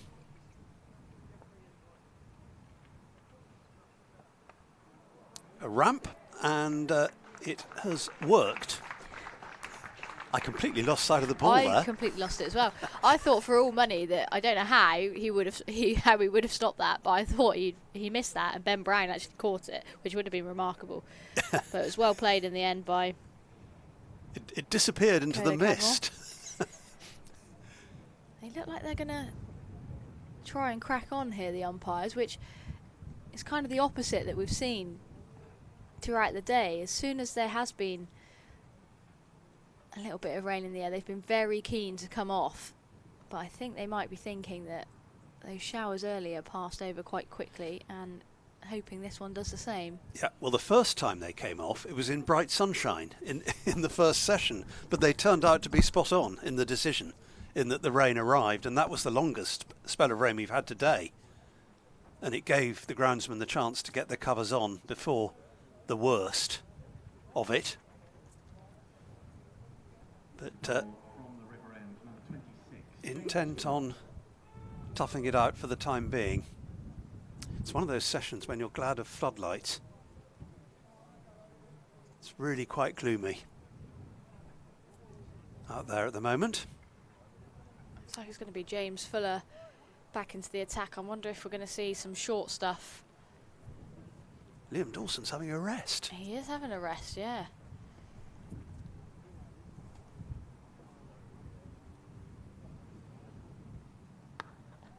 It's well played by Alfie. Yeah. It is every time Fuller comes into the attack or they're thinking about bowling him, there's always rain in the air. Yeah. Yeah. Perhaps it's...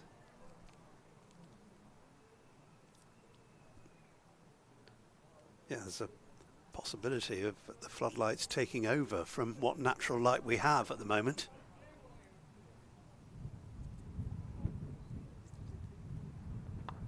Well played. You can see the shadows cast by the players.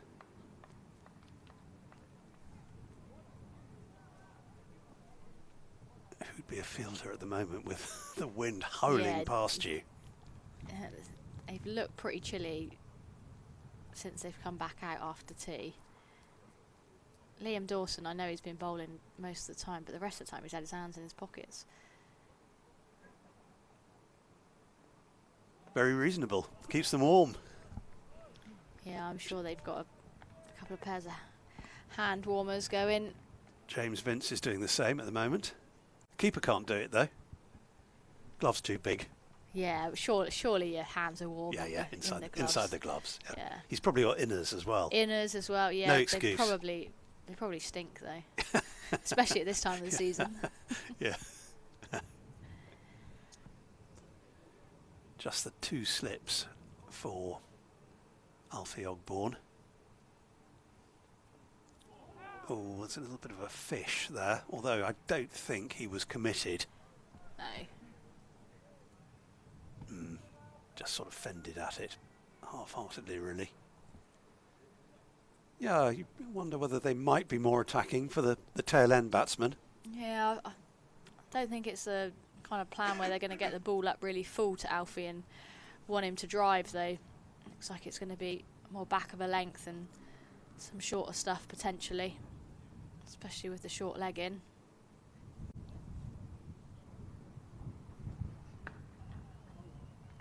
It's played comfortably enough. He's almost there, Alfie Ogborn, as far as this over is concerned. Just one more. And I don't fancy he'll be trying to keep the strike.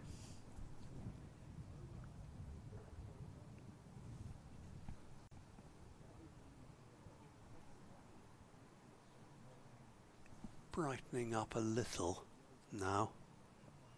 Maybe the danger of a shower has passed over.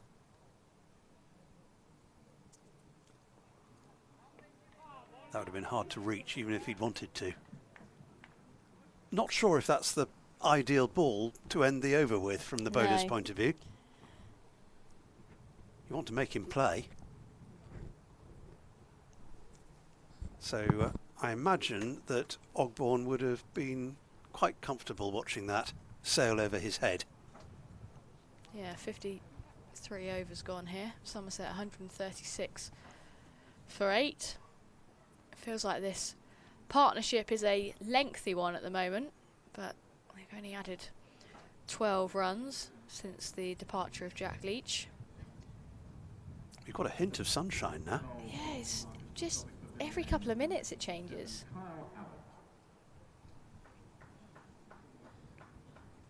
So another change, Abbas making way for Abbott. Yeah, sun on parts of the Quantocks. A lot of the harvest will be in by now, this stage of the summer.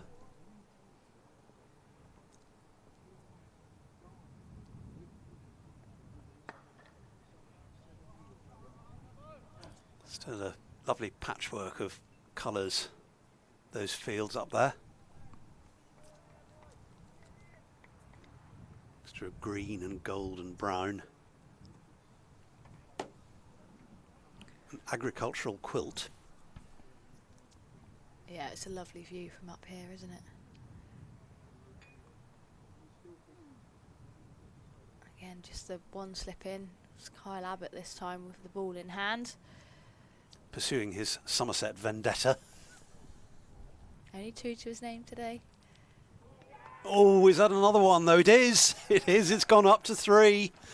9th wicket has fallen, and it's Tom Kohler-Cadmore who's been the mainstay of this innings, sparring at that outside the off stump.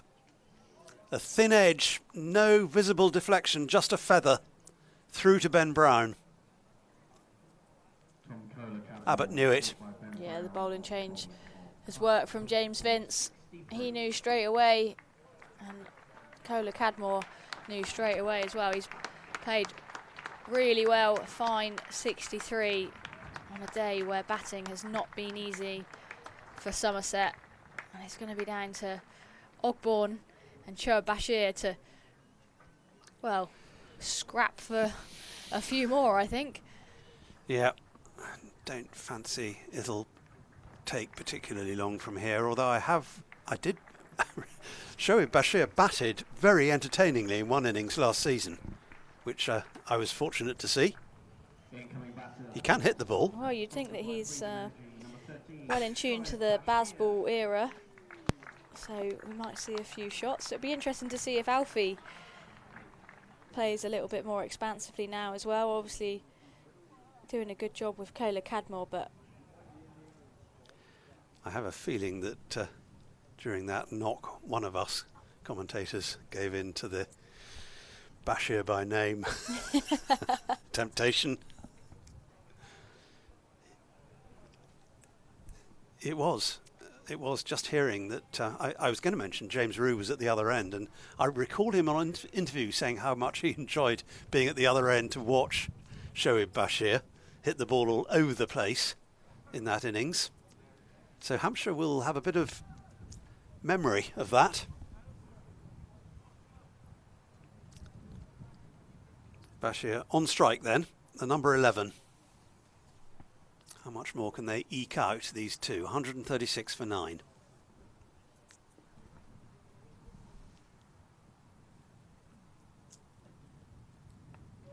Not much, indeed, if anything at all. That is the end of the innings. It's a good delivery from Kyle Abbott. oh, what's going on here? Looks like Bashir isn't walking off. We will be able to have another look at it. Bashir points at something. Ah, yeah, it did, yeah. You're right. His towel has fallen out of his back pocket, which means it's a no ball. It's a no ball. And would you believe it? Kyle Abbott would have been on a hat-trick. Not that this innings would have given him the chance of one. Just as he loads up into his delivery stride, towel flies out. Bashir is well aware and stands his ground. Yeah, Peter Hartley had spotted it immediately and was pointing at it. And Bashir was set in his crease. That's a bizarre way to bowl a no ball. Don't think I've seen that happen before. No, I haven't seen that before either. Won't please Abbott any.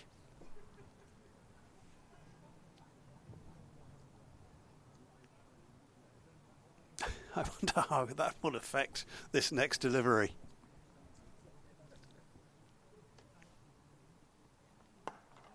That's played okay by Bashir. Whether it's a dead ball rather than a no ball. It hasn't gone down on the board as a no ball. Score is still 136 for 9. Learn something every day. You do, yeah.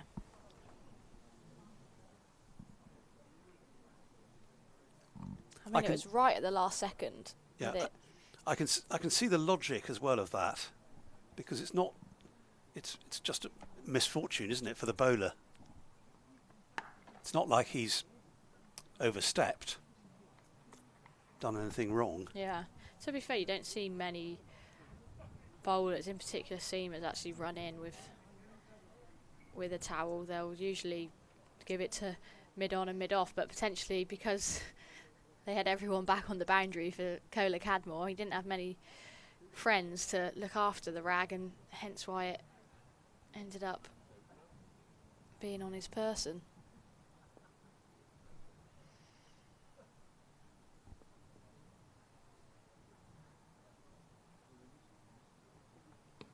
Oh, this could well be it. This time it is. So Abbott, having thought he had 4, and one of them snatched away, ends with 4 for 37. Somerset have been bowled out for 136. Shoaib Bashir, the last man out. That looked pretty plumb as LBWs go. Is that a 5 for of ducks? Hate to say it. It is. It's extraordinary, isn't it? Not Somerset's day with the bat, unfortunately. But it's also the 5th LBW. So 5 LBWs and 5 ducks in that total of 136 all out. 63 for Tom Cadmore, then 29 for Archie Vaughan. No one else reached 20. Definitely Hampshire's day so far. The bowlers have done a tremendous job, and they'll be hoping that they can put their feet up for a while. And as the players leave the field, the ground staff come on to do some running repairs in between innings. We'll take a short break and we'll be back for the Hampshire reply.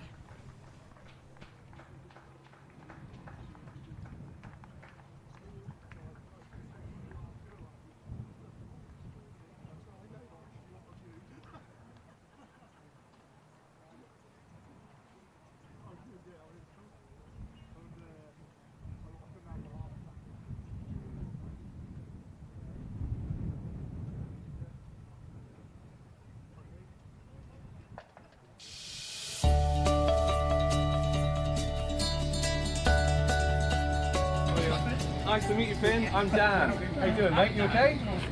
Hi, it's Tom Abel here. We're at the Cooper Associates County Ground, and I'm with Leachy and Craigie. We've got a little surprise in store for Finn Mackay, who has an incredibly inspiring story. He's a huge part of the Somerset disabled cricket community. He doesn't know we're here this morning, so we're here to surprise him. And we've got a little gift for him, kindly supported by WPA. So, yeah, here goes. We're here today at the Cooper Associates County Ground to talk a little bit about Finn and the Super Ones. Just tell us how important the Super Ones have been to your family and to Finn. It's fair to say that having a lad with quite severe learning difficulties, it's not easy. There's struggles both with the formal stuff, education, and getting what he needs, and also the fact that he's different. And he does have enough insight to know that he's different. So he can be lonely, can be sort of isolated. We had all these plans for his future, like you do when you have a new baby, and it was a really, really tough time thinking, what his future would be. He was a very, very difficult baby and toddler, as you can imagine. And we felt very isolated.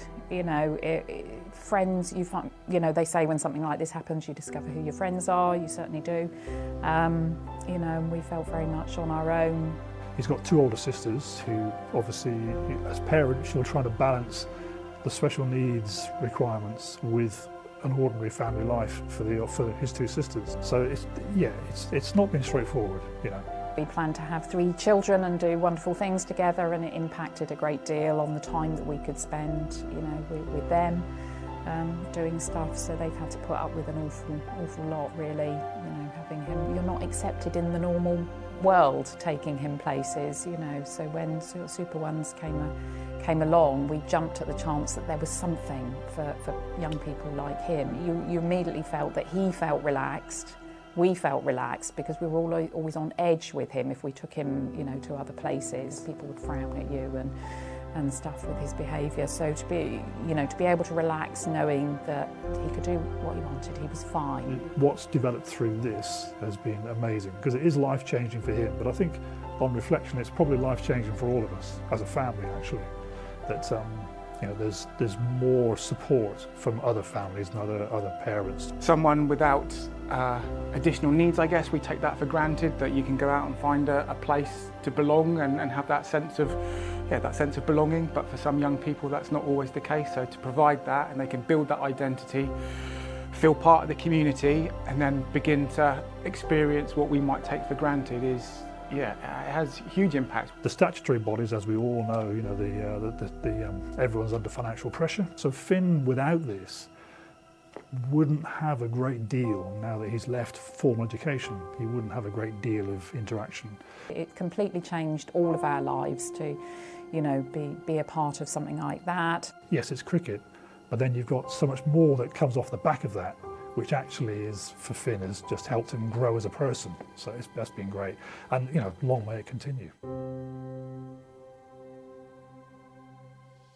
And also your favourite sort of Somerset players, I'd like to touch on that. We spoke before we started actually about some of your favourite players, and one of them was it Tom Abel was your favourite player? Yeah. If Tom was around right now, that would be great, wouldn't it? What would you say to Tom? What would you say? Do you think he's good? You could always ask him. Hiya, Finn. Good to see you, buddy. You okay? Hiya, how are you? Nice to see you all. Nice to meet you. Bit of a surprise. We always see you here supporting us, Finn. So, we obviously thought we'd come and have a bit of a knock around if you fancy a bit of a game. So before we do that, we've also got a little gift for you. Leachy's got a little award here. So wow. It's an exclusive invitation. There's a disability game at Lord's, so we've got you an exclusive invitation. Oh wow, Finn, and WPA are kindly covering the cost of your travel and your accommodation. Oh wow. And on top of that, there is also tickets for you and your family to day 3 of a test match against Sri Lanka at the Oval, which hopefully Leachy will be playing in. So fingers crossed, yeah. So that's for all your commitment and everything that you do for Super Ones, Oh wow, what did you say? You deserve it. That's amazing, isn't it? He's quiet now, but he won't stop talking about it for the next goodness knows how long. That's amazing. Thank you. Pleasure. Should we play a bit of cricket? I think the nets are set up for you. So should we have a bit of a bat and a ball? Yeah, fancy that? Sound good? Show us what you got. Right, you got Craigo and Jack Leach bowling at you. Boy, nice shot. Why, nice.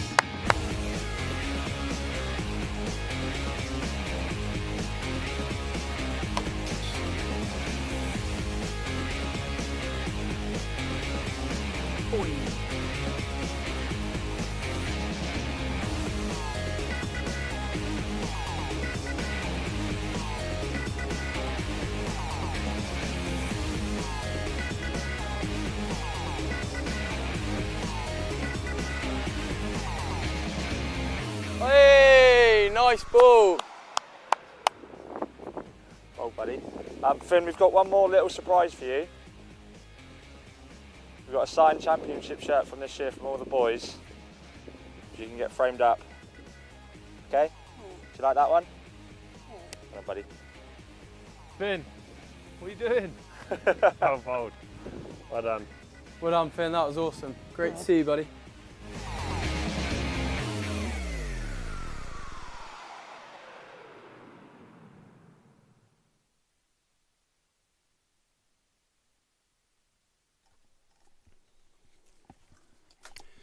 Welcome back to the Cooper Associates County Ground at the end of the brief break between innings here after Somerset were bowled out for 136. We're about to see the Hampshire reply. The bowlers have been going through their paces out on the edge of the square, and now we will see the Somerset opening attack, which will probably be Lewis Gregory and Alfie Ogborn, although there are other permutations. Casey Aldridge may well be in the mix.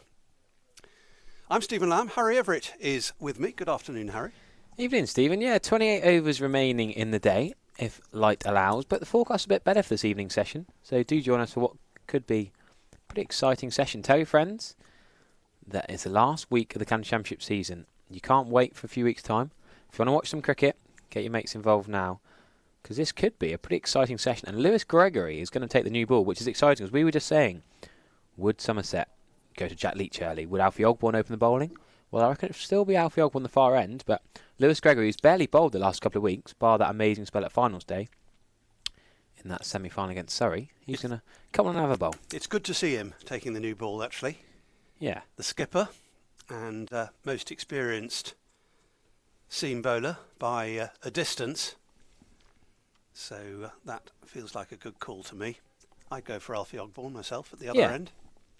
Variation, left arm. Anyway, here's the first ball of the Hampshire reply.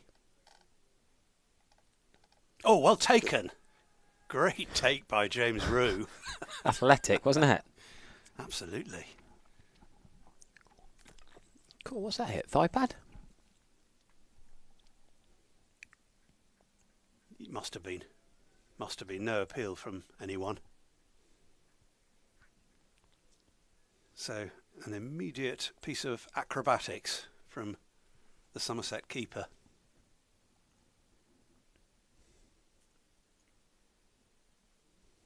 And this time outside the off stump, and Rue has to go in the other direction.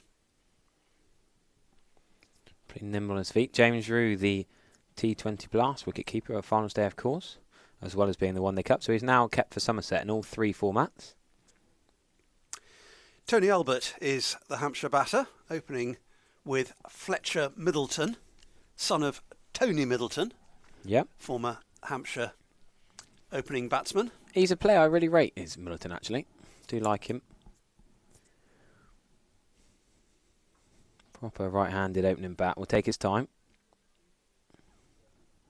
I got tweeted about an hour ago by Andy Cleve, big Somerset fan. Can we sub Tom Banton in on one leg? Get him into bat 11 instead of Bashir. Good call. I enjoyed that. Yeah, I love that. He is better on one leg than 99% of society on two legs. That is a fact. Yeah, well, I mean, that stand, Sophie and I were talking about it earlier, actually. That was one of the moments of the summer, really, wasn't it? If not the moment of the summer. Because they may well have lost out to Surrey in the race for the title, but they did beat them, and they didn't lose to them. Managed to save a game at the Oval early on in the season, and then beat them here in that classic finish just a fortnight or so ago.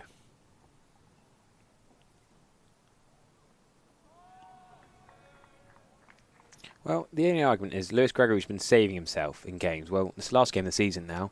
He's not going to play too many T20 franchise leagues in the winter.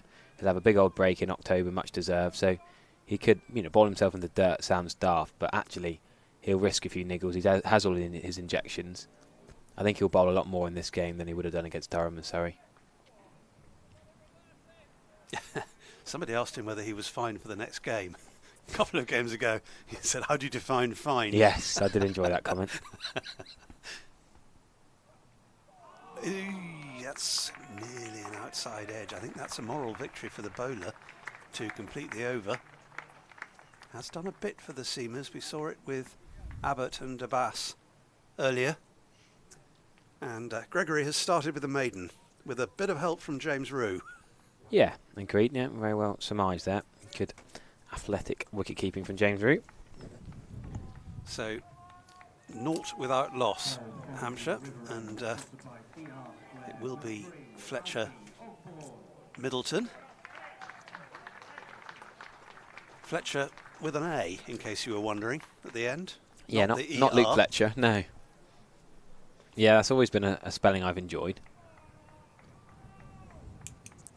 Our American fan Michael Gowden's in the comments. Looking forward to seeing Banton again next season. Yep, signed his contract extension this week. Exciting news. That was eventually announced. They like to keep us on tender hooks. It's Alfie Ogborn in, fresh off that 2 wickets in that One Day Cup. Alfie Ogborn, remember, this is quite important. Alfie Ogborn is well known to Hampshire players. James Vince knows Alfie Ogborn, or remembers Alfie Ogborn's bowling particularly well. Remember, he snicked off James Vince on his county championship debut. His first-class debut, did Alfie Ogborn. Had his stint on loan at Kent as well, did Alfie. The club are really struggling in Division 1. Not the best of environments to go into, a club all set for relegation, but still good experience for him. Ouch. Straight to second slip. Yes, Lewis Gregory's taken a cracking catch. Alfie Ogborn has a knack of taking wickets. Alfie Ogborn, 2 wickets in the One Day Cup semi-final, had those big celebrations on Sky. He's now got the early breakthrough, just the second ball he's bowled. Hampshire again. Alfie Ogborn loves bowling against Hampshire. James Vince, as I just said, on his first-class debut. Here he's got Middleton out for a duck. And Josh Davey, who many would have thought would have been a bowler ideal to bowl in these conditions, he's going to bring the drinks out. But Alfie Ogborn, the left armer, picked not just to provide a bit of rough for Sher Bashir to target, but because he's a genuinely quality opening bowler who swings it good around the wicket and over the wicket. And the young lad who's been playing in the One Day Cup and in the 2 so well the last couple of years, the Bridgie boy, has got that second ball wicket. Yeah, it was a comfortable enough catch to Lewis Gregory. And that's the perfect start. It's a long way to go if Somerset are going to get back on terms here. 136 is by no means an imposing total, but when you look up and see it's 0 for 1, that gives you a bit of heart.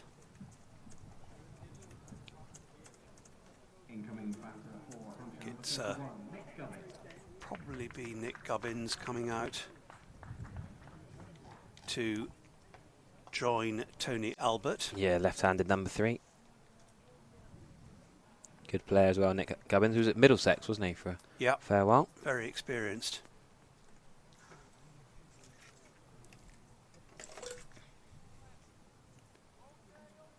But comes in, well, it's not a big difficulty, but 0 for 1 is still 0 for 1. Indeed. Gregory with that fine catch at second slip. What can Alfie Ogborn do now to a left-hander in his sight? Still those 4 slips in play. Got 2 and 2 on Monday, don't forget. Calmly played by Nick Gubbins. He's not going to be phased with Nick Gubbins. 2 and 2. What was the hat-trick ball on Monday, Stephen? Can you remember? Runs. I think it was northeast. Craig Overton carrying the drinks. That's a funny sight, isn't it? Craig Overton, the far side in front of the Somerset stand. We'll get the cameras on him in a minute. He's just wandering around the Somerset stand. No one's watching from the retirement flats today. Bit chilly out there. Yeah, it's especially chilly in the last session of the day, isn't it? When the sun's gone, it's disappeared behind the flats. Really good from Alfie Ogborn. Really worked on his pace this year. He's done a lot of work on his wrist position and getting through the crease. With Steve Kirby, the bowling coach, previously worked with the likes of Griffiths, the bowling coach, the lads in the 2s, Greg Kenneth, Paul Tweddle, done a lot of work in the One Day Cup squad as well. And he's really improved his pace and getting it through well from round the wicket and over the wicket. See him change it up a bit. Exciting to have a left-hander in the ranks. Yeah. Left armour. Slightly angular approach coming in from the river end. Oh, wasn't particularly well played from Gubbins, safely though. This is a bit tucked up. Yeah, this is the pitch, remember, where Mohammed Abbas took 2 for 44. Carl Abbott took 4 for 37. So it's not just the spin you expect when you've got 3 of the best spinners in the whole country in Jack Leach, Liam Dawson, Sher Bashir. I mean, many will argue that Archie Vaughan in the last couple of weeks has been right up there, but he's not got the experience to show over a long period of time. But yeah, but it's just a magnificent start, isn't it, yeah, for him? I mean, there's plenty of spin bowling options on show, but the seamers have still done a bit in this game.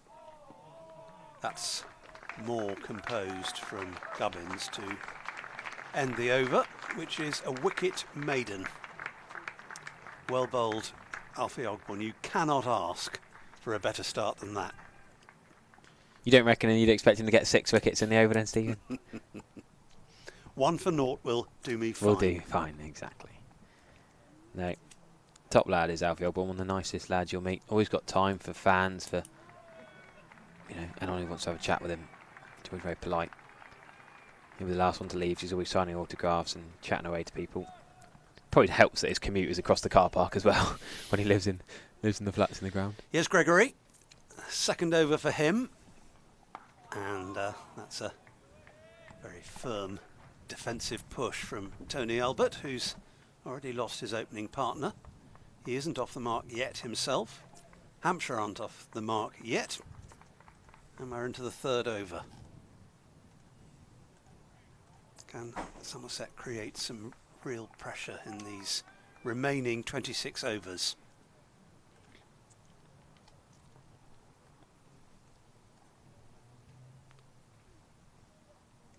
Oh, there's a defensive push there which doesn't make any contact with the bat, and it's looking good for Lewis Gregory at the moment. That's a nothing shot, that. It's not going to hit the stump, so why is he defensively pushing at it? It's not massively started off stump and then swung away either. That's always outside of off stump. Yeah, it would have needed 2 more stumps for that to hit. I think that is the ball you just need to leave at this stage in the innings. Under lights, a bit gloomy. The Duke's ball's doing a bit. Doesn't need to be playing away from his body there.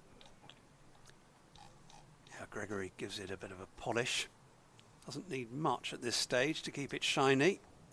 Ah, it's been dropped. Second slip. I've not seen Casey Aldridge drop a catch in my life, and he's dropped 2 in a week. Wow, just over a week. Old Trafford, Keaton Jennings' first ball. Keaton Jennings' first ball that entire match last Tuesday. I think Casey Aldridge is getting a bit of a giggle from Lewis Gregory. Albert's got a life. That would have been 0 for 2. Should have been, really. It wasn't a difficult chance. Nice height. We say Casey catches pigeons, but how will it be costly or not? It's always the question that nags away at the fielder when one like that has gone down. How expensive will that be? Crestfallen, Casey Aldridge. Tom Abel doing his best to encourage from next door at first.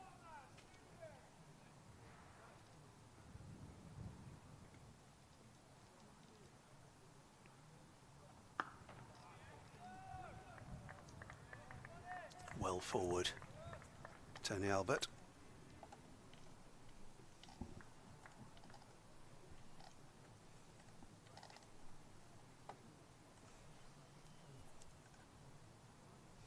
Frustrating over for Lewis Gregory.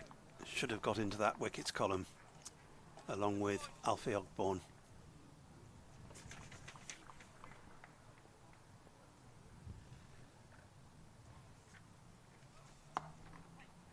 And now there are runs on the board as well. There'll be 2 here at least. In fact, they're going to be able to run 3. Long chase for Jack Leach. Tractor driver's got his voice well oiled. Come on, Louis G. We can hear him through the effects mic. Had a good chat with him and his partner up at Old Trafford. They follow Somerset home and away. Of course, at the One Day Cup final as well. And frustrating 4 days up at Old Trafford for Somerset. It's been a frustrating 10 days. Steve and I were just saying at tea that we were on comms together in the last home game here, which was not very long ago, was it? 2 weeks ago. Surrey, that incredible Jack Leach finish. Getting that last wicket down Worrell for that incredible Surrey victory. But it's been a pretty morbid 10 days for Somerset since, losing at Lancashire, losing at Edgbaston in the final of the T20 comp, and losing in the One Day Cup final on Monday. So Somerset really want to end on a high hit. Runners up in both those comps you mentioned. Could be runners up in this one, but could also finish 4th, depending on how results go. That is inside edge. Alfie Ogborn is very dramatic. I do like his gesticulations there. Their only realistic chance of finishing 2nd is to win this game. Yeah. They won't take any batting points from it. It remains to be seen whether Hampshire can. But Hampshire at the moment are 5 points ahead of Somerset in 2nd place.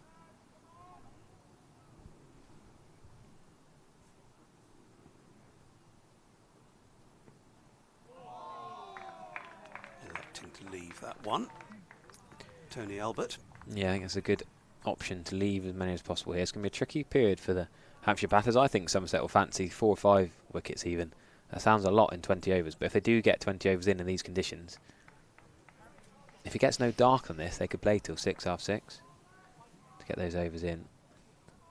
Forecast is no greyer, no darker than it is now. No more rain supposed to come, but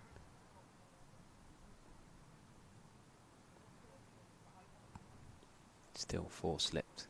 Casey Aldridge desperate to atone. He's at 3rd at this end. Alongside Lewis Gregory, Well, who was the bowler off whom he dropped the catch. Lewis Gregory's pretty chilled though. Of all the captains to drop a catch off, you know, who would be the worst in history to drop a catch off? Think of some angry Aussies or angry South Africans. I feel like Lewis Gregory's very chilled Plymouth lad. Last game of the season, he's not going to be shouting abuse in his ear. Well, there's no value in it really, is there anyway? It's one of those things.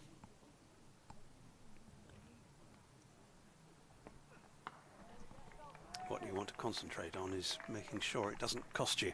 Yeah, there's an interesting piece in the Cricketer about Tony Albert. He rode horses as a teenager, and his parents represented Jamaica and Sweden. There's a bit of sporting history in the family, in the Albert family. Worth a read. I think that was last month's Cricketer. I'm a bit behind because an extra there's a monthly Cricketer and then there's an extra summer one, and so much commentary and different cricket bits and bobs the last few weeks. I'm about 3 cricket magazines behind, and then the wisdom ones I've been struggling to keep up with as well. But I did find that article interesting. Good looking drive for no run. It's a bit tall for a jockey. Yeah, I did think that. Yeah, maybe that's why I went to cricket instead.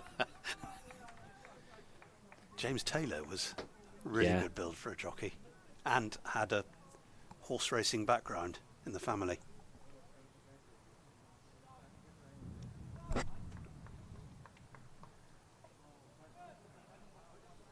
Someone told me yesterday when I was here, filming a bit of backyard cricket with the backyard cricket lads on Instagram, and they were saying, "Oh, I could be a jockey." I said, "Really? I've never heard that before."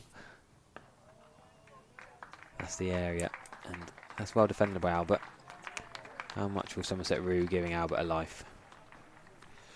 Well, he's on 3 now. He was on 0 when he was dropped, so it's already cost Somerset. Not much yet.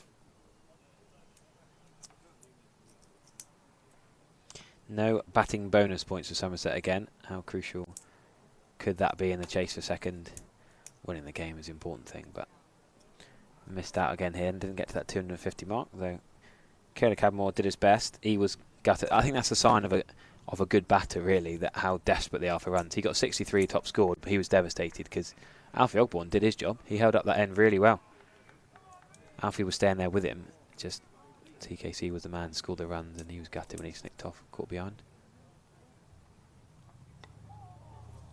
This will be first run for Nick Gubbins, down to long leg. 1 off 24 balls for Alfie Ogborn, a proper stoic innings. One of them Jack Leach would have been proud of. Leach managing 9 off 23 today. I don't think Lewis Gregory will mind that single because it gives him another crack at the man he had dropped, the right-hander, Tony Albert.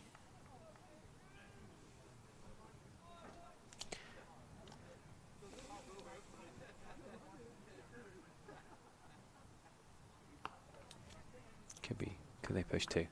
Alfie Ogborn's really quick in the field. He's had a real run of run-outs for Bridgewater when he goes and plays club cricket. There were a couple of times in the middle of the season where Somerset wouldn't let him bowl for his club side because he was, you know, they've got to manage the workload, but he'd go and just field for Bridgewater, back down the order. He got a couple of run-outs, he'd be electric in the field. He just loves his cricket. Alfie, good sign for a young player. You know, you worry slightly about the confidence, like a Casey Aldridge today. He's had a tricky knock, 0 off 22 balls, tried to sweep Dawson, struggled.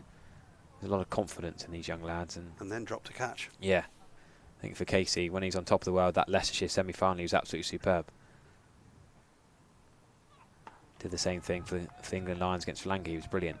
But, you know, you can have peaks and troughs in any career. It's a confidence game. Yeah. A lot of sport is.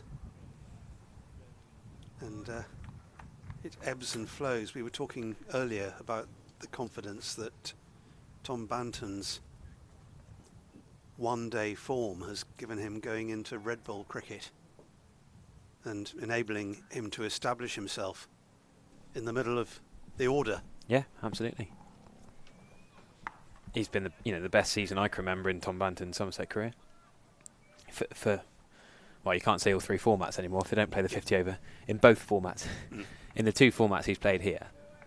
Yeah, well, in Red Bull it's been streets by streets. Yeah, his best season, and hope he carries that into his extended contract, which he signed this week. Indeed.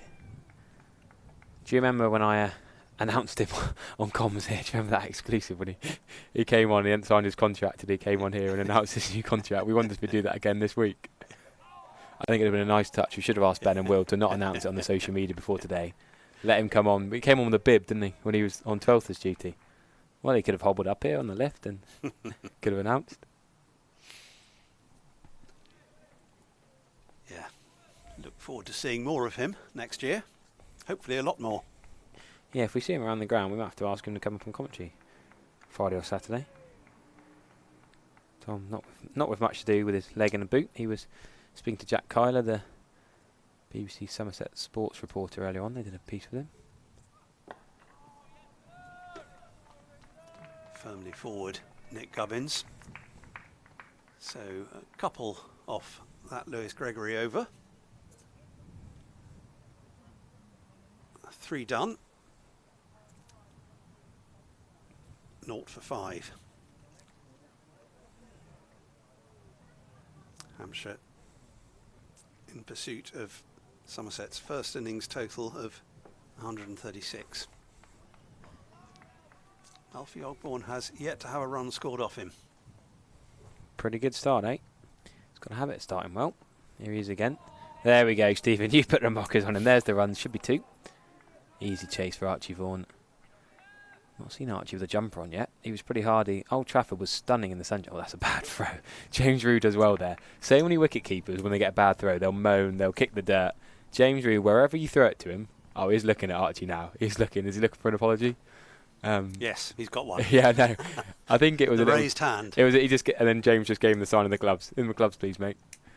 James is very good at just throwing himself around. Some keepers will leave it. You know, Bashir's backing up. Tom Cadmore's backing up a mid-on too. But he does really well to get that. But yeah, Archie Vaughan was a man in a t-shirt, even in the September sunshine. Today he's had to go for his jumper. And that could be Jack Leach into the action, down at quite a wide fine leg. Better throw. Funny seeing Shoaib Bashir back in a Somerset shirt. It's been a while, hasn't it? Yep. He's just throwing the ball in the air. First time he's played with Jack Leach for Somerset, I believe. Didn't they play in the One Day Cup? I mean in the Championship. Sorry. Yes. They played One Day Cup together. I remember we said that in the One Day Cup. Yeah, yeah. And they didn't bowl 20 overs. No, Red Bull cricket, yeah. I think it's the first time. And we might not see them both tonight. I presume they'll go Jack Leach first, but I wonder, whether they go Jack Leach and a seamer. Case Shoulders not to bowl yet, or do they go straight to Leach and Bashir after these two are finished? Depends a little bit on. I mean, if Hampshire lose a couple more wickets to the seamers, then the temptation will be to stick with that form of attack. I wonder if the umpires might mention light as a factor. Somerset, I would like to think, would stay out there and bowl spin if the umpires say they have to bowl slower bowlers. I don't see Lewis Gregory bowling more than 5 in his opening spell.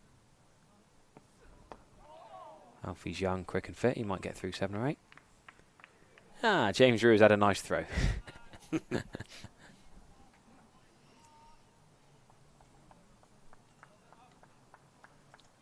Stumps at New Road, closed for day 1. 119 for 7 Worcestershire against Lancs. That's a bit of a recovery. Yeah.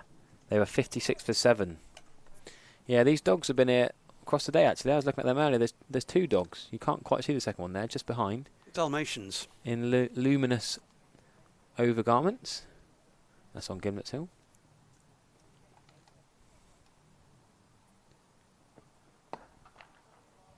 Firmly struck and well parried by the bowler. Yeah, I don't know. Will we get all 23 in? We might do with help from the floodlights. Yeah. Which are so useful. So they went on quite early, didn't really. they? Yeah. But in sessions like this, late summer, early autumn, I don't think they can be turned off once they're on. I wondered if in the tea interval they could, though. Well, they might have been, but given the overhead conditions not being very bright, I guess they'd have felt it's sensible to leave them on, which looks like a good call at the moment. There's a lot of cloud overhead.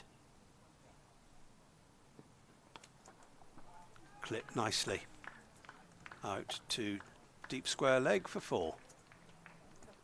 Offered a bit of room on his pads, Nick Gubbins. That takes him to 5. 0 for 1 becomes 12 for 1. With a bit of help from Albert and Gubbins. So, what are we saying? 16 overs remaining. They could easily do that in an hour. It's only just after 6 o'clock. I think that's quite feasible. You think Leach will bowl at least 3 or 4 of them? Maybe Bashir as well. Yeah, I think Somerset can easily get the overs in by 6:15. Sun doesn't set till 7 o'clock, so it should be alright. Craig Overton still walking around the boundary. Most 12thers just sit in the dugout, but I feel like Craig's just sort of bored. He's just pacing. It's cold, isn't it? You should wander around. You've been very good on 12thers duty, giving Alfie Ogborn the drinks. I suppose you think how many hours of service Alfie Ogborn has given to the likes of Craig Overton in recent years. It's almost like payback time. But it's not like Somerset arresting Craig Overton for anything, but Lewis Goals with a little groin niggle. Brett Randall, the overseas, not playing in this game. No Josh Davey, no Jake Poole, no Craig Overton. There's a whole bowling attack there that's not being used. And in the meantime, the skipper has ball in hand.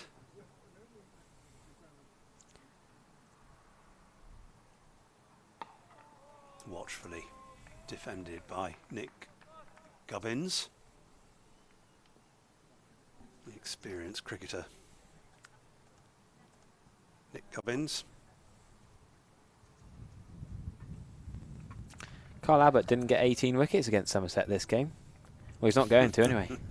He got 5 for 36 in the last game against Worcestershire. But he carried on being a malign influence on Somerset. Just the 4 for today, 4 for 37.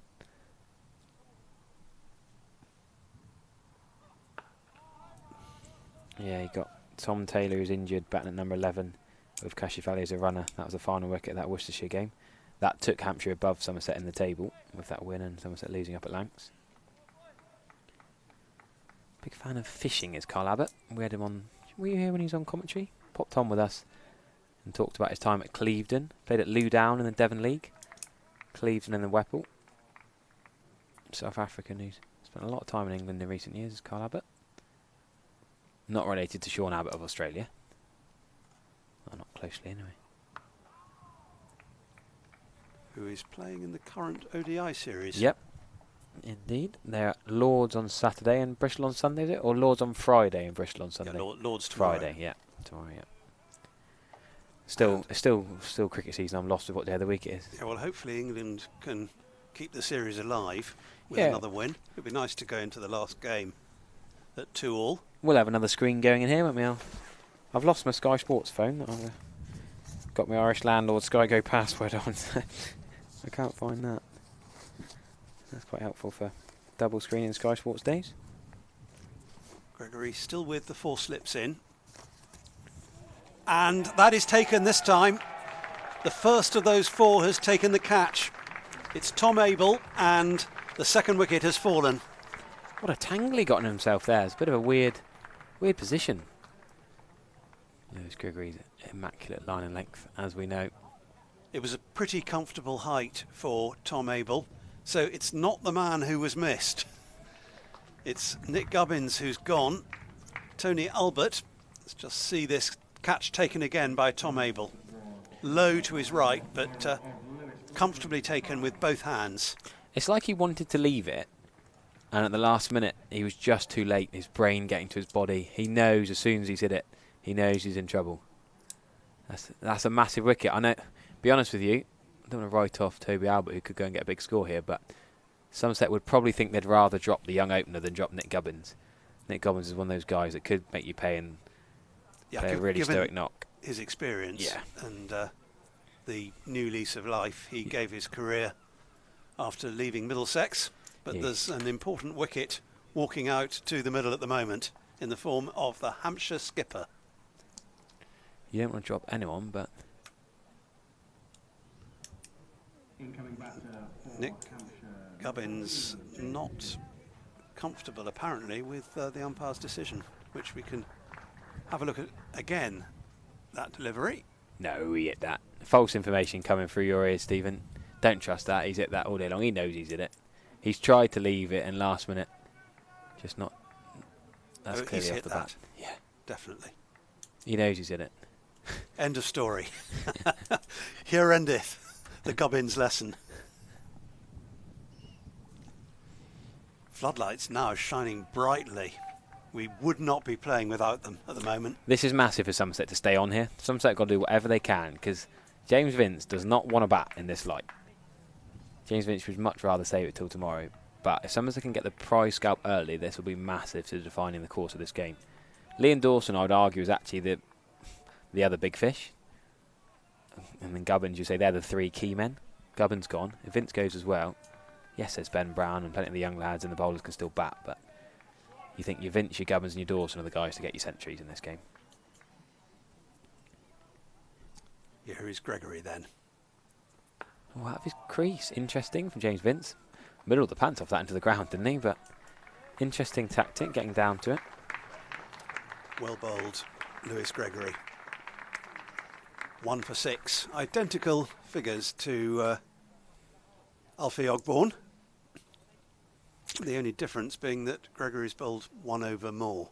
First 2 overs were maidens, weren't they? Yeah. For Ogborn. But 13 for 2. Well, Somerset were 4 for 2 at one stage. So Hampshire ahead in that regard. But it's a good start by the Somerset attack.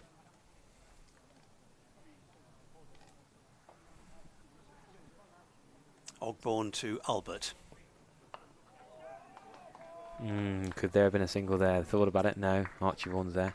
And a nice throw into James Rew's gloves this time.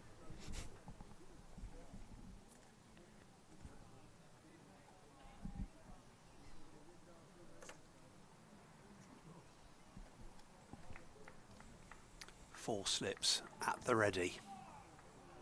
Tom Abel, Lewis Gregory, Casey Aldridge. Ogborn at the end of his run.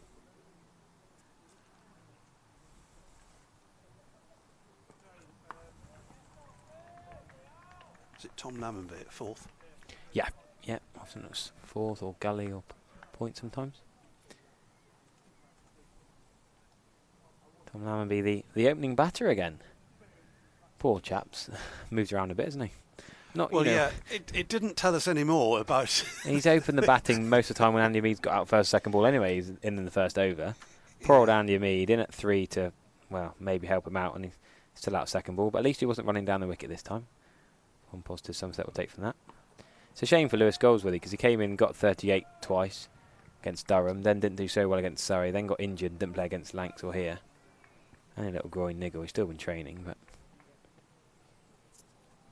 Yeah, because he's one of the... He's been in the mix, hasn't he, for an opening slot? Yeah, I think Matt Renshaw will be a massive signing for Somerset next year. I think a lot of chat in the Facebook groups and the Twitter pages. Can they get a Henry and a Renshaw will be the perfect options, but the availability is not ideal. And with Warner, Kawaja, Smith all ageing at the top of the Australian order, Renshaw might have more of a test career than people would realise coming up.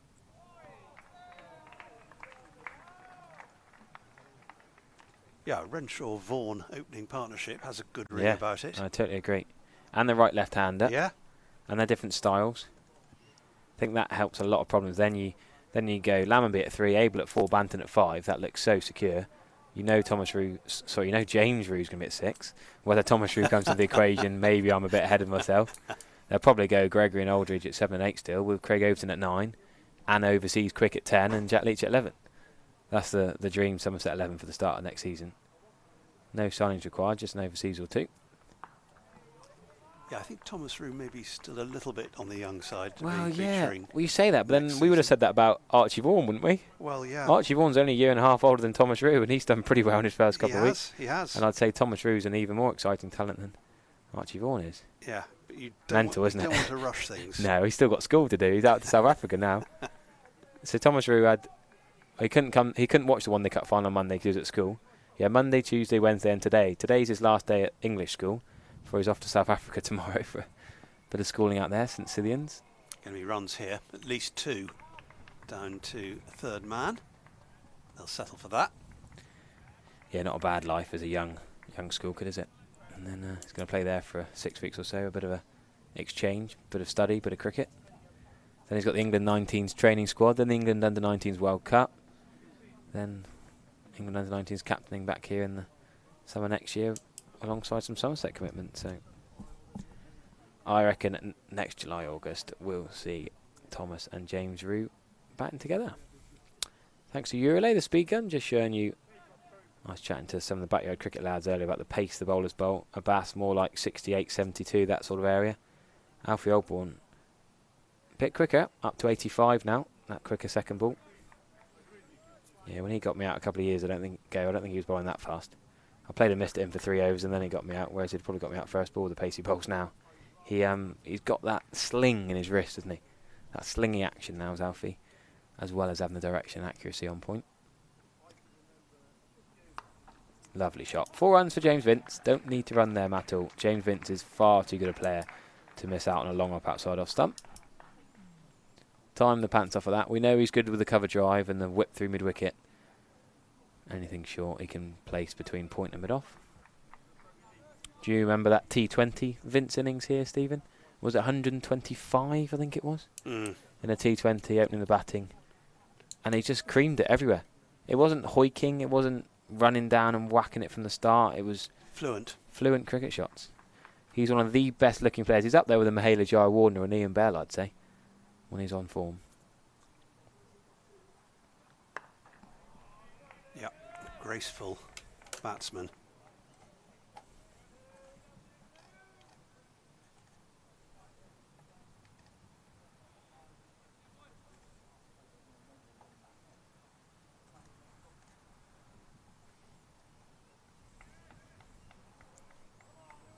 Lights shining brightly on the scoreboard and on the electronic adverts under this heavy cloud cover,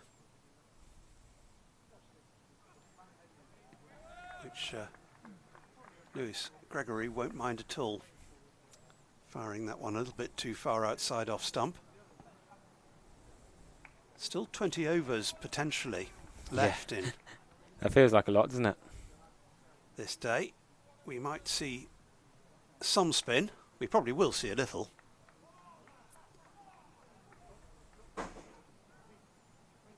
Hampshire 19 for 2. The captain on strike.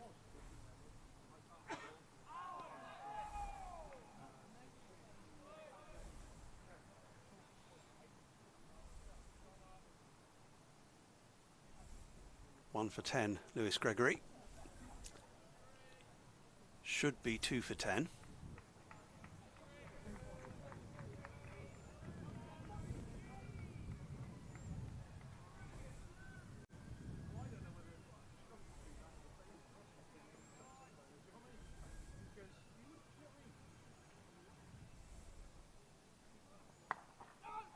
Thought about it, but it wasn't there.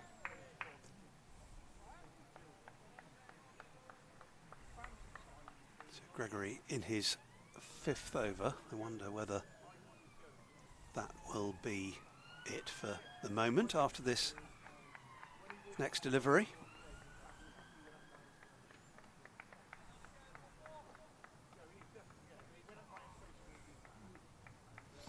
I don't think he'll bowl anymore after this ball tonight, but I could be wrong. Good take from James Rue. I think, do you go to Leach or do you give Casey Aldridge a go? I think I might give Casey Aldridge. Yeah, because Leach likes to bowl from the far end, the river end. We're up atop of the Marcus Gothic Pavilion in the com box. What are we guessing here? Lewis looks a bit stiff walking to get his jumper on, but he always does, to be fair. No warm-up yet from Casey Aldridge. Yes, Baker's Dozen. If you join Somerset, get a membership, you get access to the members areas at the grounds here and at some of the away grounds as well. So some of the Somerset members were in the pavilion at Lancs at Old Trafford last week. Somerset membership went on sale this morning. I've shown you a few advertising videos across the day. Oh, what got a him! Beauty. No, Surely. I think it was going down leg, and my instant reply. I thought that was very, very close. A little bit of bat. I think he's got a bit of bat on that, you know. I also think it would be. It tailed in so late, so much as well. Good ball though. Don't take that away from Alfie Ogborn. He is bowling quickly.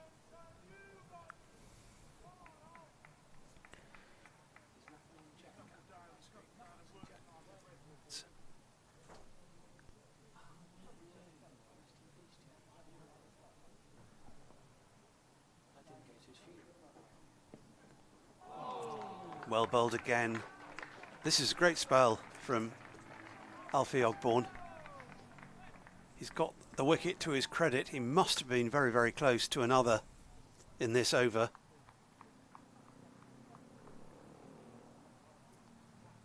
Hampshire finding batting conditions much as Somerset did against this new ball.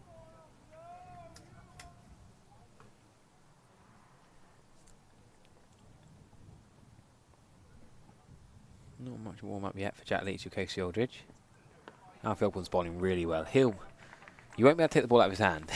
If you asked Alfie Ogborn, he'd say, I'll bowl right until close tonight.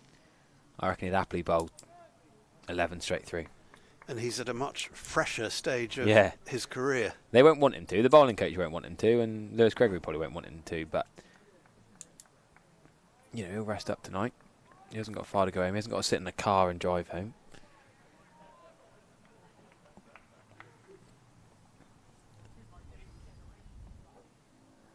He is steaming in. Really good. I love the way he's throwing himself into it. Really good, really good bowling from Alfie Ogborn. I reckon he could be the one to speak to after play tonight. And Anthony Gibson, our BBC colleague, normally chooses the player of the day, and I know it's early days, but talk to a young lad. He loves bowling against Hampshire. Tom Abel had his hands above his head applauding that delivery. To give Ogborn that little bit of extra encouragement. It's always good to see. Yeah, a lot of people have questioned, you know, why the need for the overseas in September. Could Ned Leonard not have gone to Glamorgan? Could Alfie Ogborn have stayed here and not gone to Kent and given them more of an action? More action for Somerset? Well, one of them is really good fielding from Tom Lammonby to his weaker right hand as well. Yeah, that's a great stop. Keeps the pressure on. Pieces of fielding like that can be a little bit disheartening for the batter. Tony Elbert on just 9, he's already been missed. It's good stuff from Somerset.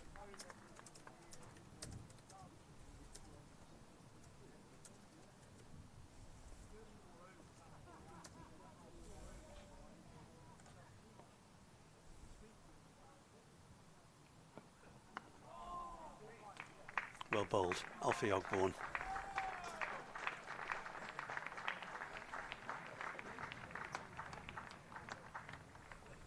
Now, are we going to have a change? Yes, we are. And it is going to be Casey Aldridge to take over from Lewis Gregory. Which feels like a perfectly reasonable call. Captain giving himself a rest after 5 overs. 1 for 10, his figures. Good spell. Yeah, so the Ridge, Casey Aldridge, they call him the Ridge, the big man. Talk about two games, really, 3 games stand out for me. Against Surrey at the Oval early in the season. Then he was in and out of the team a little bit. Oh no, Lewis Gregory's been called up. They might be saying you can't bowl, you're quick. You've got to bowl spin here, which is frustrating. I hope Lewis Gregory chooses to keep the lad. Yeah, Jack Leach. You feel for Casey Aldridge here. I've even written him a scorecard. That's going to completely ruin my scorecard, that is. Well, Jack Leach is going to have to bowl because I just wonder what it is about Aldridge that isn't about Gregory and Ogborn. He's a lot quicker than Gregory, isn't he? And Ogborn, maybe they said that should last over. But they're all seamers. I think it's the pace, isn't it? Casey Aldridge will bowl a good 10 mile out quicker than Lewis Gregory. Height, they might hit you in the head. I guess Lewis Gregory's not going to hurt you if you miss it. None of these are questions that we can answer up here. Well, no. I always wonder, when you remember the Sri Lanka England Test series and they made them bowl spin for so long, I thought, well, surely Angelo Matthews could bowl. Yeah. He's pretty long in the tooth now. He doesn't bowl particularly quick little medium paces. When Chris Wokes bowled spin off 2 steps, well, why couldn't he have bowled seamers off 2 steps and just bowled a bit slower? Anyway, we said we'd see some spin, Harry. There we go. We're seeing it just a little bit earlier than expected. And that is the only way that Somerset can get through these remaining 18 overs, well, certainly from this end. We'll see what happens at the other end. I just wonder whether there's been any deterioration in the light out there just in the last few minutes. That's the other thing that would come into consideration for the umpires. Be interesting to see who bowls the next over after this one. But anyway, it's Jack Leach in the meantime from the Marcus Trescothick Pavilion end. Yeah, just looking at some of the bowling figures of the year. Shoaib Bashir has played 3 matches, 4 innings. The bat, so 3 matches. He's played for Somerset in the Championship this year. Jack Leach, of course, quite a few more. Easy one. Oh, he didn't know. I thought it was going to be an easy one, just in front of square. Alfie Ogborn really quickly on that from backward square leg. Jack Leach has played 6 matches.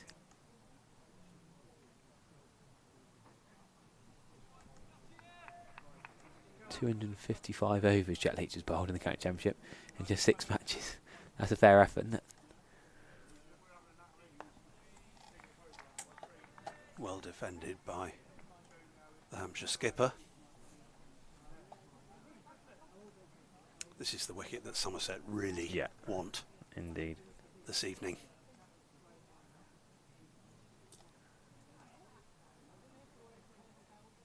Oh, played and missed, has he? There's an appeal for caught behind. It's all going on out there. Umpire Hartley rules that there was no contact between bat and ball. It'll encourage Jack Leach, though, that delivery, because it left James Vince. Certainly played at it. Yeah, indeed. Interesting attacking fields. I like the Casey Aldridge at short extra cover, as well as and again slips. Yeah, he's in the game. Tom Abel's hopping around at point. He's excited too. And he's bowling by default almost. Yeah. This early. I think it wasn't that hard of a decision, really. It was going to be one of Leach or Aldridge. Long on and long off, lurking. Well, mid on sort of halfway. Long on is 10 yards off. Or bowled. Gets bat on ball this time. Does Vince. Jack will be relishing this. Opportunity to get amongst them. Let the Leach amongst the pigeons. There should be an easy one there. Yeah, he's interested in 2 actually, but not quite. Not quite there. So well bowled, Jack Leach. James Vince playing and missing a couple of times in that over. So there's encouragement for the spinner. What will happen now at the river end? Will there be a change? Here he is, Shoaib Bashir. And that... Oh no, changed his mind. Now he's going to go to Alfie Ogborn. Has the light changed? Or is he going to Archie Vaughan? This is very I think strange. Archie Vaughan's bringing his jumper over. I think it's going to be Archie Vaughan. There's shouts of it being Andy Mead down my throat, but I think that's a wind-up. I think it's going to be Archie Vaughan. Yeah, jumper and hat to the umpire. Why is Archie Vaughan not Shoaib Bashir? Well, that does surprise me. That. Wow, it's the top of your cap to Archie Vaughan. Yeah, Tom Keller-Cadmore's probably having a bit of chat with Shoaib, saying, all right, 3rd choice spinner, boy. You would have thought that they go for the international first, wouldn't you? Oh, fair play. We don't know the ins and outs. We haven't got them mic'd up, sadly. Maybe this is a little bit to do with giving the batter what he's not expecting.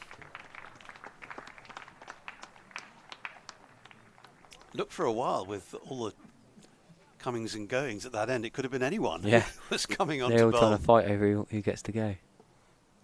But Archie Vaughan it is. Vote of confidence in the youngster. Well, Ilesha would prefer the other end. I don't know. Now Andy Amee's going to get the short leg pads. Now, Ben Green has done short leg quite a lot. Tom Lammy has in the past. Craig Overton we've seen on his knees with the helmet on it.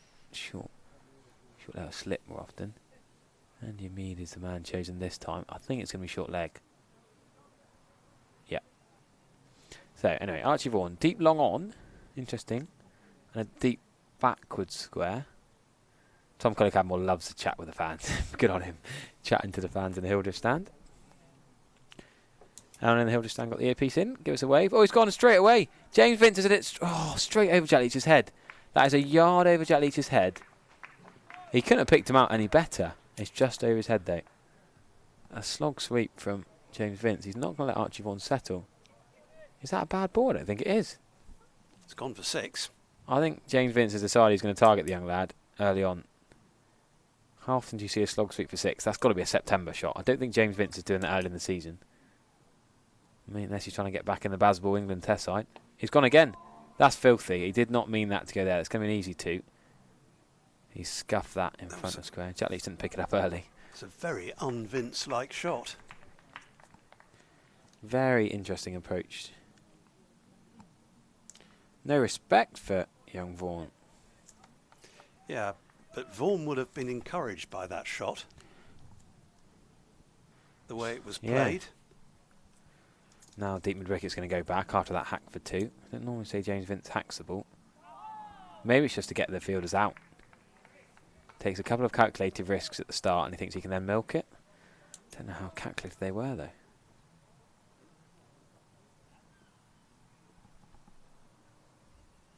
There you go, now he runs down. Good bowling, good fielding from Archie Vaughan. Wow, I've never described James Vince as looking like a cat on a hot tin roof, but if this isn't over to say that, I think it has to be now. Albert's on 9 off 34. James Vince is trying to go to run a ball here. Unless he's decided that there's a ball with your name on this pitch, get as many as you can, but I don't think the pitch is doing that much. It was overcast for the Somerset innings, and Abbas and Abbott bowl particularly well. Dawson, of course, does what he does.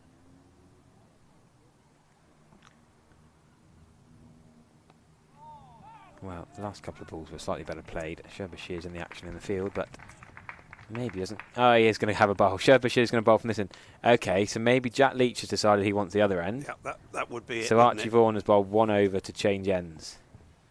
And it will be the 2 test spinners. That was a bit similar to the Felix Organ over earlier on today, which gave Kyle Abbott the chance to switch back to the end he clearly preferred, which is the Marcus Trescothick Pavilion end. So yeah, Organ bowled 3 overs, 2 men for 2 runs earlier. So what's now happening? Shoaib Bashir is going to bowl. But Leach then started walking over. What was that all about? I think Leach will probably bowl from the river end. They're not walking next off, over. Yeah, Jack Leach is warming up. Which means, now I've suggested that they'll stick with Archie Vaughan, I expect. Oh, but Leach wants to bowl. My only thought there is Leach was going to swap, but because James Vince looked a bit nervous against Vaughan, had Gregory changed his mind? I think Leach is going to bowl from the river end. Yeah, I think that's the plan, but do you think actually, do you have one more over with Archie Vaughan and think, is Vince just going to keep trying to whack him? For Lewis Gregory, option. You know, captaining 2 international test spinners, yet your other lad is the one who's taken a lot of wickets recently. Anyway, here is Shoaib Bashir's first ball of the match. Good start. Yeah, on the money. Dropped it on a 6pence. That flight, quite slow, flighted start. Actually, it would be 5p now, wouldn't it? 6pence is very out of date. You're showing your age, Stephen. I do remember 6pences. Nicely driven, but straight to the man at cover. Yeah, good fielding, Archie Vaughan. Quite often at deep cover. He's granted permission to be in the ring today.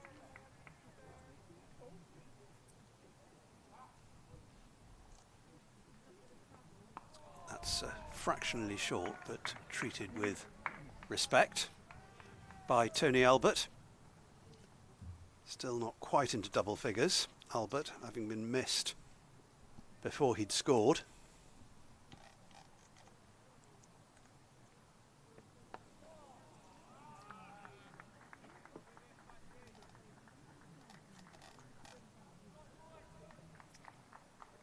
Shoaib Bashir then.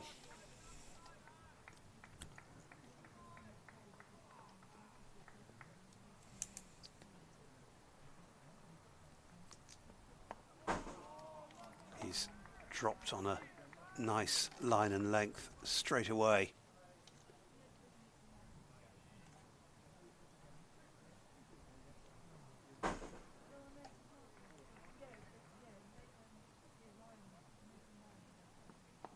Starts with a maiden. Well bowled, Shoaib. And Jack Leach has the sweater off. So that's the answer to our speculation. Well, Kevin James, the Hampshire commentator next door, was saying he reckons 136 could be a good score. He's got little faith in the Hampshire batting lineup.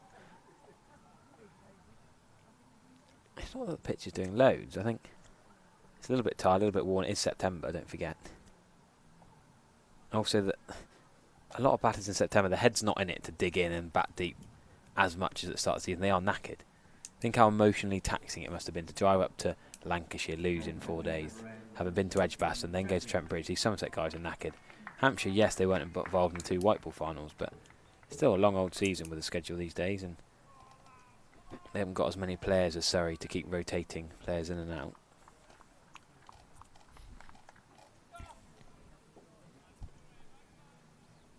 So, just the one run off Jack Leach's first over at the other end.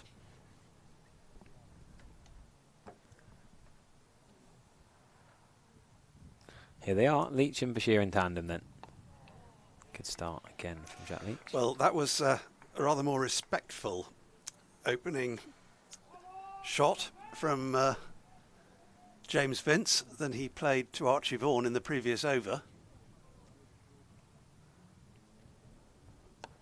The live chat don't seem to understand that bowlers are allowed to change ends. The live chat commentators losing the plot over Bashir and Vaughan and Leach. Well, if you watch Somerset lot, you'll know that Jack Leach generally bowls from the River End, so just a little trial, just to bowl one over from the MTP, just to see what was happening. But he will plug into the River End as normal now. James Vince should be out. Can Tom Abel get there? Good catch, Tom Abel. Massive wicket. James Vince has looked really unlike himself today. Played some glorious shots, but has looked nervous, has looked scratchy. Tom Abel nearly misjudged it just over his shoulder at backward point. Jack Leach, having let Archie Vaughan bowl one over from the River End, is now back to his preferred end from the Lord Ian Botham stand end, and Jack Leach has a pretty massive breakthrough. The first wicket to fall to spin in this innings. Jack Leach has got James Vince, and 28 for 3 now. That's an awful shot from James Vince. He's looking behind him. He's really not looked himself. He played a poor one in the previous over, which was a bit of a mow. Got a couple of runs for it, but out of character. And a huge, huge wicket, as you say, Harry. Of the wickets that have fallen so far, that is the biggest. And the worst shot, I'd say, too. I wouldn't argue with that. Ben Brown is listed to come in next. Yeah, and Liam Dawson at 6, I'd expect. What a bizarre innings from James Vince. I can't work that out. It just wasn't really at the races, was he? It's Tom Prest. You also think the captain was at the example? Yeah, sorry, Tom Prest at 5, yeah. My apologies. Liam Dawson and Ben Brown. Not a bad middle order. James Fuller can give it some tap. And Felix Organ is one of those that I think is harshly done by at Hampshire. A bit like Lewis Goldsworthy is Felix Organ. I think very similar. They bowl some spin and they bat. Both of them are top order players, really. But they're not as aggressive as some of the other guys. So Felix Organ and Lewis Goldsworthy in different formats are often put down 8, 9, 10. But then when an opener's injured or someone suddenly needs them to go up for a situation, they'll be whacked up to the top. And then, so, yeah. Jack Leach is in the wickets column. 1 for 1. Don't know why he tried from the MTP end, though. Just a look. Yeah. You just thought you'd normally try from your preferred end first, and then if that's not working, you'd go to the other end. But anyhow, we can stop stressing in the YouTube comments. Stephen and I said it pretty early on. It's probably just a change of ends for Vaughan, allowing Leach to then do his thing. And Tom Prest got a few runs against Somerset at T20 Finals Day a couple of years ago. Young lad also bowled some useful off spin. Didn't see him bowl in the first innings. Played a lot of cricket with and against James Rue over the years, under 19 stuff.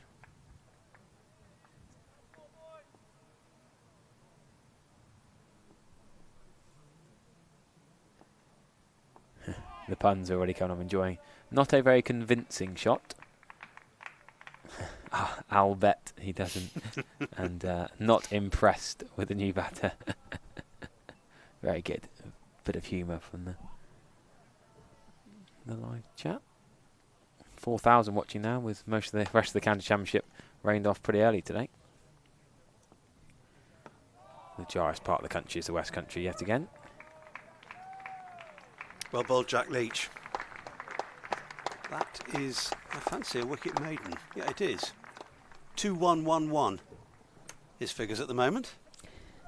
That's all right, isn't it? Yes. Now, Sean Dixon is not here, so the question in the chat about why Jack Leach didn't bowl in the final, he's probably the best man to ask. He's not here to ask, but I'm not sure where Paul Tweddle is either, but yes, there's a lot of cry out. You know, five bowlers bowled 4 overs each in the One Day Cup T20 match on Monday. All seamers. Jack Leach didn't have a bowl. Lewis Goldsworthy didn't have a bowl, but maybe that was the groin. But Somerset have got a bowling point as well. Yeah, I think they're to mention. Yeah, I think they're pretty inevitable. I'd be very surprised if Somerset didn't get maximum bowling points in this game. The pattern of it so far.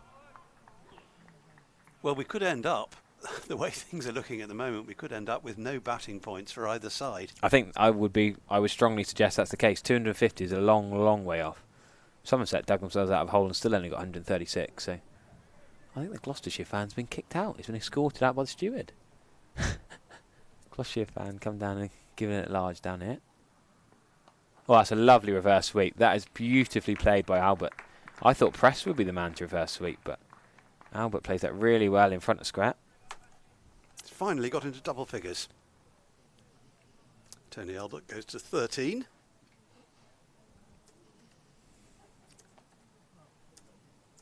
Seen some reversals at the other end since opening the innings with Fletcher Middleton.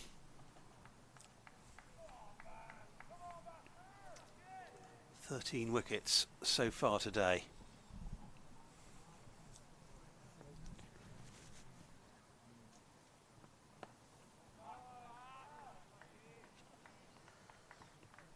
And having brought out the reverse sweep, is content to defend.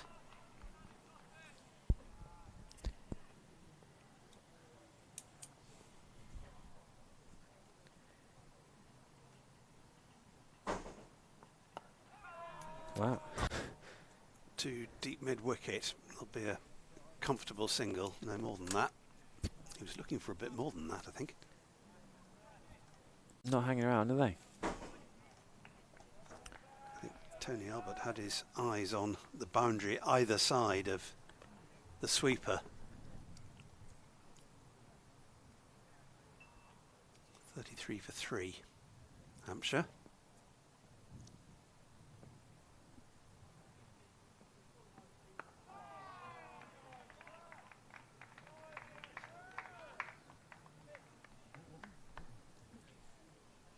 Still 13.1 overs remaining, which I think we could get in by 6:30.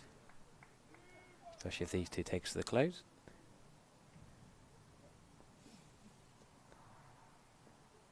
A few people suggesting that Jack Leach didn't bowl on Monday because of the left-handers, but Billy Reek batted for a little while, but North East is right-handed. Timmy van der Houten was there, Dan Dalfoy. There's other right-handers he could have bowled out, so I don't think that was just the reason.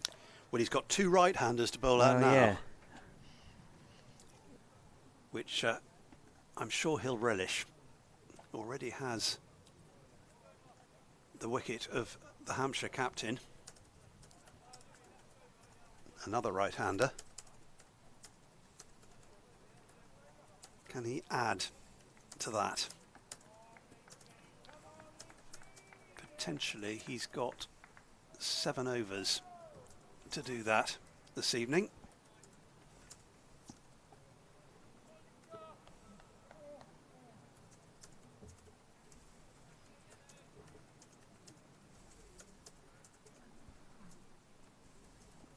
minor adjustments to the field. He wants Andy Umid a little bit finer on 45 degrees, just round the corner on the leg side.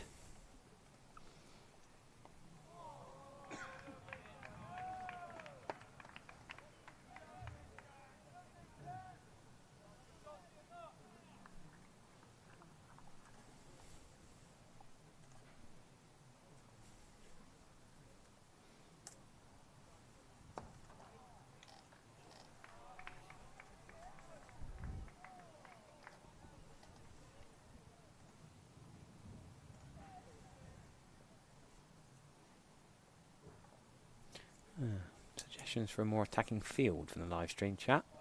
I think 2 slips is perfectly adequate here. It's not turning enough to need a more attacking field, I would say. Would you agree with that? Yeah, and it's quite right to have the 2 to the right-hander.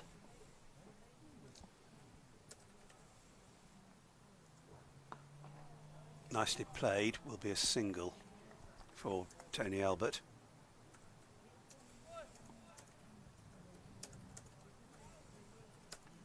But you've got to weigh up the attack and the defence as well, with a rather meagre first first innings total of 136 on the board. Hampshire, they may be 34 for 3, but they're only 102 behind.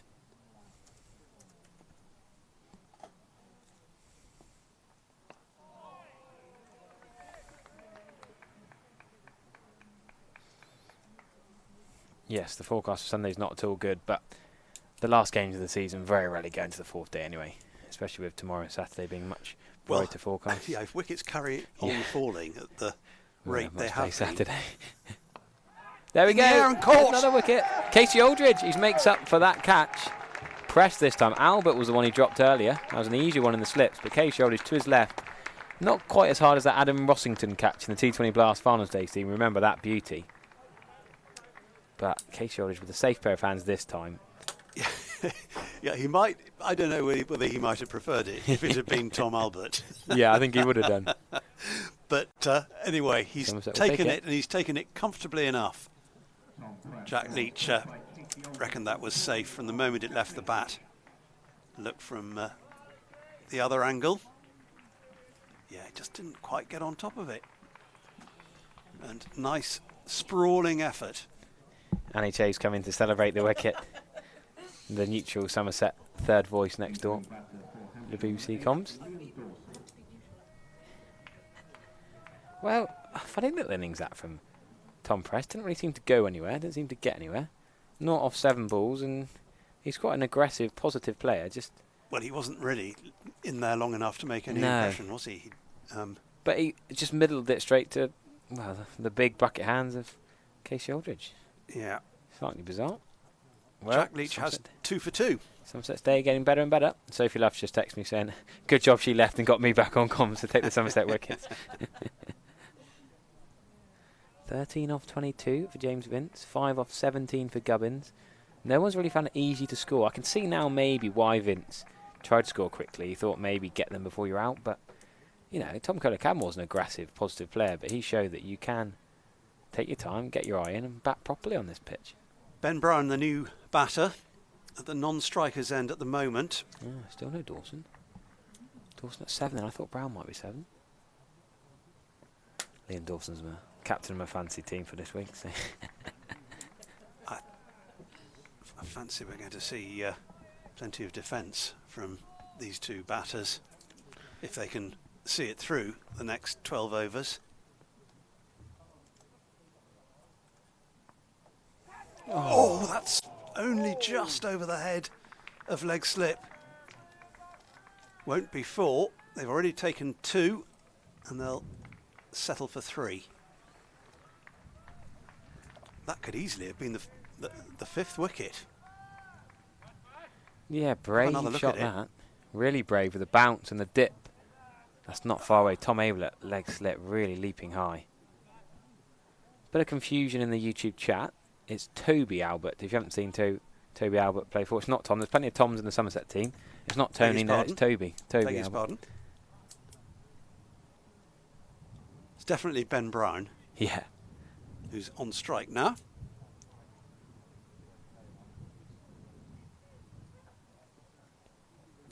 don't know, actually. No, that's Liam Dawson. That's Liam Dawson, it's not Brown. Appeal for LBW. I think Polly's got the scoreboard wrong.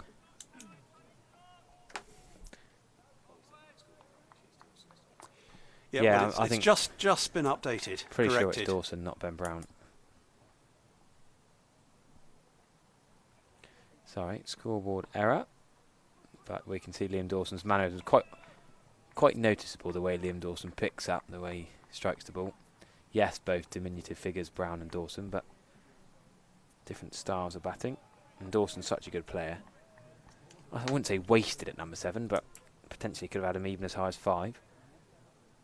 Not bowled too many overs in the game yet.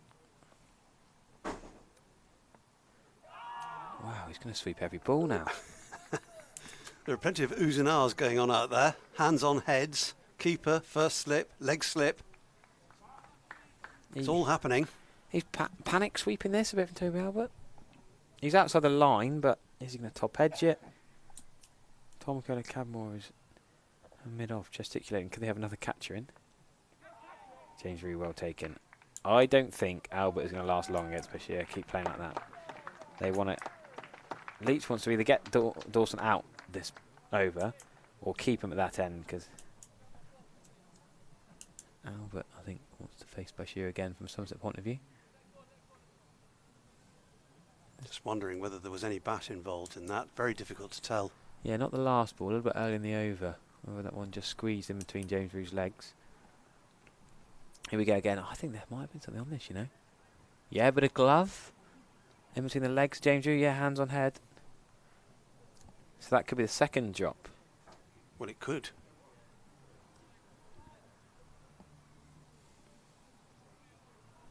Toby Albert dropped without a run on the board earlier on. And he's still there. Yeah, lucky man. Liam Dawson's got a solid defence. He'll play normally, I'd have thought. Electric form. Liam Dawson just missed out on, for the 3rd time, managing a century and a 10th wicket haul in a match last week. But in serious form. 4 scalps earlier today.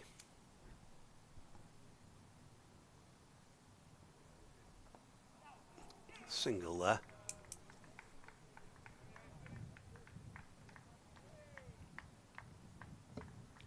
Tom Abel, the fielder. So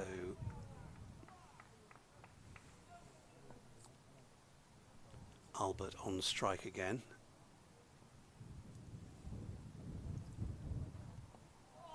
Cricket ball from Jack Leach. We'll get you the speeds up in a sec. You can tell straight away the arm ball deflected down to Shabashir. There you go, 55 mile an hour from Jack Leach.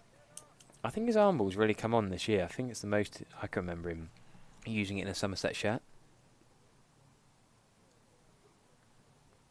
Real weapon. You think nowadays spinners can't just be the same ball on a 6pence or a 5pence, as you were saying.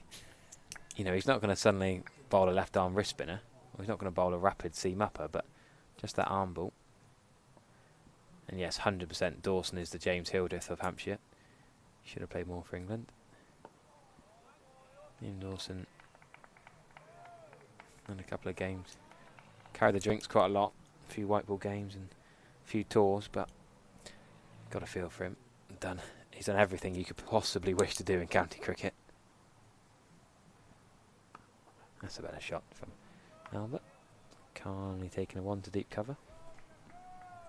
Yeah, there's protection there, just inside the rope. Good looking shot though from Toby Albert. 40 for 4 Hampshire. In reply to Somerset's 136 all out.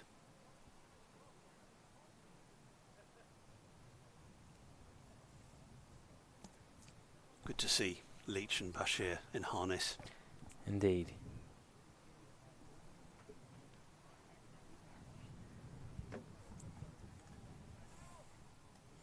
Quite a few hours this afternoon where it's just been here that they've been playing county cricket tonight. Oh, that is filthy. It wasn't a good shot, was it? Lucky to not get anything on that and get away with that. he's been in there a while, Toby Albert. He's faced 56 balls, 57, including that one. That's more like it.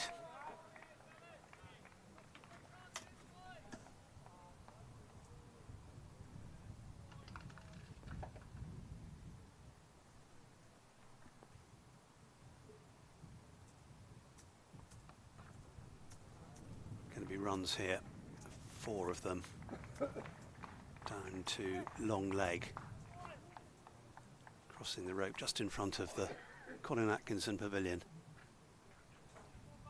Straying a little, Shoaib Bashir,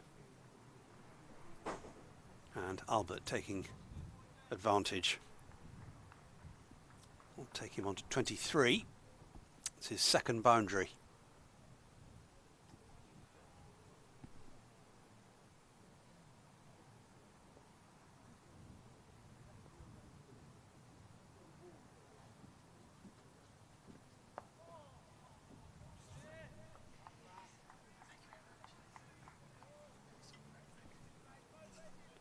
Shoaib Bashir into his 4th over. 13 off him so far, including that boundary.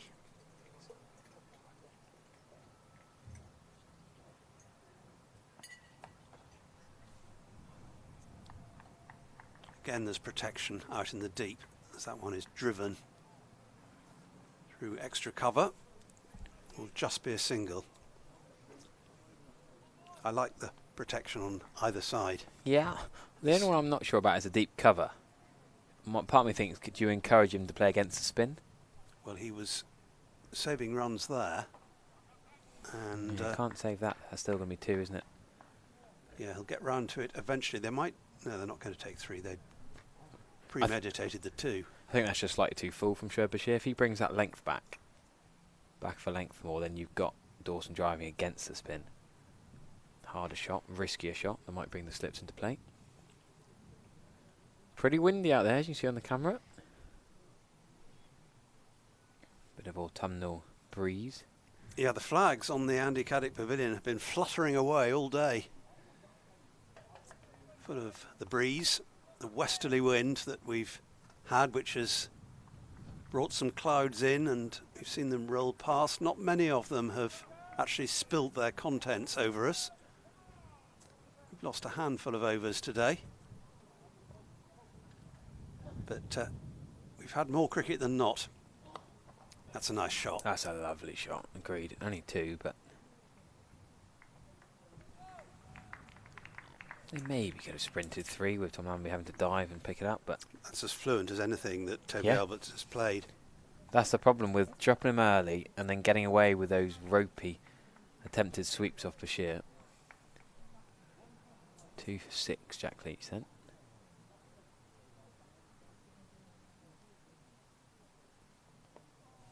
Tucked around the corner, but unproductively. He misjudged that, Bashir. He ran round that and then suddenly had to adjust.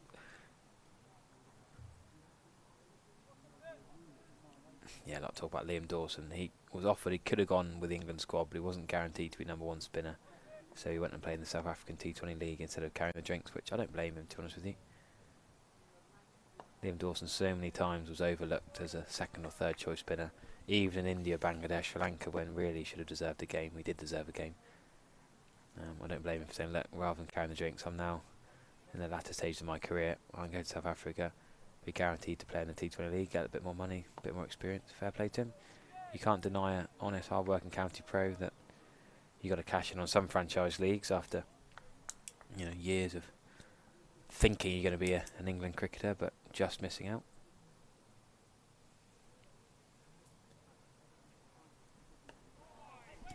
Craig Overton's also off to the South African T20 League in January, February. I'm hoping to wangle a honeymoon safari to go and watch a bit of South African T20 League cricket at some point. That sounds all right to me. I'm hoping. Got to save up a bit and pull some strings, but yeah, good combination. Yeah, safari cricket. Yeah, and ask Craig nicely if he can sort a couple of tickets.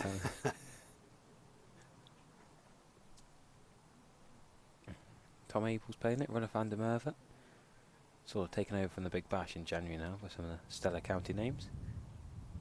Oh, that's not a great shot from Liam Dawson to a quicker ball from Jack Leach. Left-arm spinner would love to get his fellow left-arm spinner out. He's done well to miss that, not be caught behind, not hit off stump. A lot quicker from Jack Leach.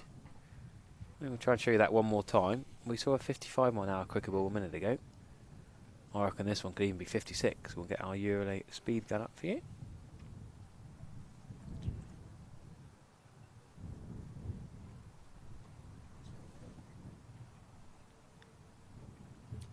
Bashir to continue. I fancy these two will see out the day. 2 spinners, 2 internationals. Dot ball to start.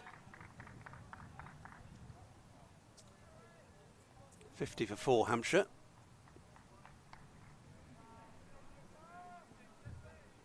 Albert has just over half of those,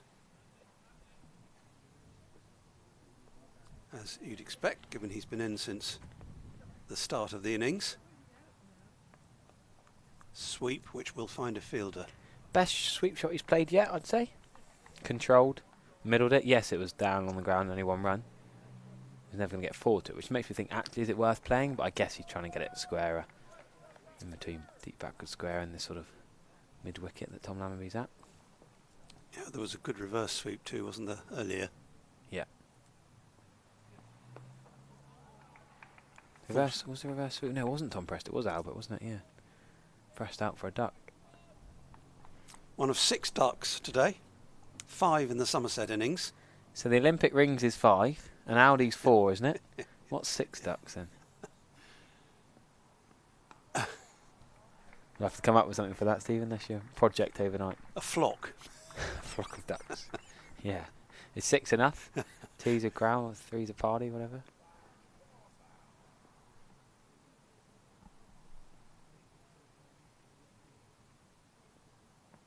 I'm not sure what the collective term for ducks is. It's a gaggle of geese, isn't it? Yeah.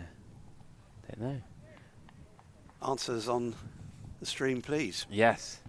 Anyone in the James Hildreth stand? You often got some earpieces in. Give us a wave. Oh, someone just put their hand to their ear. Do you know what the collective now? Yeah, there's a wave. Yeah, I've got one over on the right there. Collective now for ducks, please.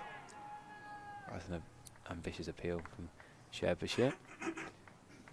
6 ducks is too many, says Gordon Avery. It's not collective now, but we don't disagree. Guess he's not up here today then. A few fans decided to stay at home in the warm, but cool, they're dressed up warm in the James Hildreth stand. Look at those guys in there. Coats, jumpers, hats. Any scarves and gloves? There we are. You need to be. Where are we now? We're underneath. In this wind, you need to be. Underneath the Lord Ian Botham stand here, I think. I've still got t-shirt and shorts on up here. Let's turn the aircon off. Right, Jack Leach is going to continue from the River End with 7 overs to come. I reckon he'll bowl 4 of them. Case Aldridge can bowl tomorrow. And they'll probably go with Ogbourne and Gregory first thing. Then maybe Aldridge, then back to the 2 spinners. A waddling of ducks. Ooh. A waddling, I like it. A curry of ducks. That's cruel. Oh, duck sauce.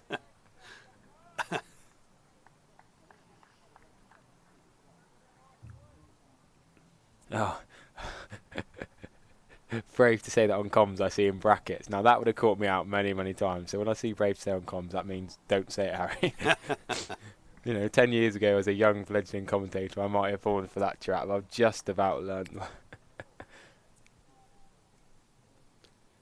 Can Somerset snare another this evening? Jack Leach will do his damnedest. 2 for 8 at the moment in his 6th over.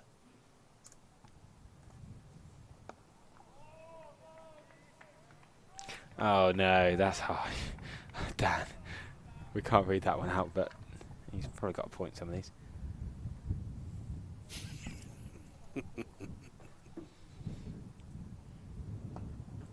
Well played by Liam Dawson. Just a proper innings. Liam Dawson's a proper batter. Yeah, he's in some form. If Somerset could account for him this evening, that would make the day, wouldn't it?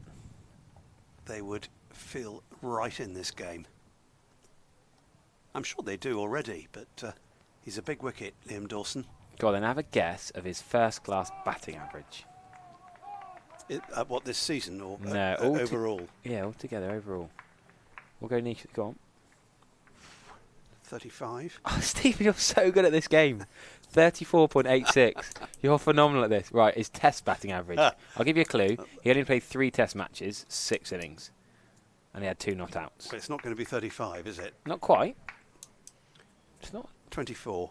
21. Yeah, 66 not out. His ODI average and T20 average aren't quite as good, but...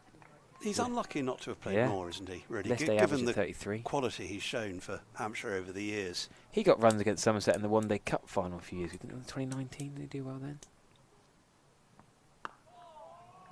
Well played by... Because there's that. Did you hear that brilliant stat this week? Sam North East has top scored in 2 losing 50-over cup final against Somerset. Well, this one wasn't a 50-over cup, but... No, sorry, no, because we won. It was a winning one. Sorry, 1 winning, 1 losing. Yeah. Forget the winning and losing. Sam North East has top scored against Somerset twice in supposed 50-over finals in the last 5 years. 2019 for Hampshire. I remember in 2019, Tom Abel dismissed him. You remember that? Wow. Well, there's right on medium pace. Come on, because Lewis Gregory, we didn't know it on commentary at the time, but Lewis Gregory had a niggle of some kind.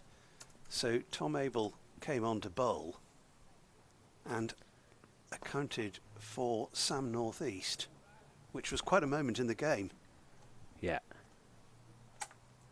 Yeah, it was May 25th, 2019. I was working for Pro 14 Rugby. I was at Celtic Park on the final day, so I missed out. Jamie Overton got player of the match, that 3 for 48. He did, I interviewed him. Yeah, but it's 56 from North East. I mean, Fuller got 55 as well.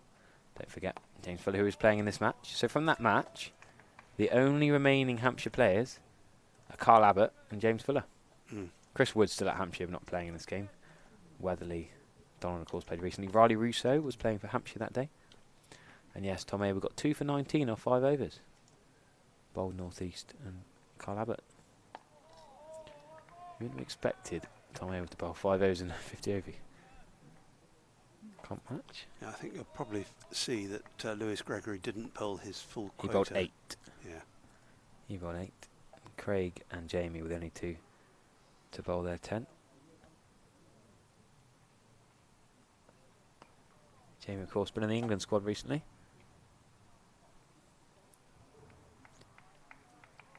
So how many Somerset players? Obviously Lewis Gregory is 1. That's your next trivia. 2 have played in that game. Tom Abel is another. Yep. Could that be it? No, that are playing in this game. Yeah. Jack Leach, was he playing? No. Actually, you're right. I mean, Craig Overton, Josh Davey and Tom Banton, you'd argue, should, could or would have played in this game, but actually aren't. They played last game, the game before, last home game. Azhar Ali, Pete Trigo, Hildreth, George Bartlett and Van der Merwe.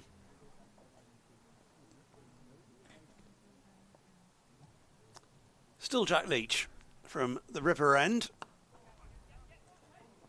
Albert will pick up a single here. It's deep extra, which gives Leach another opportunity to bowl at Liam Dawson. Fair point in the YouTube chat. Get Bash off, get Golden Arm Vaughan on.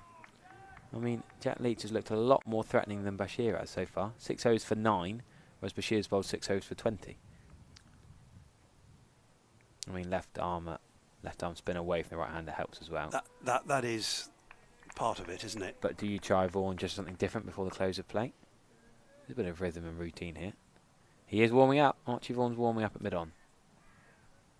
Do you give him 2 overs? I think you do. Last 2 overs in this end. Oh, he's got him! I think he's played on. He's been bowled. The bails are off. It's Dawson as well. Inside edge chop on. I think that's a massive, massive breakthrough. Jack Leach again in the wickets. We're saying how well he's bowled. 2 for 9 now becomes 3 for 9. I think Liam Dawson has looked the best of the batter so far. I know Albert's got a lot more runs, but he's been a bit scratchy and lucky. Liam Dawson looked pretty solid. He's got to walk off. Somerset are cock-a-hoop about that. See it again. Between bat and pad. Off stump. So another big wicket. Half of them have gone, Hampshire. half of them including Vince and Dawson. So we're almost back on level terms here at Taunton. Yeah, there's the reverse angle replay, and we can see it from side on as well. The wicket of Liam Dawson. Yeah, he just left enough of a gap for the ball to find its way through, which will bring in Felix Organ at number 7. Incoming batter for Hampshire, number 3, Felix Organ. He comes in to join Toby Albert, who should really have been back in the Andy Caddick pavilion before there was a run on the board. Isn't that daft that the man that really shouldn't be there is there the longest? More overs bowled, I'm hearing here today, than in the 8 other games combined. Now, what do we need to say after that? It's the right game for us to be covering. Testament to Nick Pepper and his grounds team. Great work they've done. Absolutely, and given how fickle the weather can be, testament to the clouds for passing us by on occasion when it looked as though they were going to dump loads of water over the ground.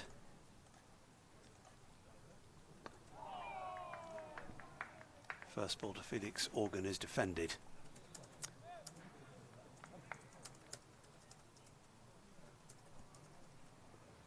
"26 balls remaining today."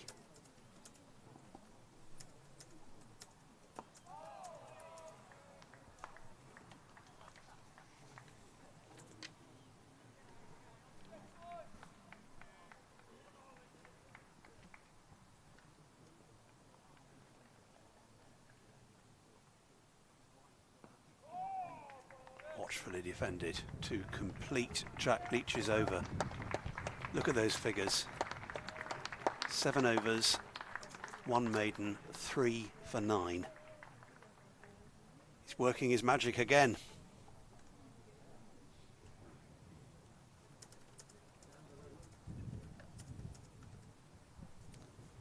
"15 wickets today then. Can Somerset add to what's already a pretty imposing figure?"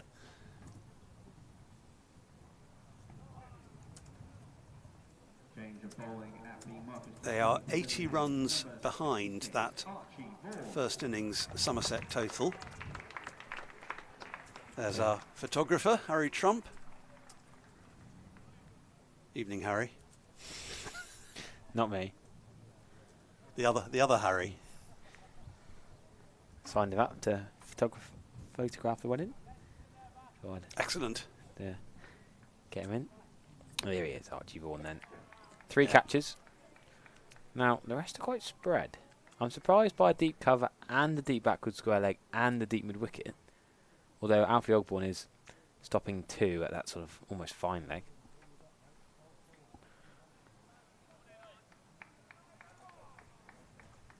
So initially he's bowling to Toby Albert. Reverse sweep, which came off very well last time and has done so again. It's going to bring in 4 more. Now, Albert's playing some odd shots here. I think aggression is the way to go. I think Felix Organ is underrated. He's a proper player, really. Don't think of him as number 7 bat. I still think he's an opener.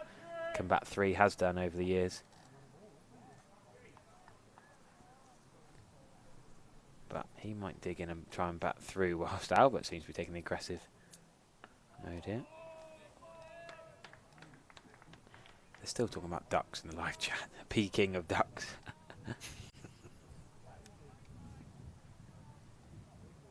No counting your chickens or your ducks, Stephen, yet? Never count chickens. Ever. Especially when they come before the egg.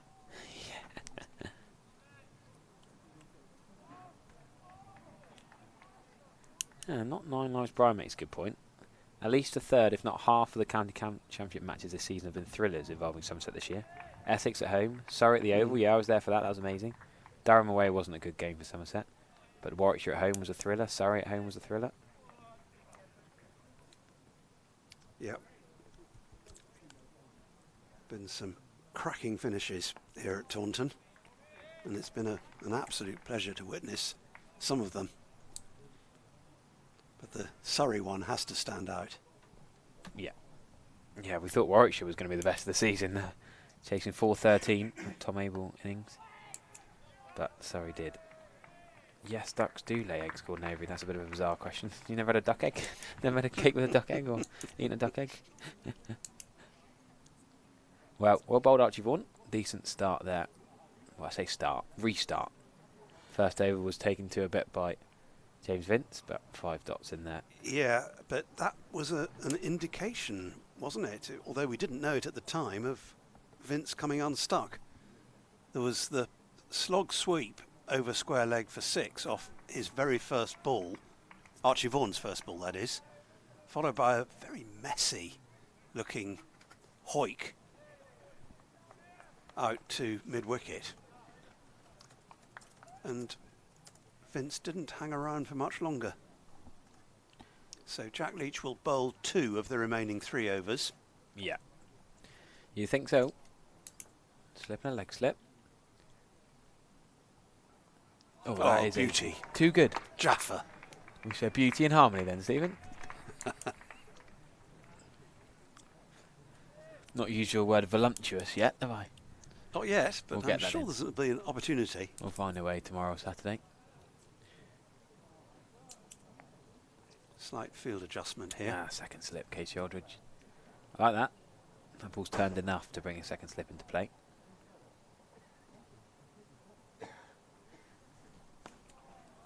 Well forward, Felix Organ. Defence uppermost in his mind, as you'd expect, with just 16 deliveries remaining in the day.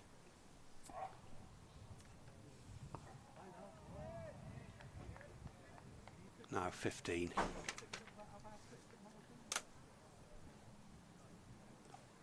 Can Somerset grab one more before Stumps?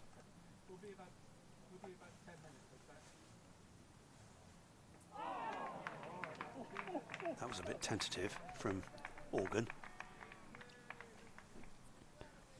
Well, you need to give it some. If you're playing the organ, not the piano, you've got to give it a bit more oomph, haven't you? Piano's a bit more gentle tinkering. I reckon organ's a bit more giving it some. Well, that'd be putting out all the stops. Quicker one again from Jack Leach. Or bowled. Just a little bit far outside the off stump. If you can get that quicker one straighter, bring LBW and pretty sharp caught behind into the equation. He must have been the butt of many jokes in the commentary box, Felix Organ. Yeah, he fed up of it. Just hope they were all polite. Well, Durham had onions and mustard, didn't they? Yeah, they did. If you look back, Bean at Yorkshire. Who's got Finley Bean? Was it someone else? Caught mustard billed onions was quite a regular way to be out, wasn't it? Yeah. Decade or so ago. Onions and Rushworth, what a potent opening pair of bowlers they were. Surprised when they left. Onions went to Lancashire, Rushworth went to Warwickshire. Surprised they both left Durham, actually.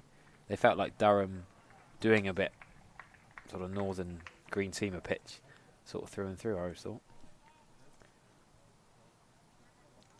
60 for 5, Hampshire, playing 136 all out, Somerset. Been an engaging day again here at Taunton. Always is. The final throws of day one, the last day one here of the cricket season. Archie Vaughan, the opening bat off spinner, Somerset's third choice spinner potentially, although if Shoaib Bashir hadn't played for England, then I think many might be saying he's Somerset's second choice spinner. That's a great appeal take. For caught behind, I think, Off the but pad, not given. They were interested. Not only James Rue, the slip cordon as well. I wonder if Shoaib Bashir wasn't playing for England, he was playing here this summer. I don't know how much he would have played, rather being on loan at Worcestershire. Would Vaughan have come in as a batter who maybe didn't bowl very much? Yeah, another of those what-ifs, isn't it? But I feel like he came in for his bowling primarily, and then was a bonus when he came in at the top of the order, because he did all right at 6 in the one-day cut, barring his run out at the non-strikers end without facing first innings. Well played. Yeah, safely Can he kept put down. front on there, isn't he? I doubt very much whether I've watched a game of cricket, a day's cricket, when there have been 7 ducks. It is extraordinary, isn't it, really? Saw 5 of them in the Somerset innings, and now Fletcher Middleton and Tom Prest for Hampshire. Organ could still add to that list. He could. That's Albert with the 2 through the covers. Tom Kirkhammore's not rapid. He's going to try and stop the 3rd. He does just. He's lost his sunglasses and his hat.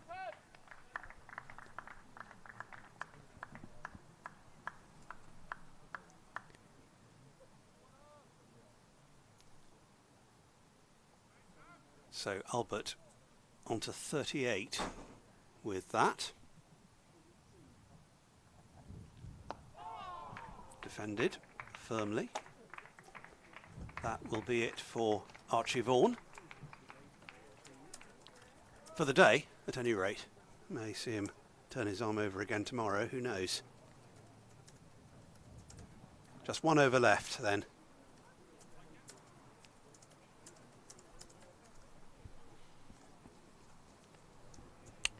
And it will be Jack Leach, and he will be keen to secure the 8th duck of the day. He's got a chance of doing so. If he gets Organ quickly, he'll be going for the 9th. Indeed. Well, what can he do there, Jack Leach? Great effort from the ground staff to allow so much play on day 1. All the rain there's been here recently. Oh, that's beauty. Too far again, turned too much. What was the word? You were saying that voluptuous delivery. Is that appropriate? Is that the right use of it? Oh, I just said it's it. Your word, yeah, you're in charge. Can Organ play his part and just get through to close here? Just needs to keep out 4 more deliveries. Felix Organ.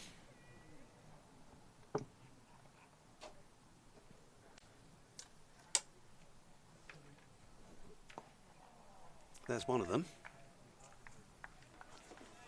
I think Somerset will feel pretty happy to have dragged themselves back into this game after that disappointing first innings total. Oh, appeal for LBW not playing a shot. James Rue was impassioned. Not out the answer. I think he got outside the line from that replay.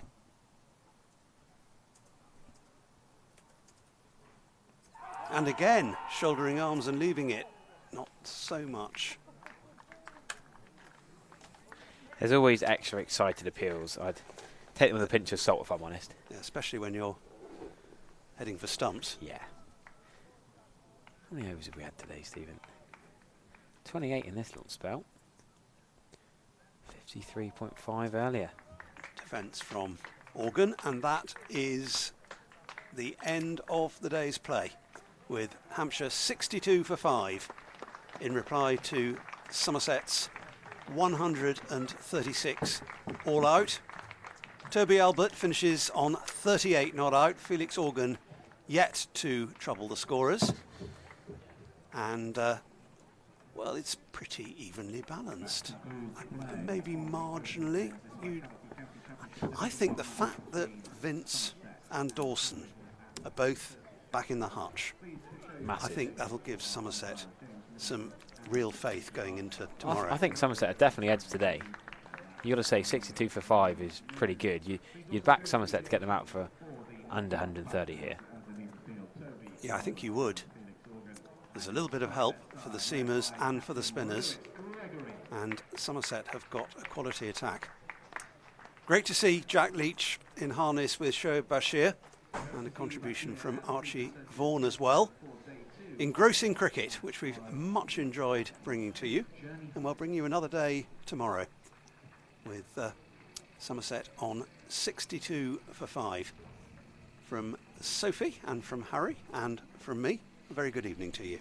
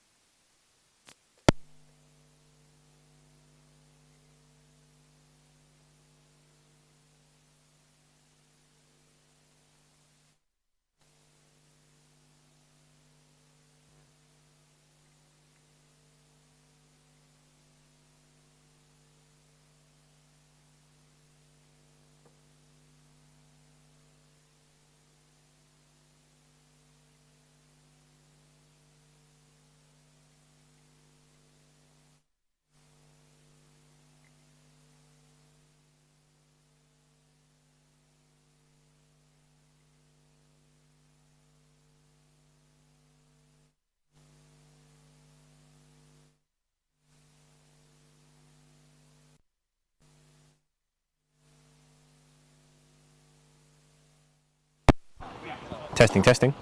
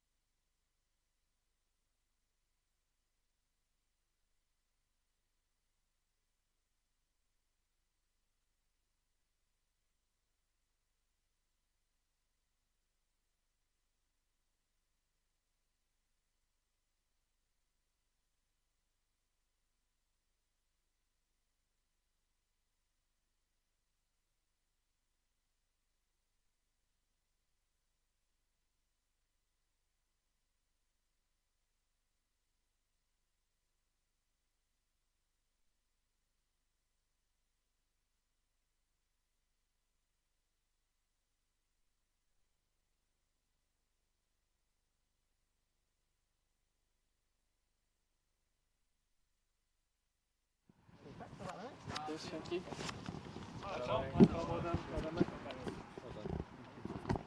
And all these people are aware that you are in your match kit not a supporter, like the fellow in the lift at Edgbaston. Out of his way. All right, are we all going? I'll go. Well, Tom Kohler-Cadmore, not a typical Tom Kohler-Cadmore innings today, but a very important one for your side. But it looked like jolly hard work batting out there today. Typical because I got runs, is that what you mean? No. Yeah, I think I tried to kind of go out there and go quite hard, but yeah, I just reined it in and tried to kind of bat a bit deeper. I was hoping they'd bring the field up for the last couple balls of the over, but they kind of kept them out, so I felt like I'd be stupid to get caught on the fence. So yeah, it was just trying to get as many runs as we could on the board. We weren't expecting it to do as much as it did. Obviously that's why we batted, and we felt kind of spin would come into it a bit later on in the game. So for us to be in the position we are in now, we're actually quite happy with that. It looked to be doing a bit for seam bowlers as well as spinners today. Yeah, definitely. We weren't expecting it to seam at all, really. But obviously there's been a lot of weather around, so it was a little bit moist, and we're actually we were surprised how much it did do. Hence why we batted first, and I think everyone was in agreement at the start of the day. It was definitely a bat first day. It looked nice, even out there tonight, kind of looked like a really nice wicket, but I think the moisture in the pitch has kind of meant it seamed quite a bit. So hopefully kind of it actually stays in there and it produces a really low scoring thriller. After 3 big disappointments in the last couple of weeks, what's the spirit in the camp like? Obviously everyone's pretty down and frustrated about everything that's happened, but we're a great group of lads who kind of want to win every single game we play, so I think we've kind of got our head around this week. It's a big week for us. Finished the season on a high, and kind of we've had actually a really, really good season. There's been a lot of teams that don't even have a chance of winning anything, let alone all 3 trophies, and to kind of come within 1 result in 2 tournaments and potentially 1 result in this is kind of a great place to be in as a squad, and it's where you want to be. Obviously you don't want to be losing in the games, but I think when we actually look back at this season, it will be a massive success instead of kind of the doom and gloom which you feel right now, because you've just lost 2 finals and a must-win 4-day game. And looking at this game, who's ahead at the moment? I think it's pretty even. I quite like where we are. Obviously, we need a couple early wickets tomorrow, and then you've got the bowlers in, but they're a very dangerous side. So I think in these low-scoring games, kind of 10, 20 runs can be a big kind of contribution. So if we can hopefully kind of get them kind of all out relatively level to us, then I think we're really happy with that. And even if they go slightly past us, I think hopefully it will get a little bit better and then get a lot worse, so we can kind of score some runs in the 3rd innings and then kind of bowl them out in the 4th. Lovely. When you reflect on your own season, Tom, and you look back and coming into it halfway through. Thank you, Chillers. Cool.